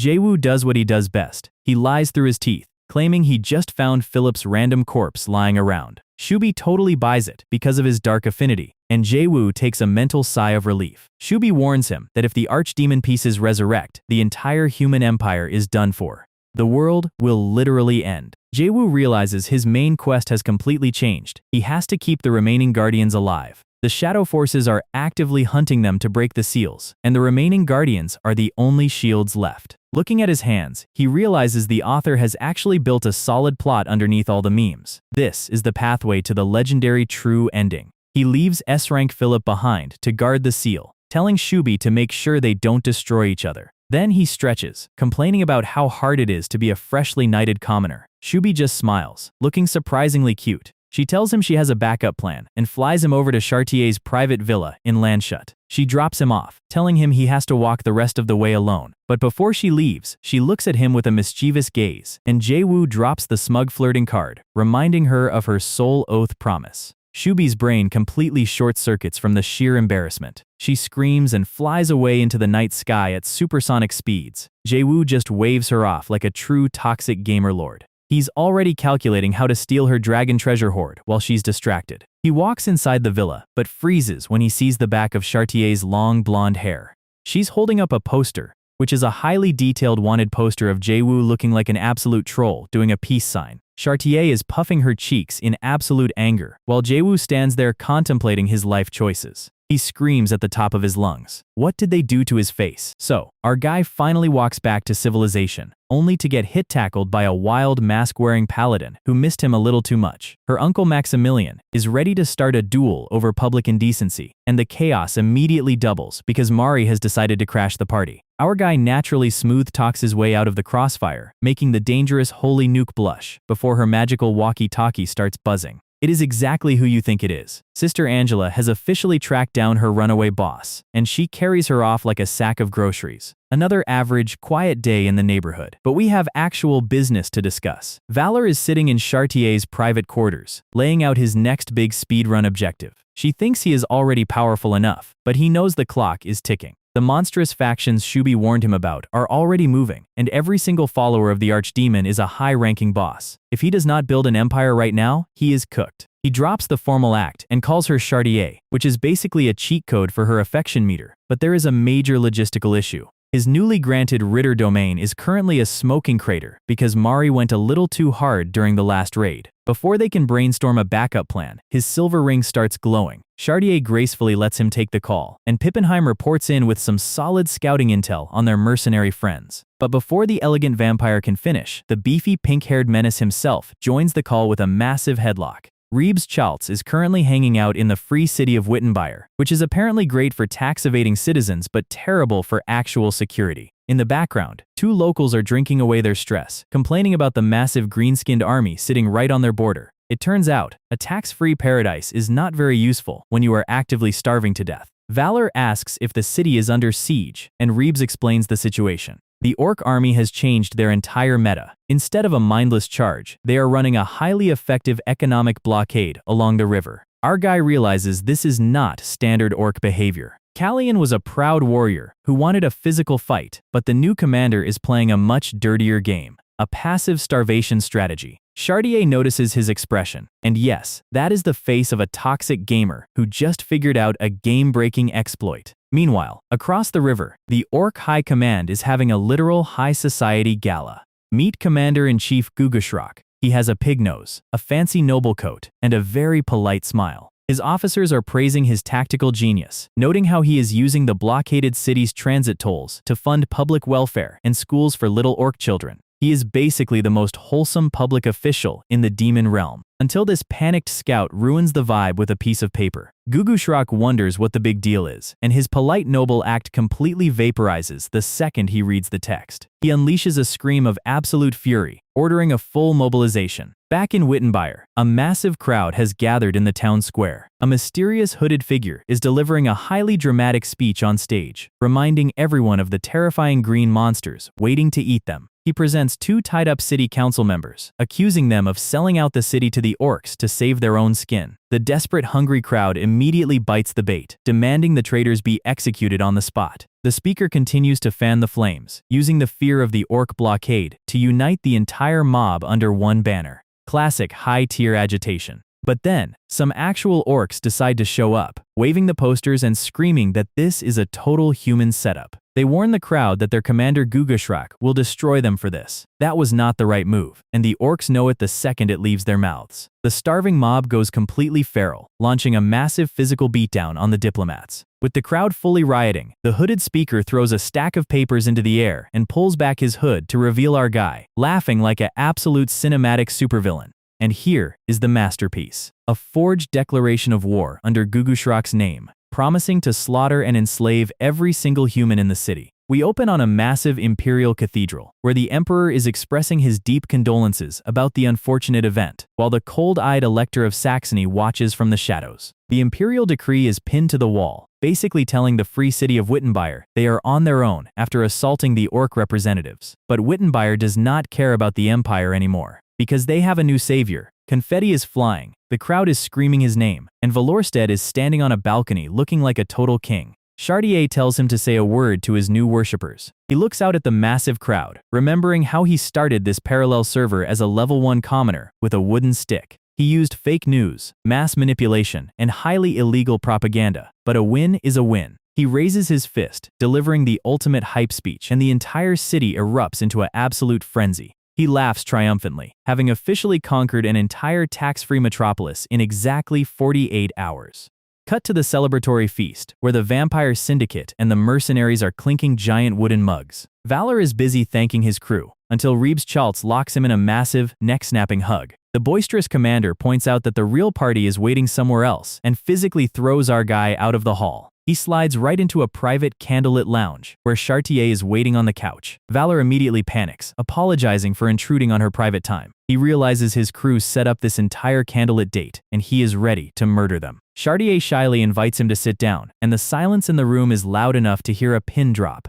She tries to break the ice, praising his genius tactics and his extraordinary brain. Valor gets flustered, muttering that he only uses cheap tricks and dirty plays. But she leans in, telling him to stop denying his own greatness. She genuinely admires how he captured the hearts of an entire city in an instant. To her, his humility is practically a sin. Valor is genuinely surprised. He thought a highly traditional paladin would hate his underhanded methods, but she just looks at him with a soft, beautiful smile. Because she has already decided that as long as it is Valor doing it, she will believe in him. The romantic tension is so thick they are literally steaming. She bites her lip, building up the courage to ask a highly dangerous question. She asks when he is finally going to call her by her true name. A metaphorical heart arrow pierces his chest. He realizes he has been calling her Walpurgis this entire time. His face turns bright red, stuttering like a broken engine. She waits expectantly, her own heart flaring in her chest. She laughs off her embarrassment, but the second he suggests going back to her old title, she slams her foot down. She leans right into his personal space, whispering her name, and the moment is absolutely perfect, until a wild elven demon princess appears on the floor. Valorsted freezes. Chartier immediately grabs her mask. Callione is highly offended she was not invited to the conquest party, demanding answers from her liege. Valor asks how she even bypassed the castle security, and a black high heel steps into the room. Roland is here too, teasingly revealing that Callione spent the entire morning dressing up just to see him. Our guy is completely speechless. His harem has officially collided in a single room, and his survival rate has just dropped to 0. Meanwhile, far away in the demon territory of Pezamut, the ground is littered with bloody orc corpses. The Darkhorn general is sweating in horror, demanding to know what happened to his elite guard. His subordinate whispers the terrifying news, and Pezamut's face goes completely pale. He rips open his main tent, screaming at a mysterious visitor for eating his entire army. A pair of scaly legs is resting on the table. Sitting on the throne is a gorgeous, fin-eared demon lady, swathed in deep-sea fish monsters. She smirks, reaching her hand out. This is the demon lord of Amundamal, and whatever she wants with Pezamut, it is not good for our guy. So, our guy is still trying to process how his quiet room suddenly turned into a demonic crossover event, and Roland is just standing there, looking like she is about to drop a highly suspicious business proposal. She flashes that knowing smile that usually means our guy's bank account is about to take a massive hit. She points out that Pezamut has officially secured some heavy-duty backing, and Valor knows that dealing with a regular Demon King is fine, but dealing with a cosmic sponsor's favorite child is a whole different meta. But Roland has a much better idea. She describes Valor as this legendary, meteoric talent who has been collecting top-tier allies like shiny trading cards. Between a literal dragon, the muscle-brained holy abbess, and the prince elector, he has basically built a custom S-rank squad. Valor realizes she is essentially trying to treat him like the new regional CEO. She acts surprised, playing the innocent card, until Chartier physically steps in to put some boundary markers between them. Roland keeps teasing, asking if he wants money, power, or perhaps a much more intimate kind of demon alliance. The absolute murder auras emanating from Callione and Chartier are enough to light a fireplace. Valor immediately hits the panic button, trying to steer the conversation back to safety. The girls are not fully convinced, keeping their hands very close to their weapons. So our guy screams the first non-threatening thing his brain can manufacture: construction technology. Roland is completely deadpan, all that dramatic buildup, and this man just wants some blueprints. The girls close in, highly suspicious about why a newly knighted noble needs high-end demon builders. Meanwhile, deep in her cave, Shubi lets out a massive sneeze. Philip is just standing by the campfire, wondering if dragons can actually catch a cold. Little does she know, her canyon is about to get a massive home renovation. Back outside, Valor is catching up with his favorite pink-haired meathead, Reebs Chaltz. Our guy tries to get down to business, pushing the giant toward 3 massive sacks of loot. The sheer physical glitter of that much gold is enough to make a mercenary's eyes water. Reebs is completely starstruck, wondering if Valor literally ran a heist on the Imperial Treasury. It's actually the leftovers from Shubi's mountain and Odgash's vault, which is technically legal if you don't think about it too hard. Reebs is already hugging the sacks like a long-lost child, wondering if this is a free handout. Of course, there is a catch. Valor needs him to run a massive recruitment campaign. He figures Reebs' shameless, loud-mouthed energy is the perfect tool to conscript the local citizens. Reebs is completely down for the plan, laughing his way out of the frame. One problem down. Next up, Pippenheim shadow blinks in with some fresh scouting reports on their next high-value target. He has located General Tilly, but the legendary commander is currently dealing with some local noble harassment. Chartier's hand enters the frame, noting that she actually knows the Count of Brightonegg quite well. She steps out looking like she is ready for a gothic runway show, explaining that the Count was even present at Valor's knighting ceremony. Our guy immediately grabs Pippenheim's hand, completely ignoring her and ready to sprint. He waves a quick goodbye, leaving Chartier completely frozen in mid-reach. The wind literally blows a single leaf past her as she realizes she just got ditched on what was supposed to be a date. Meanwhile, across the valley, Count Brightonegg is tossing and turning in his luxurious bed. He is having a literal sweaty nightmare about our guy. In the dream, he is presenting his massive tribute to Elector Maximilian, only for the doors to get blasted open by a heroic silhouette. It's Valorsted, carrying a blushing Chartier like a princess, and taking all the credit. Maximilian immediately starts throwing flowers at Valor, declaring him the next supreme leader of the region. The Count falls into a dark abyss of pure political irrelevance, screaming in his sleep. He wakes up with a massive gasp, drenched in actual terror. He chugs a glass of water, cursing the very existence of that commoner weasel. His eyes are practically glowing red, with pure, desperate hatred. Meanwhile, the actual weasel is currently walking through the forest in a matching red cloak. He and Pippenheim are currently navigating the local wilderness, searching for the hidden retreat of the legendary commander. Suddenly, a little boy with a stick blocks their path, asking if they are here to see Grandpa. He has a highly adorable, freckled face, and our guy is immediately on high alert. The kid leads them straight to the edge of a pristine lake, where a rugged man with a prominent scar is quietly holding a fishing rod. Valor tries to deliver his classic polite introduction, but the man immediately shushes him. Suddenly, the water explodes as a colossal, prehistoric fish leaps into the air. Valor is completely terrified, while the old general just laughs at his lack of guts. Tilly's eye flashes with raw physical power, and he leaps, delivering a massive, bare-handed strike that craters the giant fish onto the wooden deck. Valor's jaw is practically on the floor. He is looking at the actual, living legend of the battlefield, Count Johannes von Tilly. Our guy is still staring at the giant fish, realizing the legendary general is basically running a retirement simulator by a lake. Tilly calmly drags his massive catch away, leaving Valor completely speechless. Valor's mind palace immediately boots up the historical data. Tilly was a tactical god who commanded vast armies like a single, massive living organism, a legendary figure who spent decades rejecting every single royal offer, completely vanishing from the history books. The reason for his sudden retirement has always been the ultimate server mystery. Cut to the cabin dinner table, where the little freckled kid is inhaling rice like a vacuum cleaner. Valor tries to pitch his standard recruitment speech, but Tilly just stands up and walks out without saying a single word. Pippenheim notes that the man has a literal maximum tier resistance to conversation. But the kid at the table looks up, asking if they are also here to sweet-talk his grandpa. Valor's speedrunner brain immediately locks on to the child. The kid smiles, holding out his hand like a seasoned Wall Street broker. Nothing in this world is free, especially family secrets. A single bag of candy later, and the kid has completely sold out his family's logistics. The old grandmother bursts into the back room, completely shocked to see them again. But the kid is holding a massive hoard of colorful sweets, declaring that these cloaked guys are actually top-tier gentlemen. The grandmother realizes she has been out-negotiated by a toddler, asking if they can keep a secret. She looks out at the lake, her expression turning pensive. Flashback to a younger Tilly riding alongside a beautiful female paladin. He describes the lake as their sacred ancestral land, the place where he promised to spend his retirement after the final war. She smiled, calling it a beautiful dream. And that dream is the only thing he has left. Cut back to the present, where Tilly is pouring a bottle of rum onto her stone grave. He tells his mother that the fish sold for a good price, so he bought her favorite brand as a treat. Suddenly, Count Brightonegg's smug voice ruins the silence, accompanied by a squad of armed guards. He demands Tilly pay back his outstanding debts immediately, or hand over the land. The grandmother steps in, calling him a small-time parasite who doesn't deserve to step on their grass. The Count just laughs, spreading his arms and declaring the land is practically his anyway. He leans in with a genuinely disturbing, greedy grin, telling them to listen while he is still being polite. Valor and Pippenheim are watching this entire interaction from behind the trees. Our guy's eyes light up with a sinister, golden glow. A land debt? This is basically his specialty. Cut to the Count's massive, gold-gilded mansion. Brightonegg is pacing his balcony, drinking wine and complaining that Valor is stealing all his political spotlight. He gets a sudden, greedy inspiration. If he can force Tilly off the land, he can present the lake to the Prince Elector as a personal gift. Suddenly, his maid bursts in, screaming that a total psychopath has just bypassed their security.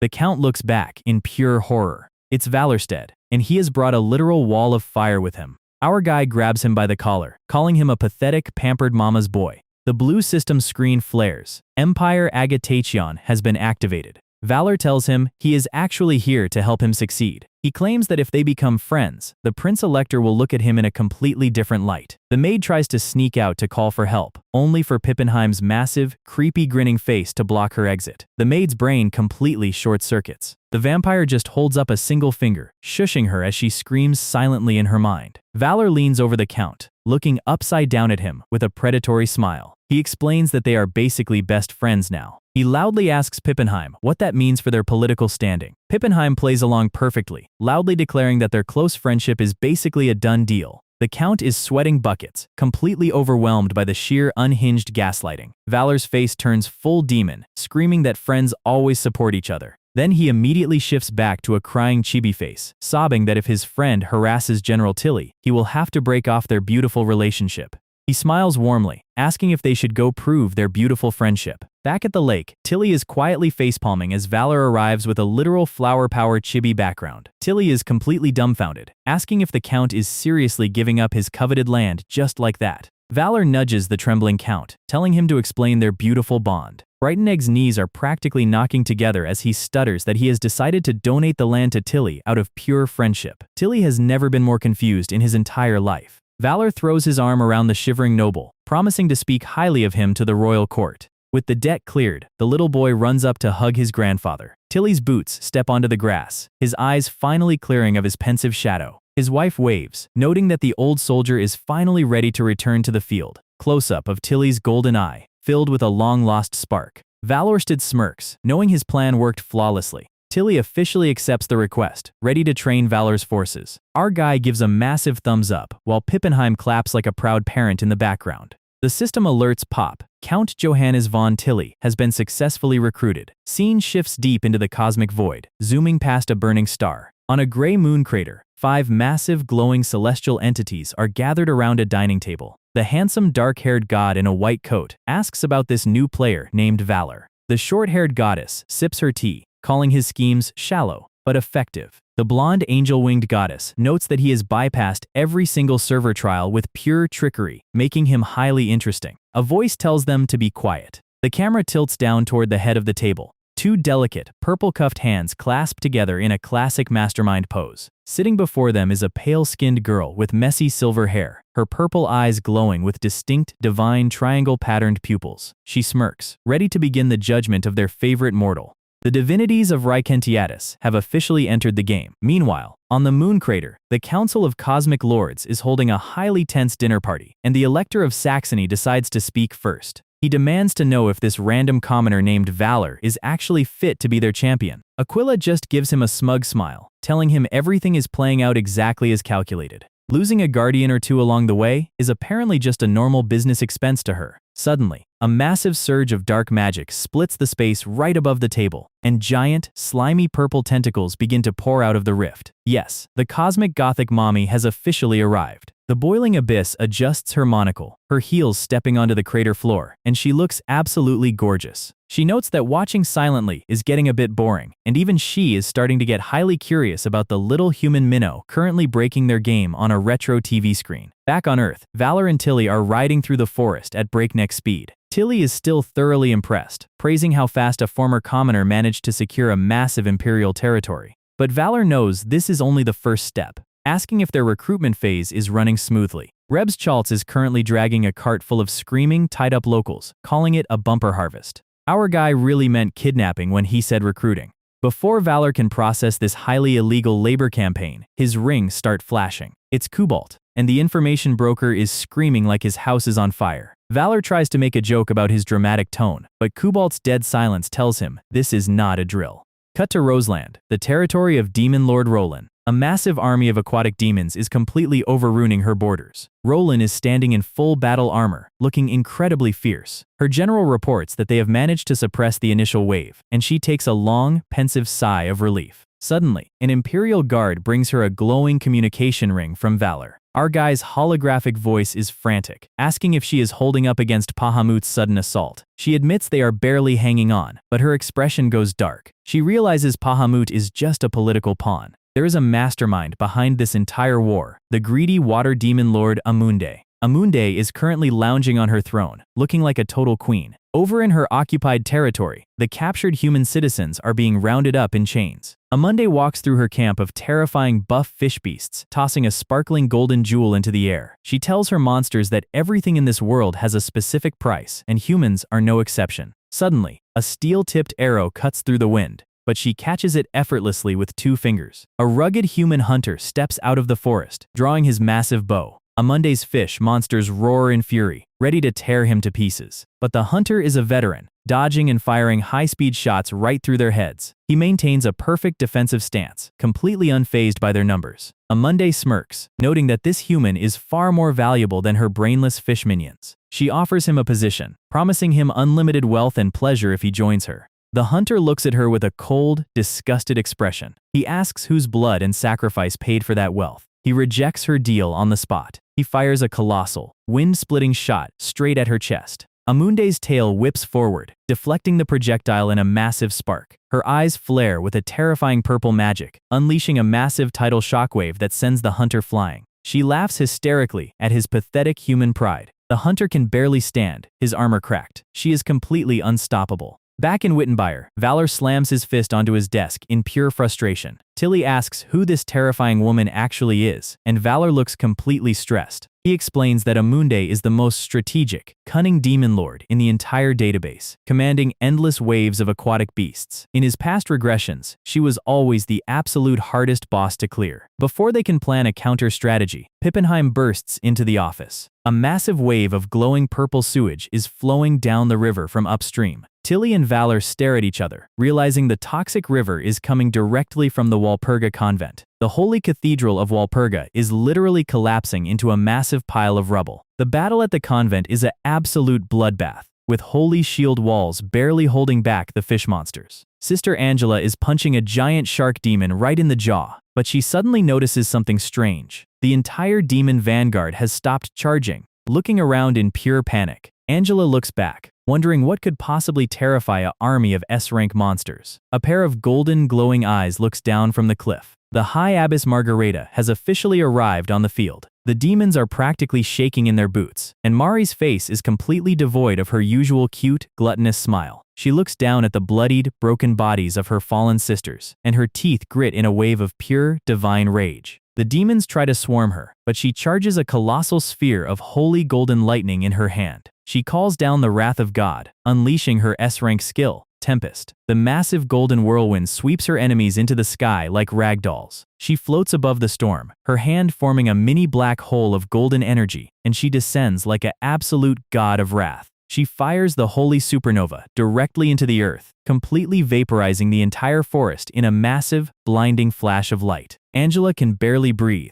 watching the massive battlefield get reduced to ash. Holy nukes are truly something else. Meanwhile, Amunde is standing elegantly in her slit dress, noting that the wind has gotten a bit noisy. Gugushrak walks up to her, congratulating her on securing the region. He is trying to stay on her good side, knowing his orc tribe needs her support to survive. She explains that she originally wanted to conquer the west, but that zone is defended by the Fire Demon King and Prince Elector Trier. So instead, she used Pezamut and the orcs to conquer the southwest. She smiles coldly, telling Gugushrak that the orcs now belong to absolutely nowhere. Gugushrak laughs nervously, only for a giant sea monster spear to pierce his chest from behind. He collapses, coughing blood as she coldly explains that pride is a useless trait in her army. He looks up at her in pure, dying shock. She ruthlessly steps on his chest with her high heel, and he desperately tries to order his orc warriors to kill her. But he turns around, only to see his entire elite orc tribe already slaughtered by her fish demons. The betrayal is absolute. She looks down with a gorgeous, terrifying smirk, ordering her beasts to devour every single survivor. Back at the ruined convent, the remaining monsters are shivering in fear.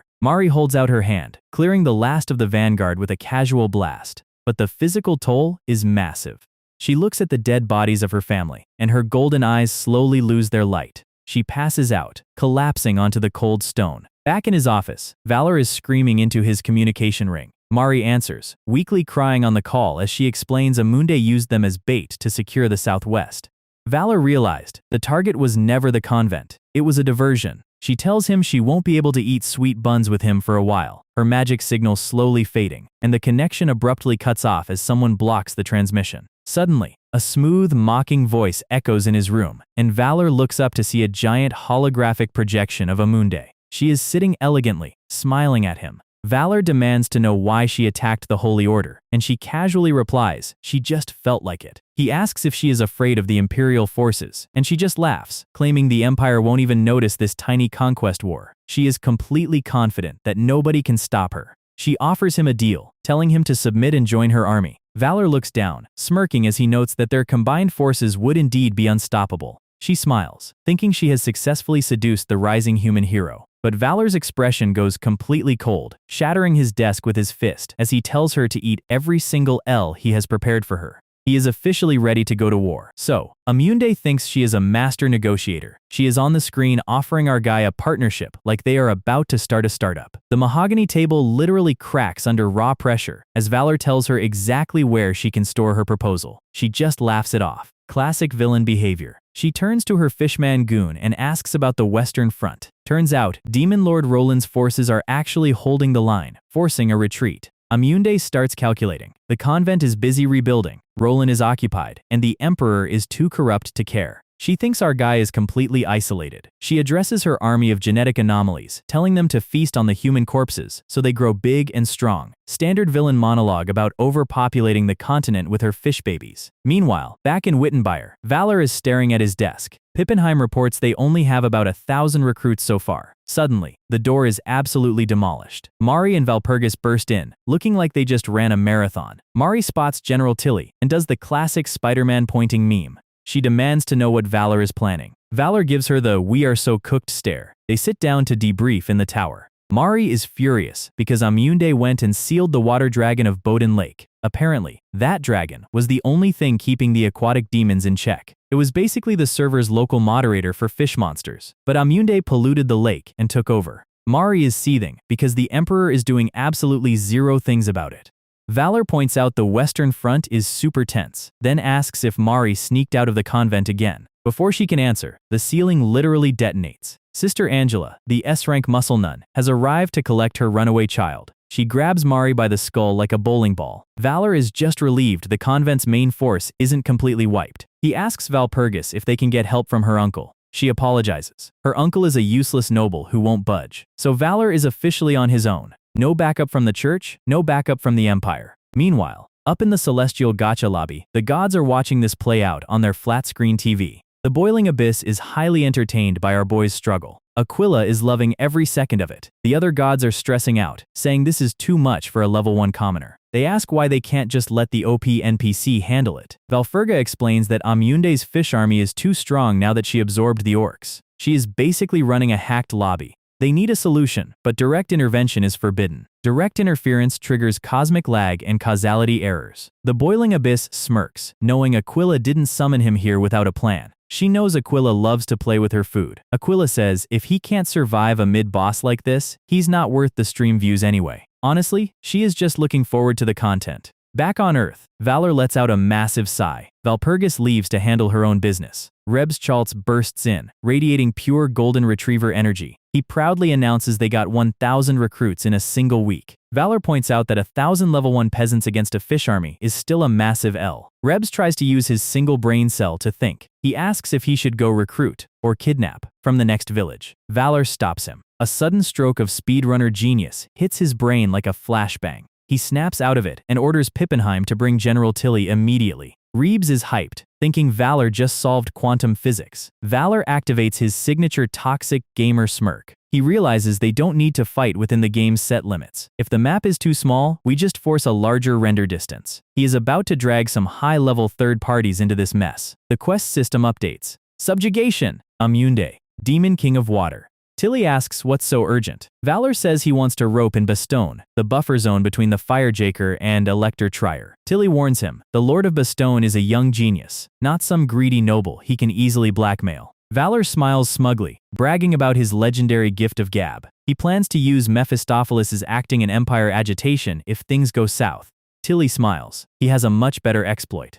Cut to Bastogne. They ride up to the gates. A figure welcomes them. It's a sharp-looking red-haired elf attendant named D'Artagnan. She eyes the cloaked giant standing behind Valor. She is suspicious. The giant keeps his hood low, smiling. D'Artagnan leads them inside the castle. They enter the Bastogne castle office. The young lord, Richelieu, is reading Valor's letter. He acknowledges Valor's massive reputation. Everyone is talking about you. Valor immediately lets his guard down, making a silly, flattered face. Richelieu sets down his teacup. I refuse. Valor's smug face instantly evaporates. Richelieu explains he's just a mercenary who got lucky. Your tactics are basically extortion and inciting riots. Plus, rumors say you are dating a giant red dragon. Valor sweats. Richelieu points out they are squeezed between a demon king and a prince elector, and siding with a country bumpkin makes zero sense. The cloaked man chuckles, praising the kid's logical breakdown. He reaches up and pulls back his hood. Richelieu's glasses almost fall off. General Tilly? Tilly laughs at the kid's shock, explaining he relocated recently. Richelieu is struggling to process how a living legend is acting as a sidekick. Tilly pats Valor on the back, hyping up his leadership skills. Richelieu is hesitant. Bastogne is his hometown. Tilly gets sentimental, mentioning his old friend, Count Antony. Tilly asks if he knows why he retired from the army. Because the world made me feel obsolete. The world gradually started treating me like I wasn't needed. Richelieu protests. Tilly is a legendary hero whose name is welcomed anywhere. Tilly smiles sadly. If the Empire actually welcomed me, they wouldn't have let my parents' graves rot in neglect. But when I was left to waste away by a lake, Valor came looking for me. Tilly tells Richelieu that Valor actually values people, unlike the corrupt nobles. He looks at Richelieu with intense old man wisdom. So, what's your move, kid? Richelieu is sweating, feeling the weight of the moment. He flashes back to his childhood, struggling to learn how to govern. His mentor giving him a thumbs up, running through the streets of his beloved town with food. He looks at Valor, who is just sitting there looking bored. Can you guarantee you can save my city? Valor shrugs. Honestly? No idea. D'Artagnan snaps, veins popping on her forehead. You absolute jerk! Are you playing with us? Valor deadpans. I've never even met Count Antony. How can I promise to save a place I don't know? But I can promise you this. I will kick the Demon King and the Elector out of this territory permanently. There is a long silence in the office. Richelieu cracks a smile. Fine. You win. I'm in. D'Artagnan is absolutely losing her mind over this speedrun negotiation. Tilly is amused, but she is screaming in the background. Are you really handing over our castle this easily? Richelieu ignores her, asking Valor for one more favor. He smiles cheekily. Please take D'Artagnan with you on the front lines. Valor's brain halts for a second. D'Artagnan screams in pure S-rank horror. Even the horse outside is terrified of the chaos she is about to bring. D'Artagnan is absolutely not having it. Richelieu has to lean in and whisper that this is actually a secret high-stakes espionage mission. Valorsted is in the background, laughing like a proud parent who just got away with tax evasion. Richelieu explains that she is their best assassin, making her the perfect spy to watch our guy. She agrees, but her face is radiating pure, unfiltered disgust. She negotiates a 5-year contract limit, and Valor is just standing there wondering why she thinks she has leverage. Now that the contract is signed, Richelieu asks for the grand strategic plan. Valor tells him he is going to make it up as he goes along. But first, they need to exploit Bastogne's geographical positioning. He plans to use it as a giant spider trap to lure in both neighboring factions, and then utilize their combined military power to flatten Amunde's incoming fish army. Valor suggests things would be way easier if they could just deal with their younger, dumber successors instead. Richelieu is confused, but Tilly steps in with the lore dump. Apparently, the successors of the two enemy factions are actually star-crossed lovers who are famous across the continent. Our speedrunner's eyes light up. This is a massive plot exploit. He immediately drafts a letter and sends it out via carrier pigeon. Richelieu is skeptical, but Valor promises the entire crisis will be solved by midnight. He even called up the Emperor, who thought this ridiculous scheme was the funniest thing he had ever heard. Suddenly, D'Artagnan kicks the door open, forced into a form-fitting roughly-made butler outfit. Valor gives her a thumbs up, telling her it looks great, and offers excellent mobility for crime. Richelieu is hiding in embarrassment while Valor asks where Tilly went. Everything is in place. It is time to launch Operation Love Carries Peace. Cut to the castle of the Elector of Trier. A guard runs in screaming that the young master has been kidnapped. Elector Trier is shaking with rage, reading a letter left behind. It is a wedding invitation for his son and a demon princess, scheduled for tonight on the Bastogne rooftop. Meanwhile, at the fire demon's castle, the alarms are blaring because Princess Julia has also gone missing. D'Artagnan is currently running through the corridors, dragging the demon princess behind her. The castle guards spot them at the exit. D'Artagnan tells the princess to run on her signal. Julia is completely thrilled by the romance of it all. D'Artagnan moves like a shadow, using S-rank wire traps to slice through the guard squad in a blink. She clears the path in under 10 seconds. Elite assassin behavior. She gives the signal, and they make their high-speed escape to the rendezvous point. Later that evening, on the Bastogne rooftop garden, the young Prince Leon is waiting anxiously. He is a very large, noble youth who looks like he has never skipped a banquet in his life. Valor tells him to relax, assuring him that D'Artagnan is a professional. Richelieu is watching Valor from the side, deeply unsettled. He realizes this countryside mercenary is a total enigma. They only met yesterday, yet Valor knows his staff better than he does. Suddenly, two silhouettes appear at the gate. Julia runs in, crying out for her lover. Leon cries out in response, his hair flowing majestically in the wind. They collide in a massive, emotional hug that belongs in a cheap romance novel. Julia asks if they are safe now. She points to D'Artagnan, thanking the cool assassin lady who rescued her. Valor steps out of the shadows, ready to begin the final phase of his speedrun. Before they can start, a massive storm of smoke and dark mana floods the rooftop. The two angry fathers have officially arrived, bursting with murderous intent. Elector Trier screams that he will never permit his son to marry a demon. Julia clings to Leon, crying that she won't leave his side. The giant crocodile demon Jaker roars in anger. Leon stands his ground, declaring he will take her as his bride regardless. Julia yells her vows right back, matching his energy. The fathers are absolutely losing their minds, asking if this ridiculous drama makes any sense. Valor steps in between them, playing the role of a peaceful mediator. He asks them if they can't see that the stars themselves are blessing this union. Suddenly, a literal meteor crashes onto the rooftop with a massive explosion. The fathers are thrown back by the shockwave. The dust clears to reveal Mari, standing in a dynamic hero pose. She announces she is the apostle of love, and she is here to officiate this wedding by force. Mari is standing there throwing up peace signs while magical star sparkles float around her. Elector Trier is screaming at her to mind her own business, but Jaker the crocodile demon is sweating, warning Trier that this nun is a literal devil in disguise. Mari strikes a menacing pose, her eyes glowing with absolute madness. The crocodile demon looks like he is about to have a panic attack. He remembers the rumors of the nun who specializes in storms and slaughter. Valor steps in, offering a polite word to calm the tension. Trier recognizes him as the notorious mercenary from the rumors. Valor's eyes glow purple as he activates his S-Rank Empire agitation. He casually mentions that he already informed the Emperor about this beautiful marriage, and the Emperor was so touched that he promised a magnificent wedding gift. Valor spreads his arms, telling them they don't have to pay a single copper for the venue. Leon drops to his knees, begging his father to accept this divine intervention. Trier and the crocodile demon are completely frozen, trying to process how the Emperor got involved in this. Fireworks suddenly detonate in the night sky. Valor announces the ceremony is officially starting right now in Bastogne Hall. Cut to the Grand Chapel. The bells are ringing. The guests are a chaotic mix of humans and demons, all dressed in formal wear. They are already starting petty fistfights in the back row over who is too good for whom. Crocodile Jaker corners Valor, demanding to know what the Emperor's gift actually is.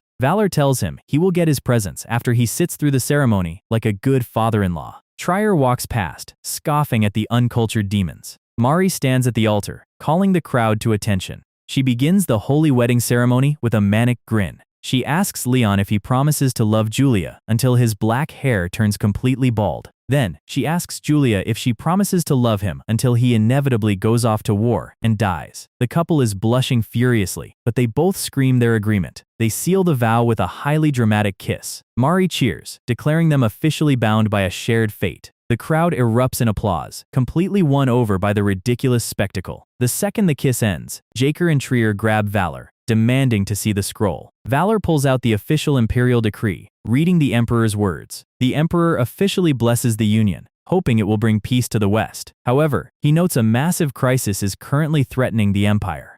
The Water Demon King, Amunde, whoever subjugates her territory, gets to keep her entire city as a wedding gift. Jaker and Trier instantly take the bait. They both want to conquer that land for their children. Jaker roars at his demon army to mobilize and march southwest immediately. Trier screams at his soldiers to move out, swearing they won't lose a single speck of dirt to the demons. They both stomp off to war, completely ignoring Valor. Our guy's plan worked flawlessly. Richelieu is standing behind him, staring in absolute awe. He is having a minor existential crisis because Valor solved his lifelong political nightmare in under 24 hours. Valor shrugs, thinking about how easy this is when you have already cleared the level in previous playthroughs. He taps Richelieu's forehead, reminding him that he was the genius who hired him in the first place. He points to D'Artagnan, who is standing by the doorway looking highly satisfied with her rescue mission. And the citizens of Bastogne are cheering, finally free from the threat of war. They trust you now, Richelieu. You are a good lord.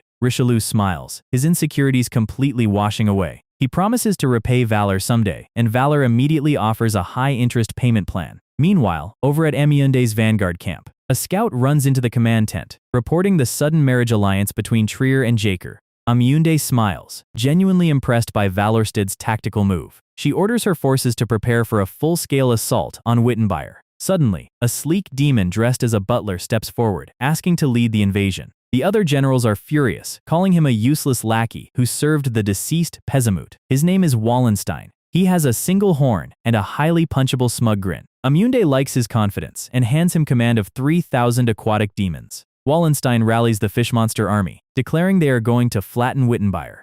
He stands before his troops, basking in his own perceived genius. And up on a distant cliff, General Tilly is sitting on his horse, quietly watching them march directly into Valor's trap. We start back in Wittenbeier, where the local merchants are panicking, and Liebschaltz is trying to motivate them with a raw muscle flex. Pippenheim has to step in and remind him that these are basically level 1 civilian NPCs. Hexax suggests physically beating them into submission, which is on brand for her, but not helpful. Suddenly, the crowd spots a massive celebrity walking through the square. It is the legendary General Tilly, looking like he just stepped off a recruitment poster. The crowd instantly calms down, convinced they are all going to survive.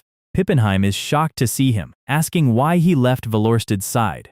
Tilly explains that our guy predicted this place would get targeted and told him to take care of it. Pippenheim gets the classic sparkly-eyed anime face, completely in awe of his lord's foresight. Tilly looks at the uniquely terrible army of bakers and merchants and just smiles. He realizes they have to use pure strategy to close the gap. He asks the crowd if they are ready to play a massive game of hide-and-seek. Meanwhile, Wallenstein is marching his aquatic demon army right up to the gates. He is already planning his promotion, treating his goblin sidekick like a future underling. A scout rides back with the vanguard report. Apparently, Wittenbeier is completely empty, smelling like stinking trash and looking abandoned. The goblin goons immediately assume the humans ran away scared and want to rush the loot. Wallenstein tries to warn them that Valorsted is famous for being a toxic, dirty player. But the goons just laugh, completely ignoring him and charging straight into the open gates. Wallenstein sighs, realizing his troops treat him like a total joke. They ride into the empty streets, complaining about how dirty the human city is. Wallenstein screams at them to fall back in line before he reports them to Amunde. The Sharkmen are literally snickering behind his back. They note there isn't a single soul in sight, and they start complaining about a bizarre stench that is stabbing their noses. Wallenstein points out their noses are probably just broken, completely missing the red flag. Suddenly, a shark demon spots a single survivor in a blue hooded cloak. Wallenstein's eyes turn blood red as he senses something is off. He glares at the target. The survivor pulls back her hood, revealing Hexax's signature smug, psychopathic grin.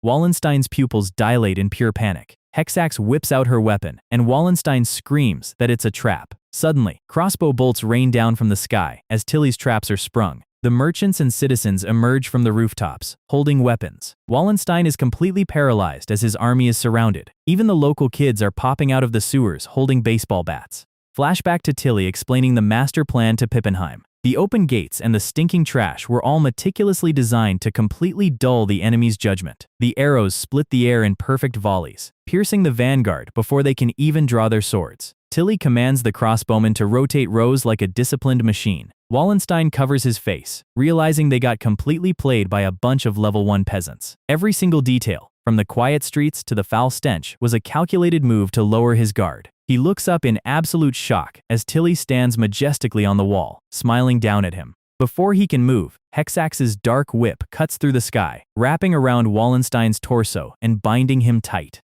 She smiles, asking him if he wants to play some more. Wallenstein screams, flexing his dark mana to completely shatter the whip to pieces. He is absolutely seething about their cheap tricks. Hexax just sighs, looking mock disappointed that her turn is already over, because Tilly leaps down from the wall, swinging his colossal broadsword in a devastating arc. Wallenstein barely dodges the vertical slash, his eyes wide with fear. Tilly pursues him relentlessly, clashing steel and driving him back. The impact sends Wallenstein flying across the cobblestones. He slides to a halt, coughing up dust and gasping for air. He looks up just in time to see a cold, sharp blade stop an inch from his nose. Tilly stands over him like an absolute king. Checkmate. Tilly tells him he already heard rumors about a capable soldier in Pezamut's army, but he is disappointed to see him working as a mercenary for Amunde. Wallenstein's eyes go dark. The author decides to spend several panels on Wallenstein's tragic backstory. He was born into an exceptionally poor family, starving in a dark room. He did whatever dirty things he had to do to climb the social ladder, dancing with nobles and playing their game.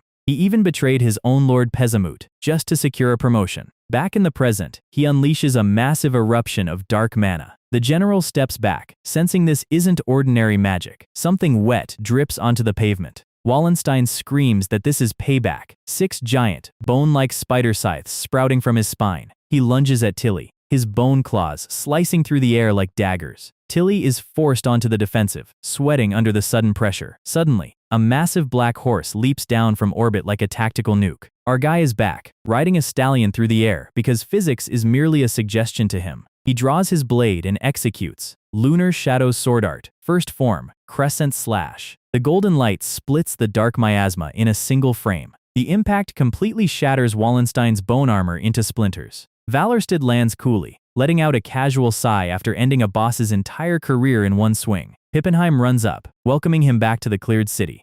Valor looks at Wallenstein's broken, insect-like body on the ground, calling it rather ominous. He spots a silver medallion that fell from the demon's neck. He examines the seal, noting he can't turn this guy into a vampire thrall, but he orders his crew to bind him anyway. Hexax happily wraps him in heavy ropes, smiling like a total sadist while Wallenstein begs for mercy.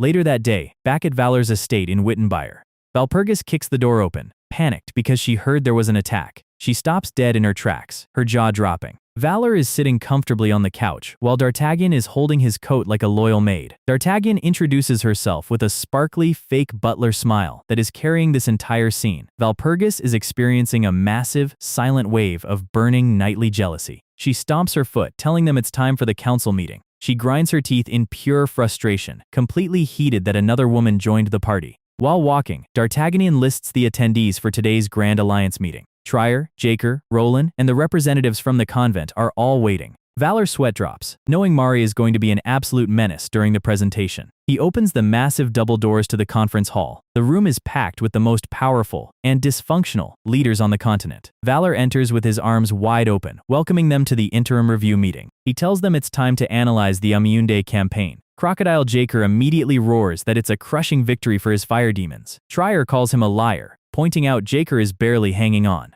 Valor asks the rest of them for their status. Roland explains they are holding Pezamut off, but Amunde's sewer demons keep raiding their logistics. Angela complains that the convent is still struggling to reclaim their lost territory. She grinds her teeth, her aura turning pitch black. If a certain blue-haired gremlin had stayed in her seat, this would have been easy. She squeezes Mari's skull, and Mari just goes meow to escape. Tilly raises his hand, offering a professional military suggestion. He proposes a massive surprise offensive on Pezamut's main army to tip the scales. Valor stops him, sweat dropping. He knows that doing that would violate his quest terms. He flashes back to the massive purple eye of his cosmic sponsor, the Gravekeeper. He tells Tilly that attacking Pezamut would trigger a massive divine penalty, so he has to refuse. Trier asks how he plans to handle Amunde's multiplying numbers if they can't attack. He points out that the water demons are expanding their territory every single second. Mari leaps onto the table, screaming that Trier has no right to question the MC. Angela immediately grabs her by the head again, restoring order. Valor sweat drops, saying it's actually a perfectly reasonable question. He clears his throat, preparing his signature speedrunner bluff. He holds up 3 fingers, smiling like a cinematic villain. I will end this entire war in exactly 3 days. Meanwhile, back at Amunde's swamp stronghold,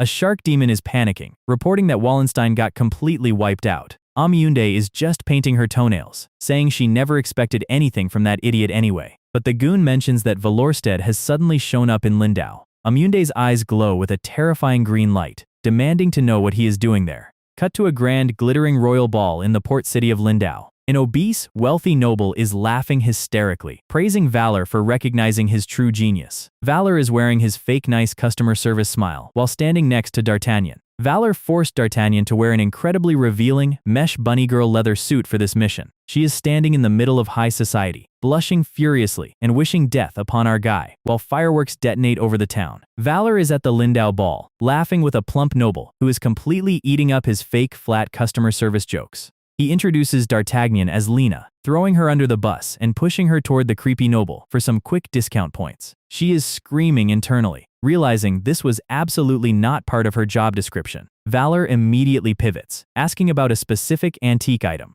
The noble has no idea that the plain-looking mask Valor is holding is actually a cover for a highly coveted golden necklace, an S-rank artifact that grants absolute immunity to petrification. Later that night, the underground masquerade auction begins. Corrupt nobles are bidding on caged slaves, including a quiet pink-haired elf. The bald auctioneer takes the stage, spreading his arms to welcome the high society trash. He starts the bidding on the elf, hyping her up like a rare gacha pull. The nobles start waving their paddles, driving the price up instantly. She is sold for a massive 150,000 florins to a fat aristocrat. The auctioneer prepares to bring out the next item, but a staff member whispers that they have to put up a specific junk item next. He reluctantly presents the wood-carved necklace, calling it a minor craft item. The crowd reacts with dead silence. Nobody wants a dusty wooden necklace. Valor raises his paddle, calmly offering the opening bid of 100,000 florins. He smirks behind his mask, confident that no sane person would ever outbid him for junk. Suddenly, a voice bids 500,000 florins, completely shattering his smug face. It is a cloaked figure sitting in the corner, one of Amayunde's elite blue shark demons.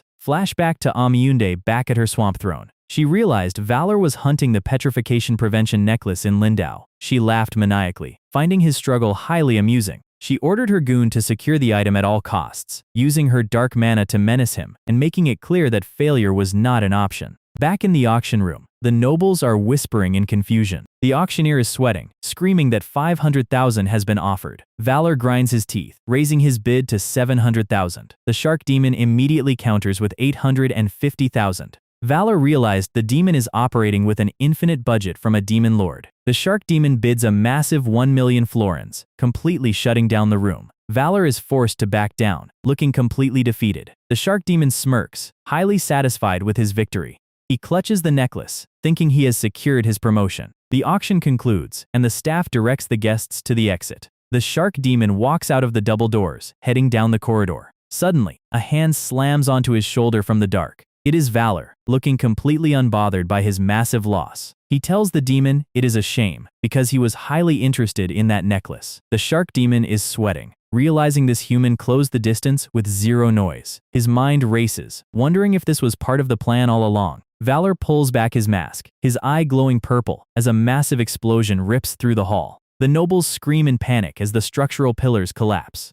D'Artagnan leaps through the smoke, using her S-rank wire traps to bind the guards. Valor stands on the rubble, declaring the start of today's second big event. He raises his hand, summoning a massive squad of undead goblins from the dark. A lovely romantic date with some high-level undead monsters.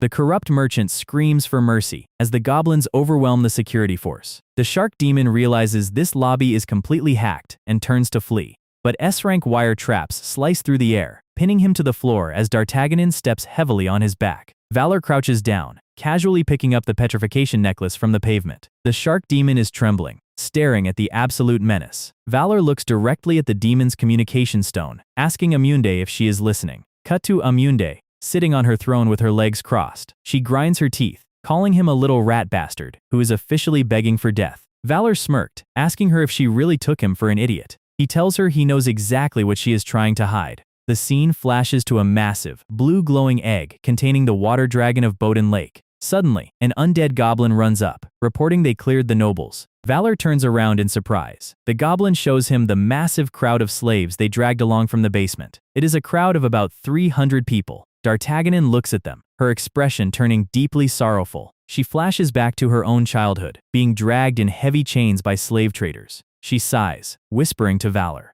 Valor snaps her out of it, asking why she is spacing out during a raid. She blushes, quickly apologizing. She asks him what he plans to do with 300 refugees in a war zone. Valor is silent for a long moment, looking away. We're settling them all in Wittenbayr. He tells her that if they leave them here, they'll just get captured again, so they might as well toss them to Reb's Chalts. D'Artagnan starts snickering, her eyes softening. She smiles warmly, calling him a truly strange and contradictory person. She realizes he's actually a decent guy underneath his toxic gamer persona. Valor orders his undead to escort the 300 refugees safely to the city. D'Artagnan, now back in her neat butler suit, asks if he isn't heading back with them. Valor tells her he has high-level items to farm, reminding her to call him master. She waves goodbye, telling him she'll see him in Wittenbayr. The second she leaves, a massive shadow falls over the plaza. Valor turns around, asking if it's time to start cleaning up the streets. A horde of high-level aquatic demons emerges from the dark alleys of Lindau. Valor stands alone, completely unfazed by the surrounding monsters. He is facing down an entire mob of anglerfish and shark demons. He smirks, noting that the dumber the mobs are, the more they stick together. An angler demon lunges at him, claws raised. Valor dodges to the side with S-rank speed, slamming the demon's head into the pavement with a heavy impact. Two more shark demons charge him, screaming in rage. Valor sidesteps their attacks effortlessly. He summons Ljubljana, the blade glowing with golden light. Lunar Shadow Sword Art. First form variation. Crescent consecutive strikes. A blinding flash of golden energy slices through the entire mob in a microsecond. Valor stands in the dust, his expression completely calm. Suddenly, a colossal pink-scaled sea serpent bursts from the ground behind him. The giant worm demon lunges with its massive maw open. Valor doesn't even flinch. He delivers a clean, horizontal gold slash, slicing the massive beast into perfect halves. Valor mocks them, asking if sending a single worm is really the best they can do. The elite shark general glares at him, his red eyes filled with fury. He yells at his troops to surround the cocky human. "Kill that human bastard!" Valor just raises his hand, preparing his actual build. He snaps his fingers, activating his S-rank necromancy. Purple mist floods the street as his S-rank daywalkers descend from the rooftops. Pippenheim draws his blade, looking incredibly polished. Hexax is laughing maniacally, excited about getting 300 new monster toys. The shark demons freeze in terror, realizing they are no longer the ones doing the hunting. Valor's eyes turn blood red as he gives a single, cold command. Finish them. The daywalkers blitz through the monster horde, cutting down everything in their path. Valor is already walking away, casually dusting off his cloak. He notes that he should slip out before the main army arrives, as he has a dragon to find. A shark demon tries to sneak up on him, screaming, but Pippenheim instantly runs it through, waving Valor off and telling him to leave this to them. Valor arrives at the crystal cave of Lindau, finding the entrance. He complains about the randomized procedural layout, calling out the developer's lazy level design. He walks past a gallery of petrified human statues, noting Amunde has a highly specific taste for collecting middle-aged old men. He reaches the center of the chamber, his eyes widening. A colossal blue glowing dragon is encased in a giant crystal egg, the water dragon of Bowden Lake. Valor reaches out his hand to touch the seal, wanting to speedrun the unsealing before Amunde shows up. Suddenly, a massive explosion detonates on the ceiling, rocks and ice crashing down. Valor leaps back, dodging the cave-in. The smoke clears to reveal Amunde herself, standing majestically with a cold smile. She is holding a bloodied, beaten Pippenheim by his hair. There you are, rat. The viewer is left wondering how valorsted will survive against a demon lord with his strongest bodyguard held hostage. Amunde stands over our guy, holding his main bodyguard like a trophy. Valor catches the battered Pippenheim as she tosses him aside like trash. He looks down, his gold eyes turning incredibly cold. Amunde smiles, mocking Pippenheim's loyalty and his tracking skills. Valor gently lays his loyal thrall down on the cold stone. Then he looks up, his face twisted into a terrifying toxic grin. At least he didn't run straight to his execution like you just did. That instantly triggers her. Dark mana flares around her. Her legs fuse together, forming a massive, scaled aquatic tail. She shifts into her true boss form, hovering above the wet ground. And we are officially locking in for the final round of the Lindau campaign. Valor doesn't wait. He charges, drawing Ljubljana. Amunde raises her hand, summoning high-density water spheres. They launch like a barrage of supersonic heavy artillery. Valor shifts his stance, channeling his high-speed movement style. Lunar Shadow Sword Art. Chain Crescent Slash. The golden slash splits the dark projectiles right down the middle, but her giant tail slams into him like a runaway freight train. Valor crashes hard, sliding across the rocks and coughing up blood. She looks down at him, laughing at his pathetic mortal fragility. Our guy just wipes his mouth, his eyes locked on her movement. He sees the opening. He moves. Lunar Shadow Style. Dark Moon. A circular golden ring of light cuts through the darkness, slicing deep into her scaled waist. A clean, high-tier hit that should have ended a normal boss, but she ignores the pain and punches him straight into the dirt. Then her massive tail descends, pinning him to the ground. She smiles, telling him his desperate struggle was completely useless. Valor is broken, pinned in the rubble with his health bar in the red. She prepares her execution spell, aiming a massive water spear at his head. The spear fires, tearing through the cave floor. The entire chamber collapses in a violent cloud of dust and debris. But instead of a death screen, the entire world suddenly loses color. Massive, dark purple tentacles emerge from the void, catching Valor. A pair of glowing yellow eyes opens in the absolute darkness. He is suspended in the air, completely wrapped in the heavy grip. Valor looks up, sweating as the temperature in the room drops to 0. A single high heel steps onto the water's surface, rippling the dark. The shadow parts to reveal a giant maw filled with galaxies and fangs, and walking out of the rift is the boiling abyss herself. Shubi's S-Rank Cosmic Sponsor. the Grand Lord of Darkness. She looks at him, calling him a surprisingly durable little mortal. Valor's gamer brain instantly starts analyzing the situation. Why is she talking? If she wanted him dead, she would have swiped. Wait a minute, he says, letting out a bloody laugh. Why would a cosmic god waste time talking to a spec like me? He remembers the system tutorials, the branching paths, the strange ways this game has been keeping him alive, the croucher in the grave, the GM AI, all of them watching. They aren't trying to kill him, they're betting on him. He grins, asking her what exactly the gods want him to show them. She smirks, looking down at her fellow cosmic observers. She likes his style. He's the perfect wildcard for their entertainment. Suddenly, a massive spike of raw dark energy pierces his chest. She steps closer, her heels clicking against the silent void. She pulls him into a deep, dark kiss, flooding his system with power. I hope you won't bore me, she whispers, vanishing into the dark. Valor hits the stone floor, his boots glowing with golden light. A massive pillar of divine and dark mana erupts from his body. The system screen goes absolutely wild, stats exploding, and a massive red warning flashes across his vision. Insufficient mana, substituting life force, lunar shadow, final form. Amunde screams, refusing to accept that a mortal is defying her. She charges, her claws bared for a desperate final strike. Valor raises Ljubljana, the golden blade burning with blinding heat. A single, vertical golden line splits the entire cave system, and the swamp empress's final attack is sliced into absolute nothingness. Amunde's body begins to shatter, crystallizing into water fragments. Even as she dies, she laughs, telling him his home is already burning. My army has already reached Wittenbyre. You've lost everything. She shatters into dust. Valor is left standing in the ruins. He needs to get back. He needs to contact General Tilly immediately. His vision starts to fail as the life force drain takes its toll. Up in the cosmic lounge, Aquila sighs, looking at her screen. She tells the abyss to stop playing favorites with their toy. The chains wrapping the earth tighten, glowing with ominous heat. Meanwhile, in a completely different tavern, we have a crisis. Odgash's daughter is currently single-handedly devouring a pile of fried chicken. Her green slime advisor is sweating, trying to explain the war situation. The armies of Pezamut and Roland are currently tearing the region apart. Right on cue, their heavy armored vanguard, Zaguro, walks in. The metal helmet pops open to reveal a very cute, very sweating girl. She climbs out of the massive suit, exhausted from patrolling. She looks around, trying to find her share of the supplies. She reports that Wittenbyre is safe, showing the demon army got flattened. But more importantly, where is my lunch? Margareta holds up an empty plate, letting out a satisfied burp. Zaguro's face goes completely blank. She is surrounded by idiots. Back with our guy, he's currently floating in a peaceful dream. He sits up fast, realizing he's in a massive, luxurious bedroom. Sitting right next to him is a girl with purple hair and antlers. I am Benevolentia Genetrix, the water dragon you rescued. Valor just stares at her, completely speechless. He realizes she's another legendary dragon turned into a cute anime girl. She leans in close, telling him to just call her Jenny. Our guy is blushing, sweating, and trying to find the exit. The door flies open, interrupting the high-tier awkwardness. Jenny pouts, highly annoyed by the terrible timing. A familiar voice laughs, saying the kid has finally grown up. Valor's eyes go wide. He recognizes that rugged face. It's Rudd, the veteran hunter who mentored him in Chapter 3. Rudd explains he was one of the petrified statues in the cave. Jenny rescued him along with Valor, purifying the curse. Valor immediately panics, asking about the siege at Wittenbyre. Rudd just smiles, saying Tilly's coalition completely annihilated the demon vanguard.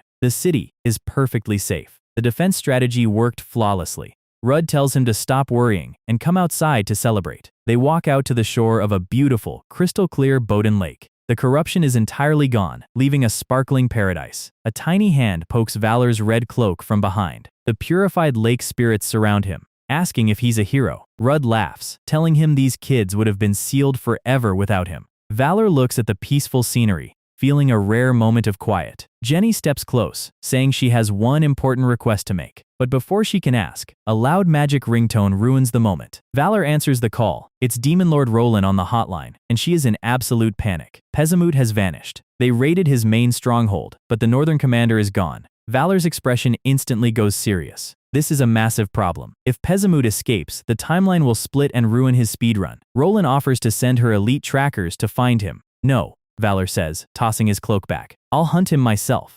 Cut to the dark forest, where Pezamut is riding a horse in terror. He's realizing he was set up by Amunde from the start. Suddenly, a massive physical impact throws him off his mount. He crashes into the dirt, clutching his broken armor. A giant blood-red moon rises through the bare branches. The trees are covered in hundreds of glowing crimson eyes. Pezamut looks up, screaming to his cosmic sponsor for mercy. But the croucher in the grave has zero patience for losers. Massive shadow claws emerge from the red pit, grabbing his limbs. The voice rumbles, declaring his contract permanently terminated. Pezamut is dragged down into the bloody, swirling darkness. If he dies here, his guardian soul will break another seal. Suddenly, a hand reaches into the pit, grabbing Pezamut's collar. The demon looks up, shocked to see his mortal enemy holding him. Valor is dangling from the sky, held by a flying, grinning hexax. He looks straight into the dark void and yells, "Let's make a deal, Gravekeeper!" Our guy is dangling over a pit of pure darkness, holding on to a demon boss. The dark void beneath them is writhing with glowing red eyes. The Gravekeeper is ready to delete Pezamut from the server permanent style. But Valor has zero intention of letting high-tier assets go to waste. A massive spectral wolf emerges from the shadow, telling Valor to back off. Our guy just grins, calling the terrifying warlord recyclable garbage. The Gravekeeper's owl avatar reminds Valor that Pezamut is a useless failure. But valorsted has a business proposal. Even trash has value if you recycle it. The wolves growl, pointing out that Valor is also running out of time. A whole gallery of forest animals gathers around, chanting loser in unison. Valor finally loses his patience. He yells at the cosmic deity, pointing out his literal shelves of petrified bosses. "I have serious pull in the material realm. Keep messing with me, and your business here is cooked." The Gravekeeper actually pauses, flashing back to Valor's absolute menace runs. He realizes this crazy mortal actually has a point. "Fine," the wolf rumbles. "Mark my words, mortal." The red pit fades, releasing Pezamut onto the forest floor. Valor instantly pushes his luck, demanding more free items for his trouble. He points to his petrified collection. "Look at my portfolio. I'm a safe investment." The Gravekeeper agrees, but drops a 3-month deadline to catch his next target. Valor's mind is already on his next summon. "Great, now hurry up and give me my gotcha pull." The spectral wolf's eyes flash with blinding light. A massive army of blue phantom spirits of ancient heroes appears in the woods. "Take one," the Gravekeeper says. "They were all legendary back in their day." Valor scans the crowd, and his eyes stop on a specific female knight spirit. He stammers, "Valpurgis?" because the resemblance is uncanny. The Gravekeeper quickly seals her into a gold mirror relic before Valor can ask questions. The mirror floats into Valor's hand, glowing with high-density mana. "Keep your promise," the owl screeches, flying back into the canopy. Pezamut is left screaming on the ground as the Gravekeeper's dark magic remodels his code. The forest goes completely silent. Valor yells into the night sky, but the cosmic sponsor has already logged off. Cut to Grossglockner. The mining operations are running 24/7. Shubi is standing there, looking highly annoyed while an orc butler holds a giant leaf over her head. Valor runs up like a golden retriever, shouting, "Shubi, did you miss me?" She responds by punching him directly into the stone ground. He's face down in a crater, but still gives a thumbs up to the miners. He gets up, explaining that he asked Roland to redevelop their base. "That's why you've been single for thousands of years," he teases. To show off his new strength, Valor activates his upgraded daywalker slot. Prince Philip summons in a flash of purple lightning, looking incredibly lethal. Valor smiles. "Your manners still haven't changed, Philip." Valor draws his sword, suggesting a quick sparring match to test his stats. Philip looks ready to commit treason on the spot. "Don't get cocky, you obnoxious brat." But before the sparks can fly, Shubi steps between them with a scary glare. Philip instantly backs down, muttering that he'll go easy on Valor, just for today. "Anyway," Valor says, "I brought someone to introduce to the team." He waves his hand toward the shadows. "Hey, come here." Shubi crosses her arms, demanding to know who this stranger is. A very embarrassed voluptuous wolf demon girl slinks out. Valor points to her. "This is our new undead production unit, Pezamut." Philip and Shubi's brains completely short-circuit. Shubi grabs him by the collar, demanding to know what kind of curse he just unleashed. Valor explains that the scale of war is expanding, and they need a high-tier army. Wolf girl Pezamut looks away, highly uncomfortable with her new model. She mumbles that her powers are heavily nerfed, so she needs assistance. Valor looks at her with the most deadpan, unimpressed face ever drawn. "Fine, losermut. Let me summon some old acquaintances." He snaps his fingers, and dark purple mist rises from the dirt. The 5 Havel Forest witches emerge from the dark, fully resurrected. Hejaz smiles, looking at their new dark commander. Pezamut's face lights up. She's instantly thrilled to have friends to chat about makeup with. Valor just sighs, realizing his dark military faction is turning into a slice-of-life anime. "Well, since we're restructuring, this place needs a cooler name." He calls out to the entire monster horde. As of today, Grossglockner is officially rebranded. It shall be called Morse Solar, the Undead City. The goblins go wild. And with that, the Southwestern campaign is officially stamped and cleared. The Emperor delivers a grand speech from his throne. The entire royal court is watching as Valorsted kneels before the crown. For his legendary exploits, our guy is officially promoted to Count. Later that night, the Grand Victory Ball is in full swing. Dame Valpurgis walks up, wearing a stunning black dress and masquerade mask. Valor rubs his neck, blushing slightly at her compliments. Suddenly, the golden mirror relic beneath his shirt begins to vibrate. He tries to play it cool, but the rest of his harem is already spawning in. A very angry voice echoes from behind. Kalian crashes the party in her formal gown, absolutely furious that he ignored her calls. "Do you no longer need me?" she yells, grabbing her chest. Before Valor can explain, D'Artagnan steps in, blocking her path. "I am D'Artagnan, and I have come to serve the Count." Valor looks like he's about to fake a medical emergency to escape. Then Demon Lord Roland slides up, wrapping a teasing arm around his shoulder. "A popular man is a sinful man. Isn't that right, Count?" She whispers that Pezamut's remnants are cleared, but asks about that girl. Valor sweat drops, flashing back to his new goth wolf subordinate. "I'll explain later." He suggests transferring Pezamut's vacant lands directly to Kalian. Roland smiles warmly, agreeing that the young ice princess deserves proper treatment. But then she gets dangerously close, her eyes glowing with playful mischief. "Why don't the two of us just get it over with?" She pulls him into a passionate hug right in front of the entire ball. Valor freeze frames, realizing his survival rate has just dropped to 0%. Kaliani's veins are popping in absolute fury. D'Artagnan is glaring, and Valpurgis literally shatters her wineglass in her hand. The localized blizzard of female jealousy is about to incinerate the room. Right on cue, a generic imperial knight runs up. "His Majesty is looking for you, Count." Valor flees instantly. "Thank God, my life is saved." The knight leads him down a quiet, dimly lit corridor. He opens the double doors to the private royal study. Valor bows, expecting to see the Emperor at his desk. Instead, the old white-haired, blindfolded advisor turns around. "I heard from Schwarze-Teufel that you needed some assistance." Valor's mind flashes back to Shubi's smug dragon face. The air in the room suddenly becomes heavy as gravity. The advisor's blindfold slips, revealing glowing, pure blue draconic eyes. Valorsted realizes the absolute scale of this plot twist. This old man is an ancient dragon in human form. "You're quick on the uptake," the old man smiles, taking a step forward. He explains he set up the Count title because he enjoys this stable present. He shows a vision of Amiunde's past terror. "By taking out that nuisance, you kept the Empire united. Such evil was necessary." Valorsted realizes this dragon has been playing SimCity with humanity for centuries. "I have high expectations for you," the dragon says, patting his shoulder. "Someone moderately righteous, who makes me money nicely. That's the person I need." Valor walks out of the study, letting out a massive breath of relief. "Shubi, just what kind of monsters are you connected to?" He decides to head straight to his room before another girl spawns. Valor. Dame Valpurgis is waiting for him, wearing her gorgeous light blue ball gown. Valor's tough guy gamer persona instantly melts.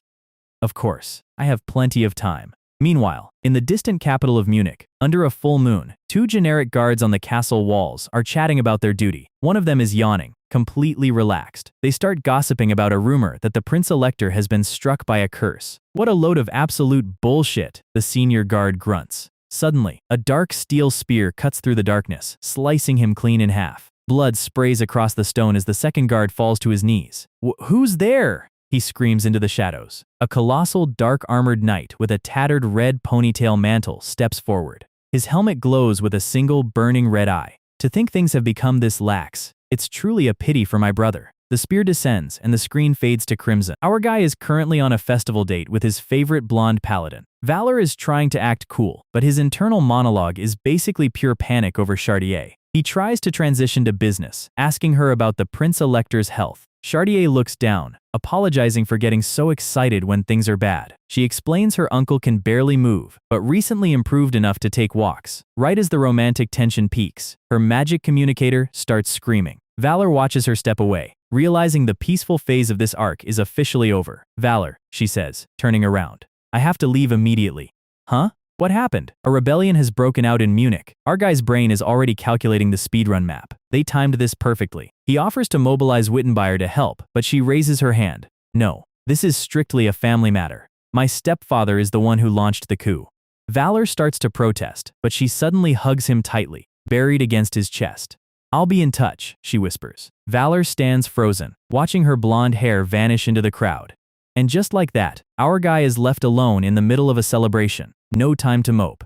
He summons Pippenheim. Contact Reeb's Chaltz immediately. Every second counts. A smug, highly irritating voice echoes from the shadows. How hasty. Suddenly, a swarm of green moths floods the festival street. The Prince Elector of Saxon steps out of the crowd. The local NPCs are literally clapping, thinking it's a street magic show. Valor's eyes go sharp. He tells Pippenheim to stand by. Don't be so guarded, Saxon smiles. I just wanted to chat. Valor tells him he's busy, but Saxon drops a line about the real mastermind in Munich. Valor doesn't hesitate. He activates his SS rank skill, Empire Agitation. The skill completely fails. The skill didn't work? Saxon, you seem quite excited yourself. Let's take this conversation somewhere private. The space distorts, dragging valorsted away. They land in a dark, dead forest outside the Imperial borders. Saxon lists Valor's achievements. You took Wittenbeyer, made allies, defeated 2 demon kings. My master wishes to have a private meeting with you. Valor. If it's the Emperor, I've already seen him. Saxon sneers. To think you would compare the master to such a lowly being. The air turns green and heavy. Valor slides into a defensive stance. Saxon's skin cracks, transforming into a colossal, terrifying moth. Title card. Unranked Demon King. Cry Kai's. Sponsored by the Ineffable Darkness. Valor realizes this is one of the 3 Grand Lords of Darkness, ruling the Triumvirate. Cry Kai's offers a deal. Pledge your service to the Ineffable Darkness. Do so, and I will reveal the secret curse of the Bayern bloodline. Aren't you curious about the secret of the woman you love? Valor smiles, playing along. Right, that actually sounds a bit interesting. Exactly. Cast aside that gravekeeper nonsense. Valorsted leaps, swinging Ljubljana in a blinding golden flash. I'll make you beg just to be allowed to speak. The golden blade meets the moth's dark shield. Valor is thrown back, his boots dragging in the dirt. He tries to summon his daywalkers. Arise, noble kin of the blood. Nothing happens. The pocket dimension has completely cut him off. Cry Kaisi buzzes his wings, launching a swarm of toxic insects. Valor is forced to dodge, the swarm tearing up the ground around him. It's useless, the moth laughs. This space is completely isolated. Damn it, I can't break this barrier on my own. The swarm converges on him for the final strike. Our guy grits his teeth, preparing for the hit, but the golden mirror around his neck suddenly explodes with light. The seal on the gravekeeper's relic completely shatters.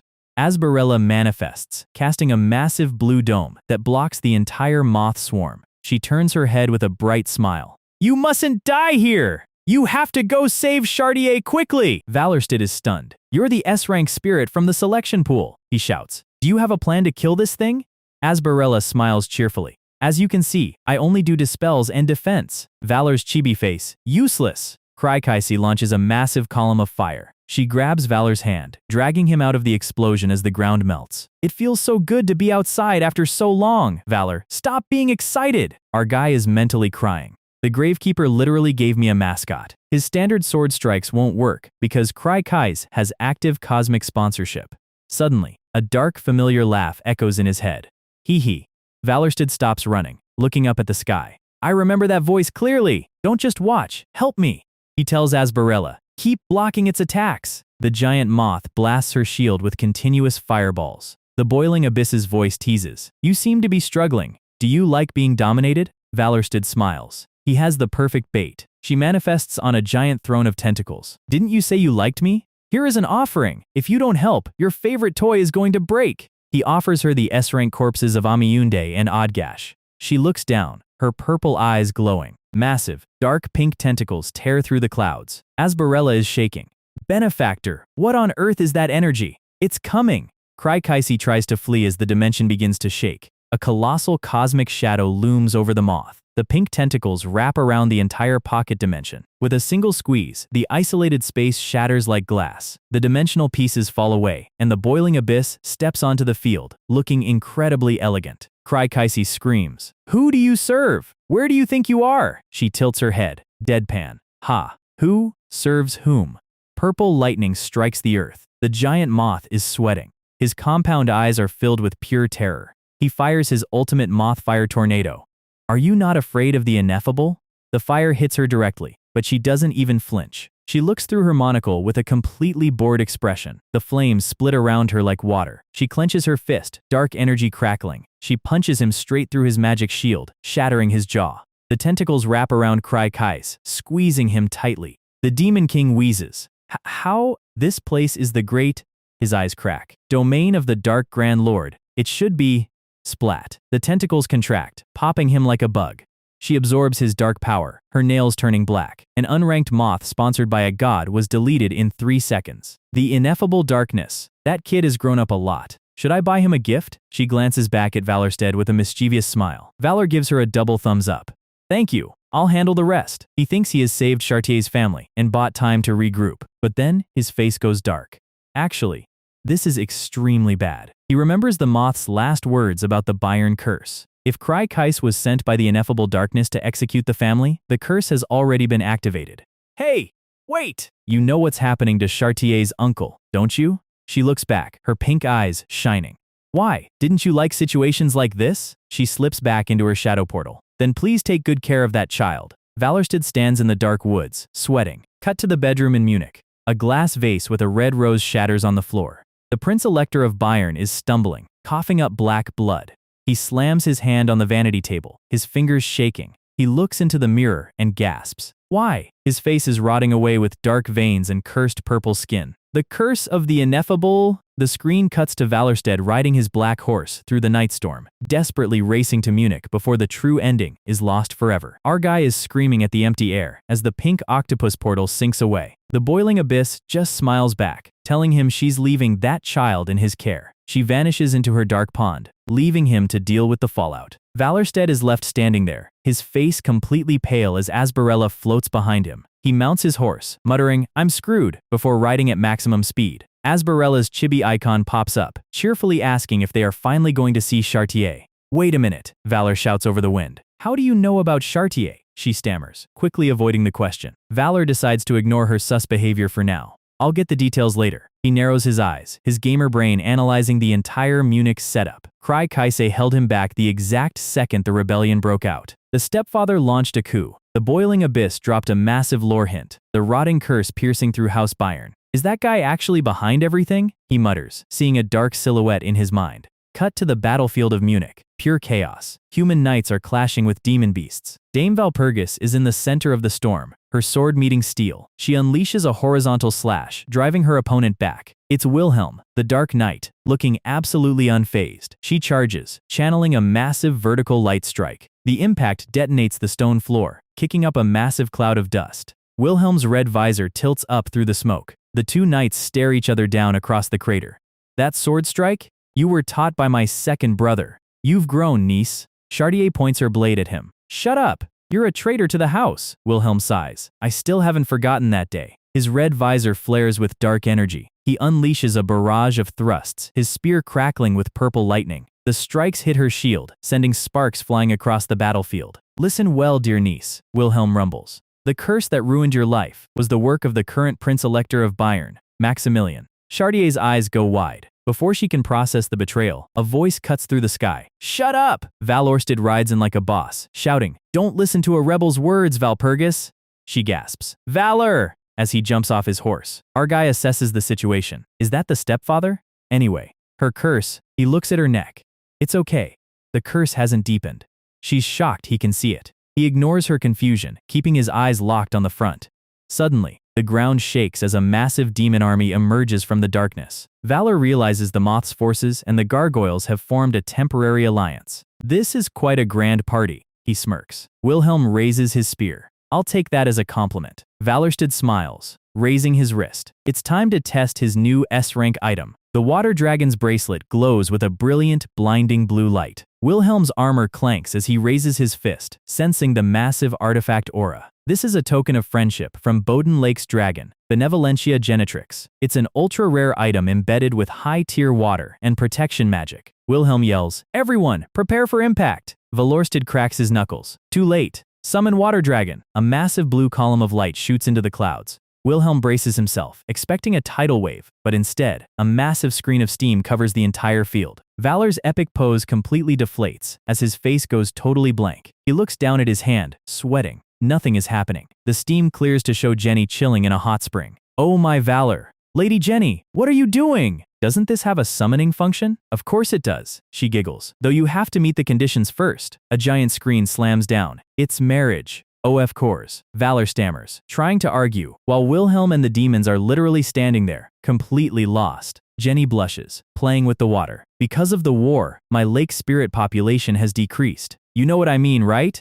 Chibi Jenny is resting on Valor's head, looking smug. Valor looks back at Chartier's helmet, sweating bullets. I already have a lover, he screams. Jenny just smiles. Heh, I don't mind if I'm not the first wife. Valorsted's face goes completely red. The game devs really put a romance route check in a raid boss. Wilhelm finally loses his patience. Maintain combat readiness! Valorsted grits his teeth, looking at his ring. He has no choice. Summon. Water Dragon! A giant, ancient water magic circle glows beneath his feet. A colossal water tornado blasts into the sky, vaporizing the surrounding demon beasts. Jenny emerges from the water column, smiling beautifully. I've answered your call. My husband. The summon circle flares, covering the entire valley in a blue light. The ancient magic runes expand beneath the demon army's feet. The colossal water tornado spins, pulling hundreds of gargoyles into its vortex. The water pressure completely obliterates the vanguard in a single second. Jenny floats in the center, manipulating the torrent like a puppet master. A flying demon lunges at her, but gets instantly frozen mid-air. With a single gesture, she sends a massive wave of ice slashes across the valley. Wilhelm struggles to keep his stance. All troops, stay in formation! Jenny dances through the water droplets, looking absolutely gorgeous. Close up on her beautiful blue eyes. The water crashes, freezing and shattering the entire demon army into glittering dust. That was underwhelming, she sighs, wiping a droplet off her cheek. Valorsted is completely speechless. This power is absolutely absurd. Jenny smiles, giving him a wink. It's all finished, darling. The field is covered in frozen demon statues. The battle is cleared. Wilhelm stands in the rubble, clutching his spear. That was quite a blow. His spear tip flares with dark purple lightning. He launches a final desperate purple lightning bolt at Jenny. The strike hits her barrier, shattering into harmless sparks. You're persistent, aren't you? She snaps her fingers. A magic circle binds Wilhelm's feet to the stone. A giant water column engulfs him. Close up on her calm eye. The water explodes, but Valorsted's gold eyes catch a shadow slipping away. Chartier raises her sword, but the target is gone. The water column settles, leaving only wet stones. He escaped! Valorsted runs to her. Valpurgis, are you all right? Valor! He checks her face, concerned. Did her curse scar deepen? No, the scar remains the same. Thank goodness. Valorsted sighs in relief. Chartier is finally safe. Asbarella's phantom cheers in his mind. Valor. Be quiet, Asbarella, but I'm so happy. Chartier tilts her helmet, confused. Valor, where did you hear that name? Valorsted sweats, realizing he just shouted his secret spirit's name. I can't say I bought her in gacha. I heard it from an acquaintance. Is it a name you know? Chartier's voice trembles. It's my mother's name. Valor's face goes completely blank. WHAT. He flashes back to Asbarella's cheerful, useless face, his jaw dropping in absolute shock. They arrive at Bayern Castle, the majestic noble towers shining under the moon. Valor walks inside, screaming internally. Why didn't you tell me until now? Asbarella, you never asked. Chartier thinks he's talking to her and blushes. I'm sorry, Valor. Asbarella laughs. Take care of my daughter. Benefactor Chartier holds his arm. Thanks to you, we avoided major damage. My uncle will grant you a reward. She blushes deeper. Perhaps, talk of an engagement might come up. Valor's mind instantly projects Chartier in a wedding dress, his face turning into a cartoonish grin. Asbarella's phantom pouts. Oh my, I haven't given permission yet. Valor, mother-in-law. Valor turns serious, focusing on his spirit. If you are her mother, what do you know about the rebellion? Asbarella's tone goes cold. 17 years ago, a brutal rebellion broke out in House Bayern. It was a coup to seize the position of Prince Elector. A mysterious dark force was involved, leaving the castle in ruins. And the mastermind behind that cruel uprising was Wilhelm. The mysterious force, it must be the ineffable darkness. The puzzle pieces are clicking. Wait, I didn't feel any dark curse from Wilhelm yesterday. Asbarella points out that special armor can easily conceal dark mana. No wonder he was fully wrapped up. Valor thinks back to his system knowledge. This info wasn't in the Seven Demons Gospel. What is the Elector hiding? Chartier stops at a grand wooden door. He hasn't been feeling well, so he stays in his room. Valorsted asks, aren't you coming in, Chartier? She looks down, clutching her chest, looking incredibly conflicted. She's remembering Wilhelm's words. The curse that ruined your life was Maximilian's doing. I'm fine, she says quietly. We'll talk when it's over. Valorsted watches her walk away, his expression turning sharp. Somehow, I feel a terrible sense of unease. He opens the door. Ominous, dark purple flames swirl inside. A massive, corrupted silhouette stands in the center of the dark chamber. You've come. A raspy voice echoes. Valorsted's eyes go wide. The Prince Elector's skin is completely covered in rotting black scales. Asbirella's phantom is sweating, looking at the mutated noble. I was mistaken about the past. Maximilian stands before valorsted, looking like a literal demon monster. Cut back to the dark demon castle under a red sky. The massive iron doors of the throne room are shattered. Wilhelm is kneeling on the floor, holding his bleeding, heavily injured shoulder. A colossal demon lord looks down at him from the dark throne. How pathetic, Wilhelm. Wilhelm tilts his iron visor up, breathing heavily. An unexpected guest appeared. Surely you can understand, Lord Farza. The massive, clawed foot of the demon lord taps the stone steps. The figure stands, revealing a muscular body, gray hair, and curved black horns. I suppose so. That insignificant Bayern? I shall trample them. Title card. Farza, 7th rank demon king of the dark skies. We start things off with Abbess Mari acting like a proud grandma over a magic FaceTime call. Chartier decides to skip the pleasantries and ask about the giant, cursed elephant in the room, her scar. She claims she's just curious, but we all know she's trying to figure out if her family tree is a circle. Mari drops some lore about the massive internal civil war that went down in House Bayern when Chartier was a baby. Apparently, someone in the family decided that regular holy magic wasn't edgy enough and went shopping in the dark mana section. Chartier realizes this matches the sketchy stories her stepfather used to tell her before he tried to kill her. Meanwhile, back in the present, our guy Valor is standing face to face with Maximilian, the Elector of Bayern.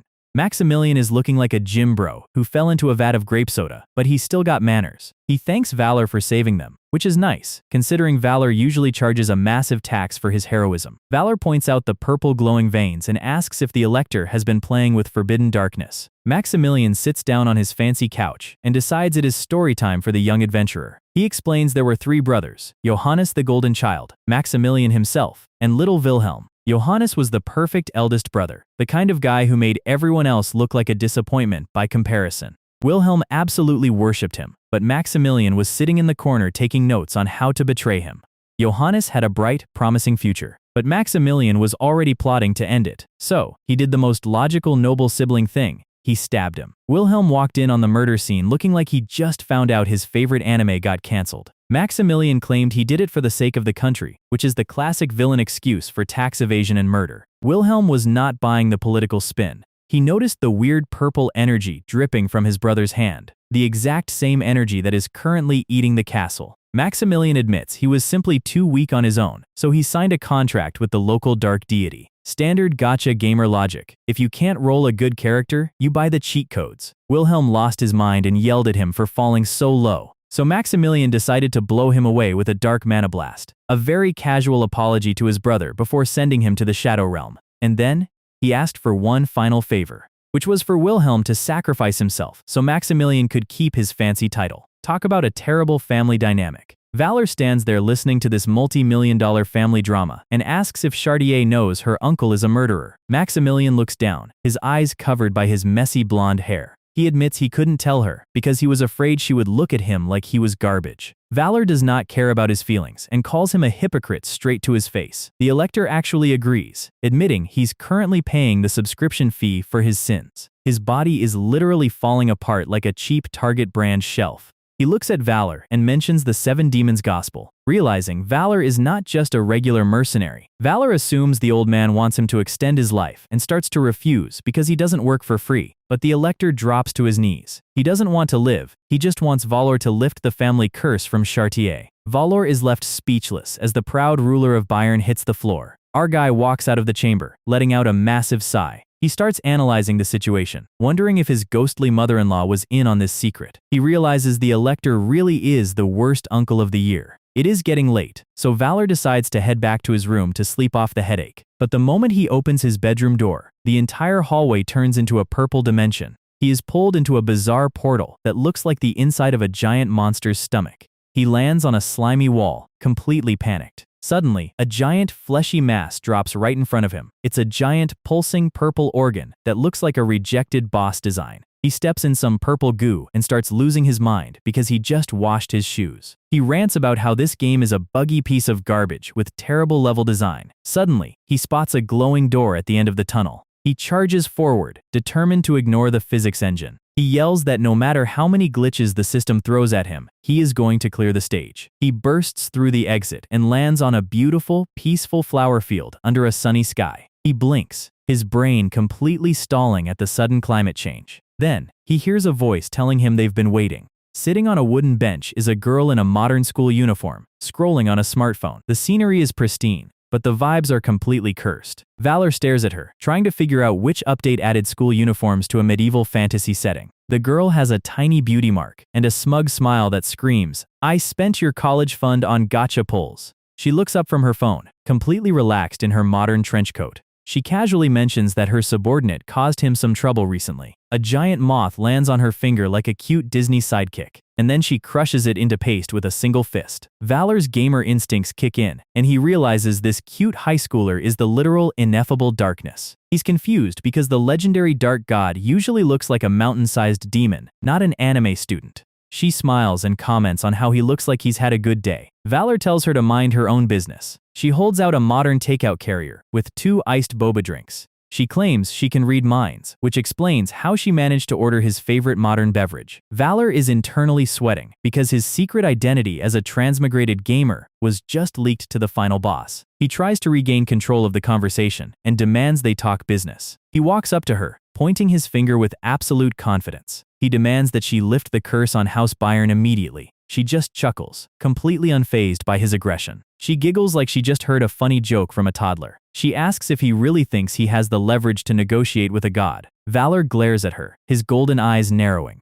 She asks if he genuinely thinks he is special. The wind whips through her long black hair as she stands up from the bench, looking down at him. Valor clenches his teeth, his patience officially hitting 0. He yells at her to stop talking in riddles and give him a straight answer. She ignores his anger and mentions that the Elector of Bayern was actually quite cute. She waves her hand and decides she's feeling generous enough to grant his request, but she warns him that a trade requires both sides to give up something. Valor is surprised by how easy it was, which usually means the catch is going to be terrible. The modern boba tea is left sitting on the flowers as the atmosphere shifts. The sky turns a deep, bloody red and a crescent eclipse appears behind her. She tells him her condition: he must completely abandon his contract with the gravekeeper. She claims she is a much better sponsor anyway. She gets uncomfortably close to his face, her dark eyes staring directly into his soul. The black sun glows with terrifying cosmic energy. She whispers for him to throw his current class away and join her team. Valor stays silent, looking down like he's actually considering the offer. She smiles, thinking she just secured a brand new high-tier player for her guild. Valor looks up and asks if the strongest of the 3 Grand Lords is seriously begging for his attention. He lets out a smug chuckle. He raises his hand and casually pushes her away, and then he flips her off, telling her to beat it. He asks if she's a spoiled toddler who expects to get every toy she sees. He lectures the literal god of darkness on how real life works, telling her she needs to actually work for her goals. She stands there, completely shocked by his absolute audacity. Her cheeks puff up as she processes the fact that she just got lectured by a mortal. Then, she bursts into hysterical laughter, claiming he is the most entertaining human she's ever met. She checks her phone and notes that their connection time is running out. She waves goodbye, telling him to enjoy the hurdles she's prepared for him. Valor suddenly snaps back into his dark room, gasping for air. He rants about how all these cosmic gods are annoying backseaters. Suddenly, his spirit mother-in-law, Asbarella, pops out of his necklace crying tears of joy. She was worried he was about to get dragged into another divine custody battle. Valor sits on his bed, realizing they have no time to rest. He has to focus on the next move before the dark faction updates the game again. We see a brief image of the ineffable darkness, smiling with her phone, plotting her next move. The next morning, we see a luxury carriage arriving outside the Grand Cathedral. Valor is sleeping peacefully, drooling and dreaming about punching gods. Suddenly, a massive crash wakes him up, making him jump out of his sheets. He complains about the early morning noise, wondering if the church is running a festival. He looks out the window and spots a golden carriage. He recognizes it as the carriage belonging to Prince Elector Saxon. Suddenly, Chartier bursts into his room wearing a very thin white nightgown. Valor turns around, completely flustered by her lack of armor. Chartier blushes, looking down nervously. She drops a bombshell. Saxon just sent an official marriage proposal for her hand. And in the background, our chibi ghost mother-in-law goes absolutely feral. Munich Castle is currently holding a court session, and the Elector of Bayern has to listen to a masked diplomat propose a strategic wedding alliance. This guy is a messenger from the Duchy of Saxon, and the advisor is about to lose his mind before the Elector shuts him down. Our guy Valor is just chilling in the back, watching the political drama unfold. The messenger claims this marriage is crucial for keeping their alliance afloat. They basically want to lock Chartier into a contract with their duke, Nider Saxon. Valor realizes the enemy is trying to pull off a classic corporate hostile takeover. He instantly flashes back to his chat with the goth schoolgirl, representing the ultimate darkness. He knows the dark gods are plotting something behind the scenes, which means this wedding is a trap. Chartier is standing on the red carpet in her full knight armor, looking like she'd rather fight a giant acid demon than deal with this. She is sweating bullets because political marriages are the absolute worst. Valor casually walks up behind the messenger, putting a finger to his lips to tell her to sit back and let the professional liar handle this. Chartier blushes instantly, which is her default state whenever our guy does literally anything. She musters up her courage and tells her uncle she wants to choose her own partner. The elector sits on his fancy throne, looking majestic, and admits he agrees with her, but then he drops the classic politician excuse.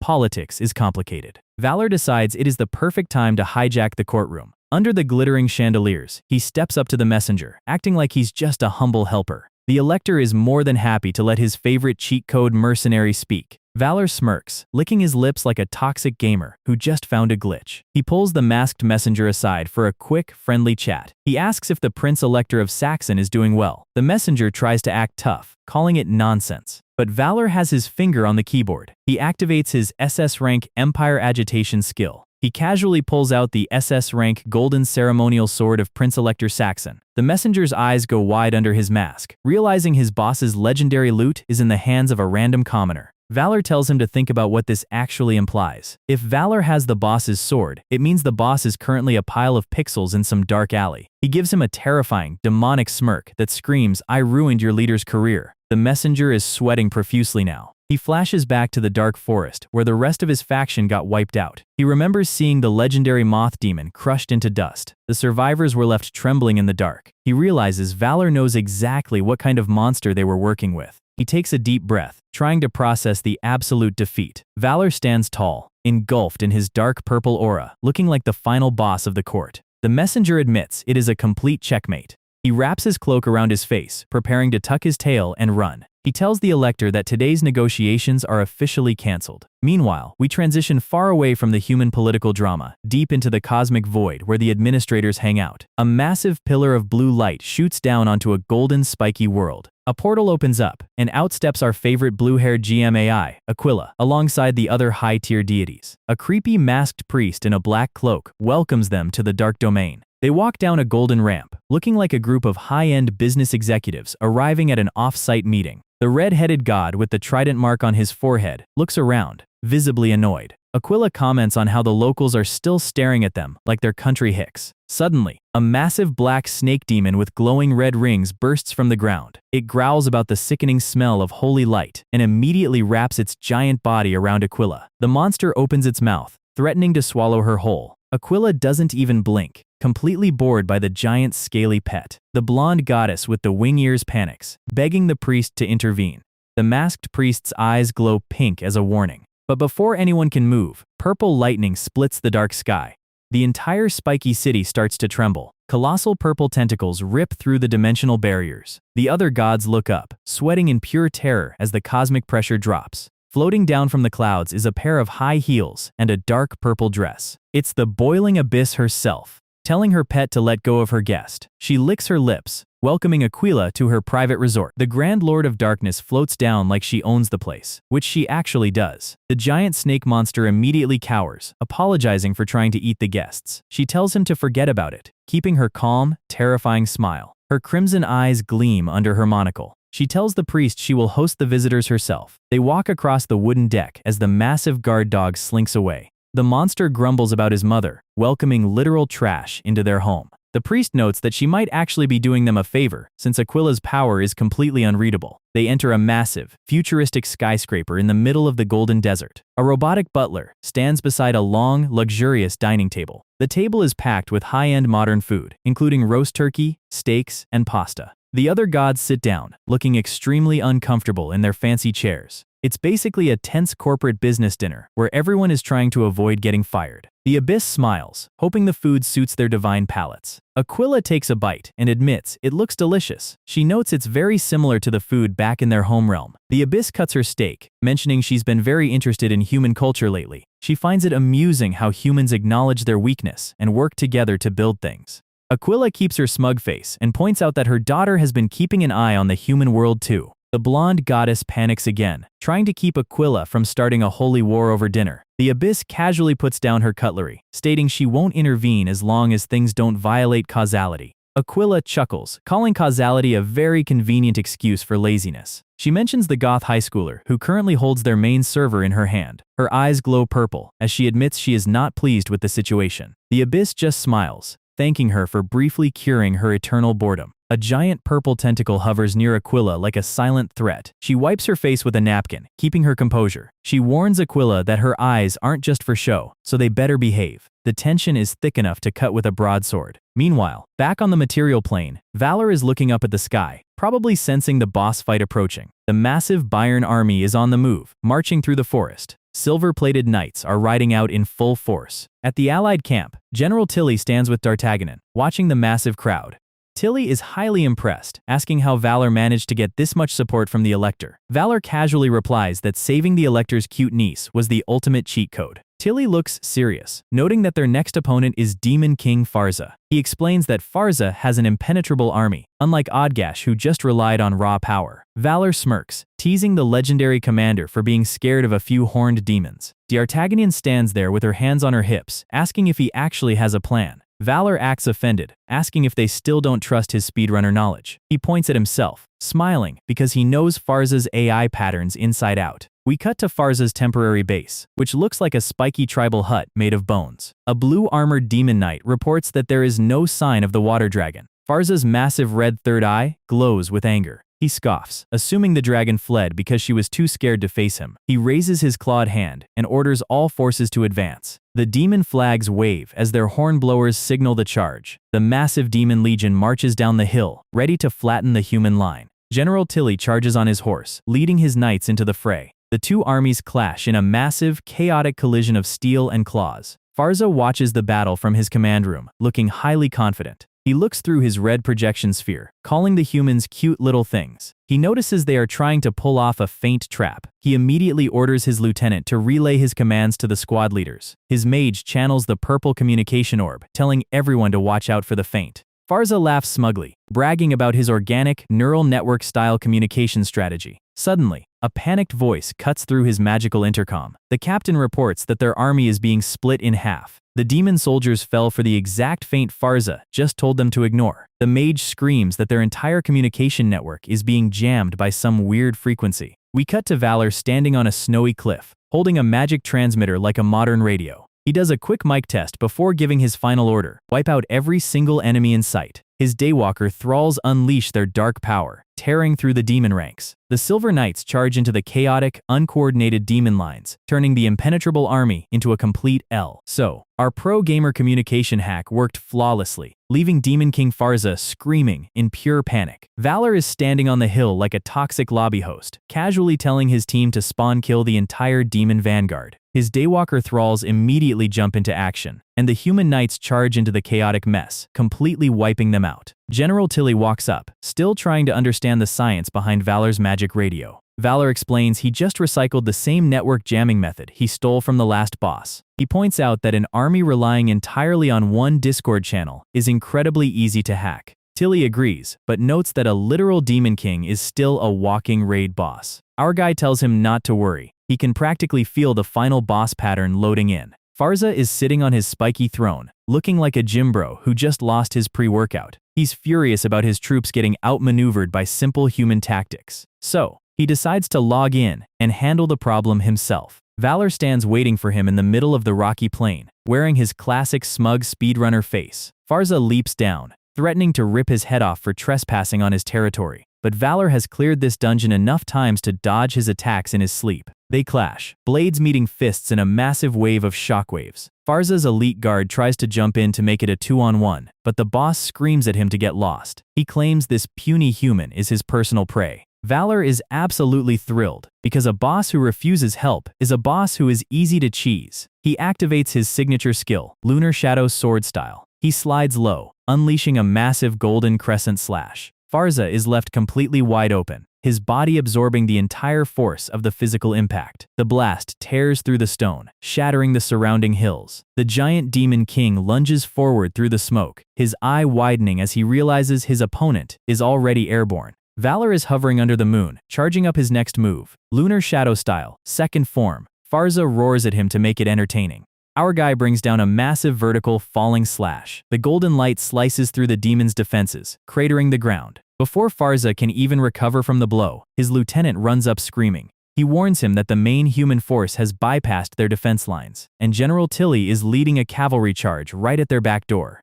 Farza is left standing there, his face completely pale. Valor just stands there catching his breath, wearing a highly satisfied smile. The Demon King grinds his teeth in pure frustration. He has no choice but to call for a total retreat. The spiky fortress flags are pulled down as the Dark Army slinks away. The grunts scramble back, completely terrified of the human alliance. They flee into the woods, leaving the field open. Back at the human camp, Tilly is laughing his head off over a plate of sausages. He can't believe Valor went head-to-head with a Demon King and walked away without a scratch. Valor casually claims his previous experience was a huge help, which is speedrunner speak for, "I practiced this boss fight 50 times on my main account." Suddenly, his butler pops his head into the tent, interrupting the dinner party. He reveals a magic transmission has just arrived directly from the Emperor. Valor's smile fades, because he knows the server admin never calls just to say congratulations. Tilly takes the hint and leaves the tent to give them some privacy. Valor orders his helper to set up the secure line. The candles are lit around a massive crystal projector. Our guy stands before the glass ball, channeling his mana to connect. He waves his hand over the sphere, and a massive beam of blue light shoots up to the ceiling. The magical hologram manifests, revealing the Emperor sitting on his high-back throne. Valor immediately bows, playing the role of the loyal subject perfectly. The Emperor stares down at him, his face looking incredibly cold. He acknowledges the victory over Farza, but his tone suggests he is not impressed. Valor keeps his head down, waiting for the real reason behind this late-night call. The Emperor skips the small talk and asks why he murdered the Prince Elector of Saxon. Valor acts completely innocent, asking what on earth he is talking about. The Emperor tells him to stop playing dumb, pointing out that Saxon was a pillar of the imperial economy. He explains he wants to keep the current server balance exactly as it is. He slams his fist on the armrest, shattering the stone under his grip. He warns Valor that if he continues to disrupt the political balance, he will be stripped of his titles. Valor's eyes narrow under his bangs, realizing the Emperor is far more corrupt than he initially estimated.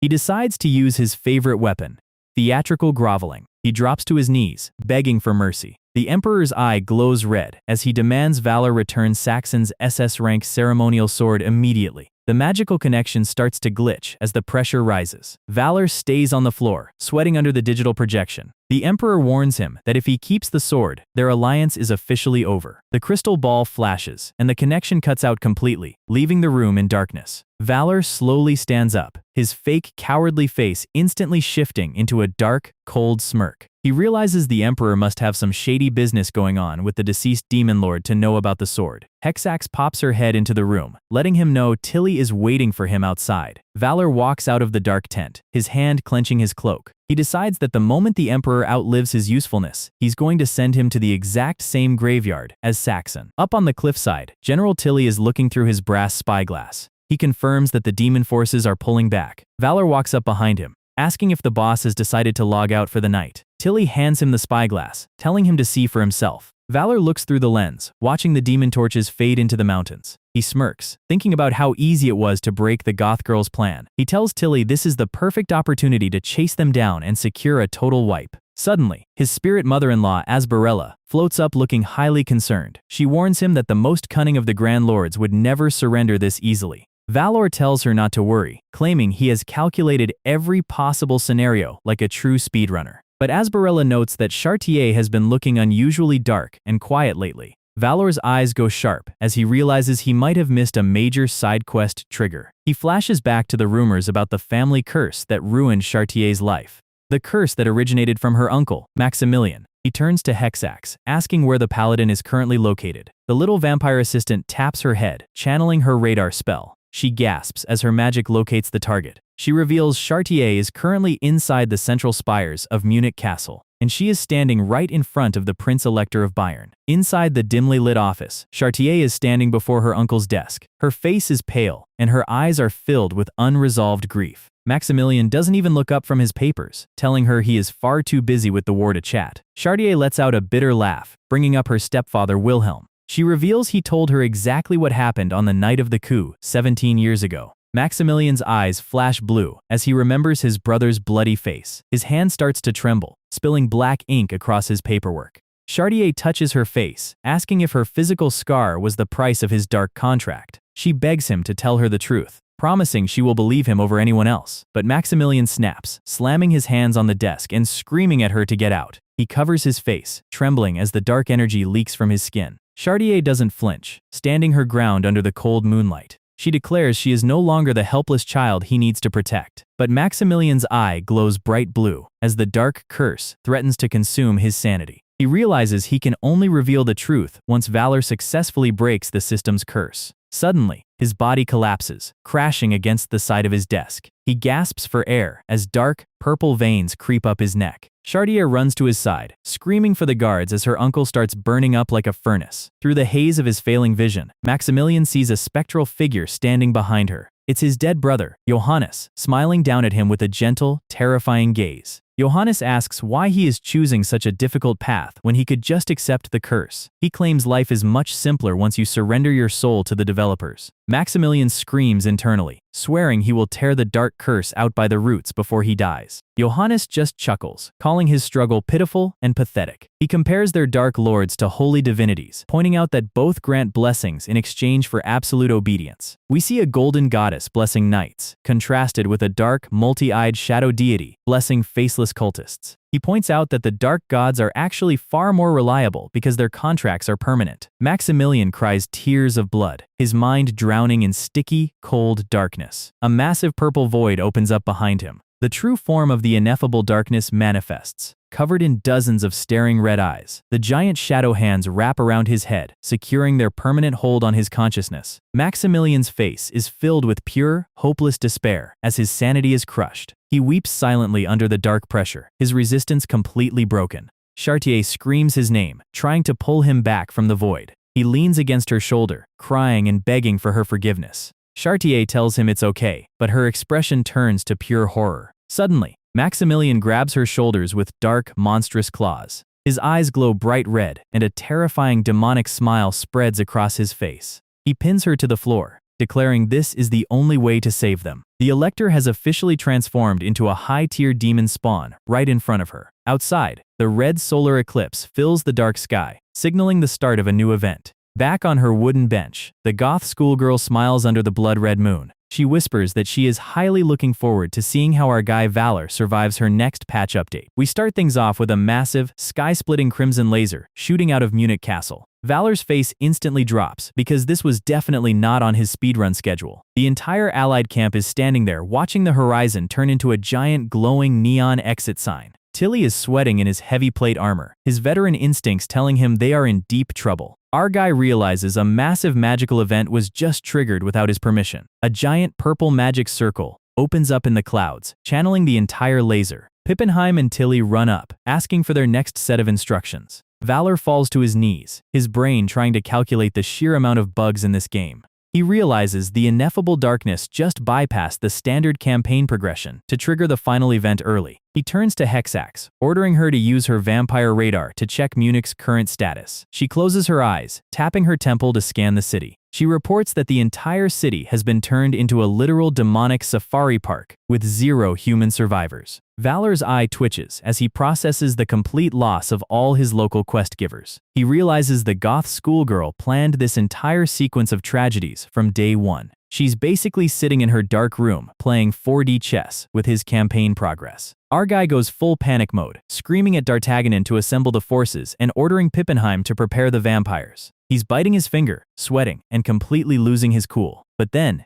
General Tilly stands before him like a majestic statue of discipline. Valor looks up, his eyes wide with anxiety. Tilly tells him to shut his mouth and take a deep breath. He explains that the guy he chose to follow isn't some rookie who panics during a server crash. He pats Valor's shoulder, reminding him he's the strategist who always finds an exploit. Valor's eyes clear up as his pro-gamer brain reboots. He walks back to his command tent, the wind whipping through the canvas. He looks down at his map, trying to salvage the situation. Asbarella hovers next to him, asking about the ominous glowing laser. Valor explains that the ritual is called Incarnation Descent. Basically, a cosmic deity is using the entire city's population as a giant battery. The scale of this sacrifice means the boss is going to be incredibly overpowered. He notes that this is a completely different level of threat than the previous demon lords. He sighs, looking down at his messy desk. But then, he spots a modern plastic ID card sitting on his wooden table. He picks it up, completely bewildered by how a modern artifact got past the fantasy filter. It features the goth schoolgirl's face, staring back at him with a smug smile. Valor's eye goes wide as his brain short-circuits. He punches the tent post in pure frustration, yelling in anger.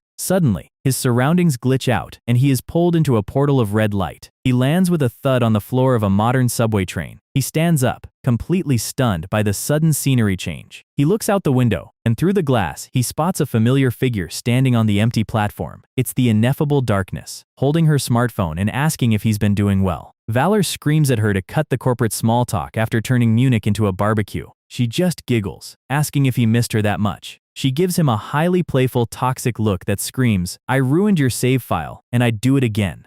Valor calls her an absolute psychopath. He points his finger at her, demanding she shut down the descent ritual immediately. She laughs, pointing out that the ritual has already passed the point of cancellation. She notes that his companions are probably going to die in the process of clearing this raid. She snaps her fingers, her black nails catching the light. A massive green pixelated digital bridge forms between the train and the platform. She offers him a very simple cheat code. All he has to do is cross the digital bridge and join her team. She holds out a glowing white chess queen, promising she might even delete Chartier's family curse if he complies. The chess piece floats in her hand, tempting him with an easy path. Valor stands on the subway train, looking down at his boots. He realizes the campaign is heading straight toward a generic bad ending. He looks down at his shoe, his mind racing. He thinks about his options, trying to find a hidden third choice. He remembers Aquila's promise about the true ending, and his past run-ins with the abyss. He realizes that one wrong step on this digital bridge means permanent perma-death. The train intercom chime echoes, indicating the next stop is approaching. The goth girl warns him that his time limit is almost up. She tells him to make his choice, while she's still feeling generous. Valor stands tall, his eyes covered by a dark shadow. He slowly reaches down with his gloved hand toward the ID card on the floor. The train doors start to close as the green bridge begins to dissolve. The goth girl's eyes glow a terrifying crimson under her bangs. Valor gives her a matching, unhinged smirk of his own. He declares that he's choosing his own path as the subway train detonates in a flash of red light. The train is engulfed in a massive digital blast, revealing the goth girl's face split in half by the dimensional tear. Valorsted's mind link is severed as he rejects her contract. His eyes fly open in the dark tent. He falls flat on his back, gasping for air while Asbarella screams in panic. He brushes his bangs aside, letting out a wild, breathless chuckle. He realizes the final boss just laid out all her cards, which means there is no going back. He turns to his ghost mother-in-law, declaring he's about to play a highly illegal, high-risk speedrun route. Outside, the giant red beam is still lighting up the night sky like a beacon of doom. Tilly is looking through his brass spyglass at the spiky fortress. He's amazed by Valor's tactical madness, noting that even in his prime, he wouldn't have the guts to march into that hellscape alone.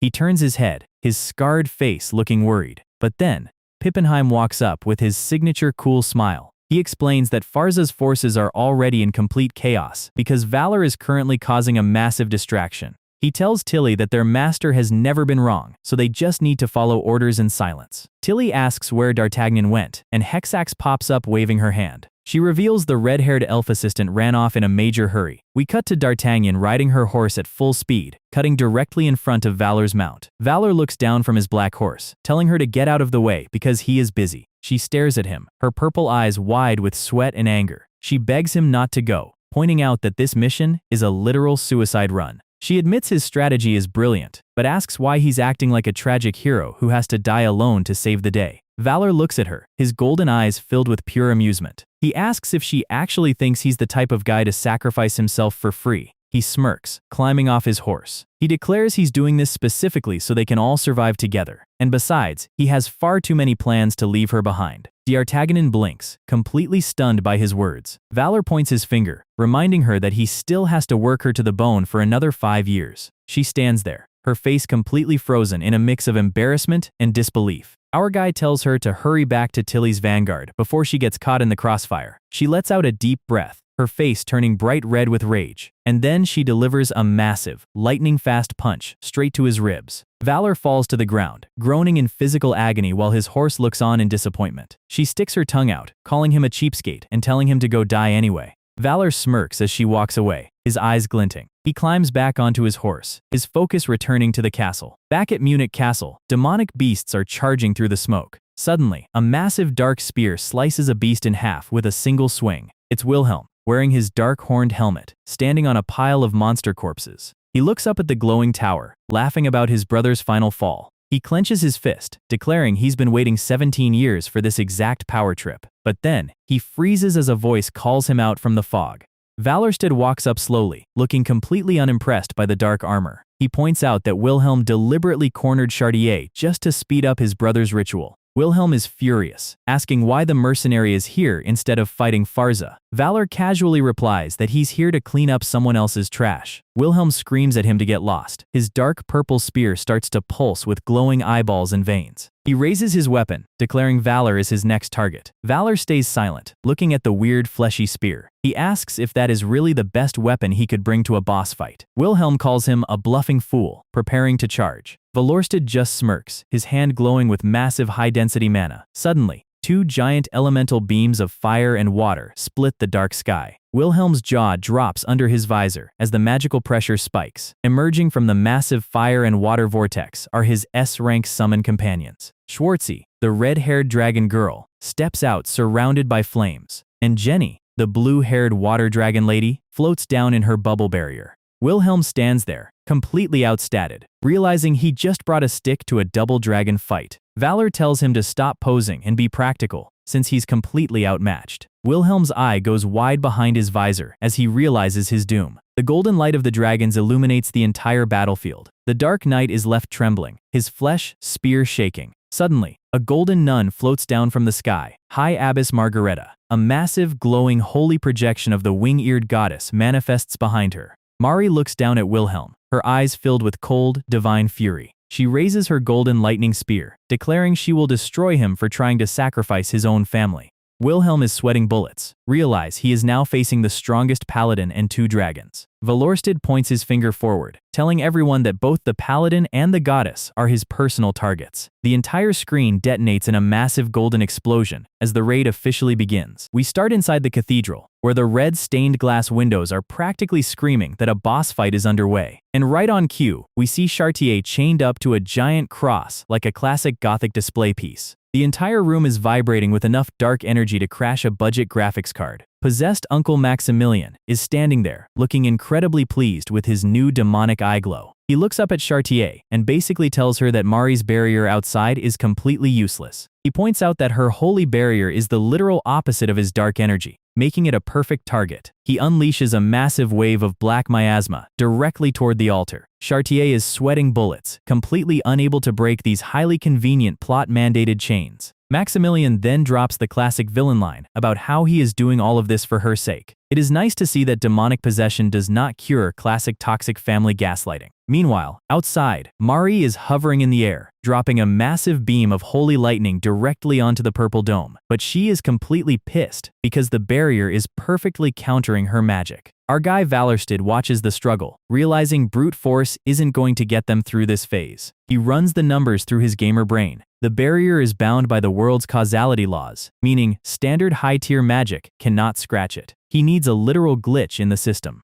Shubi wants to try blowing it up anyway, but Jenny quickly stops her. Jenny explains that to mortal creatures, a causality barrier is basically an invisible wall that says access denied to all standard attacks. Our guy looks at his hand, wondering how he is supposed to crack an admin-level lock with his current stats. Suddenly, a dark, corrupted hand reaches into the frame, telling him not to stand around being boring. And look who decided to show up. Stepfather of the Year, Dark Knight Wilhelm, stands there in full edgelord armor, asking our guy if he is planning to stand there forever. He starts spinning his spear like he spent the last 3 chapters practicing his entrance in a mirror. He drops his weapon into a guard stance and asks if they are going to team up. Before our guy can even answer, Wilhelm sprints forward, slicing a demon dog clean in half. Steel meets flesh, and the entire vanguard gets absolutely shredded in a single frame. Wilhelm yells that Chartier is actively running out of time while they stand around debating. He charges ahead, telling our guy to keep up. Shubi is completely losing her mind over whether they can trust this tin can, while Jenny suggests they just roll with it for now. A pair of boots lands quietly on the stone behind them. Mari floats down, looking remarkably serious for someone who usually relies on giant wooden clubs.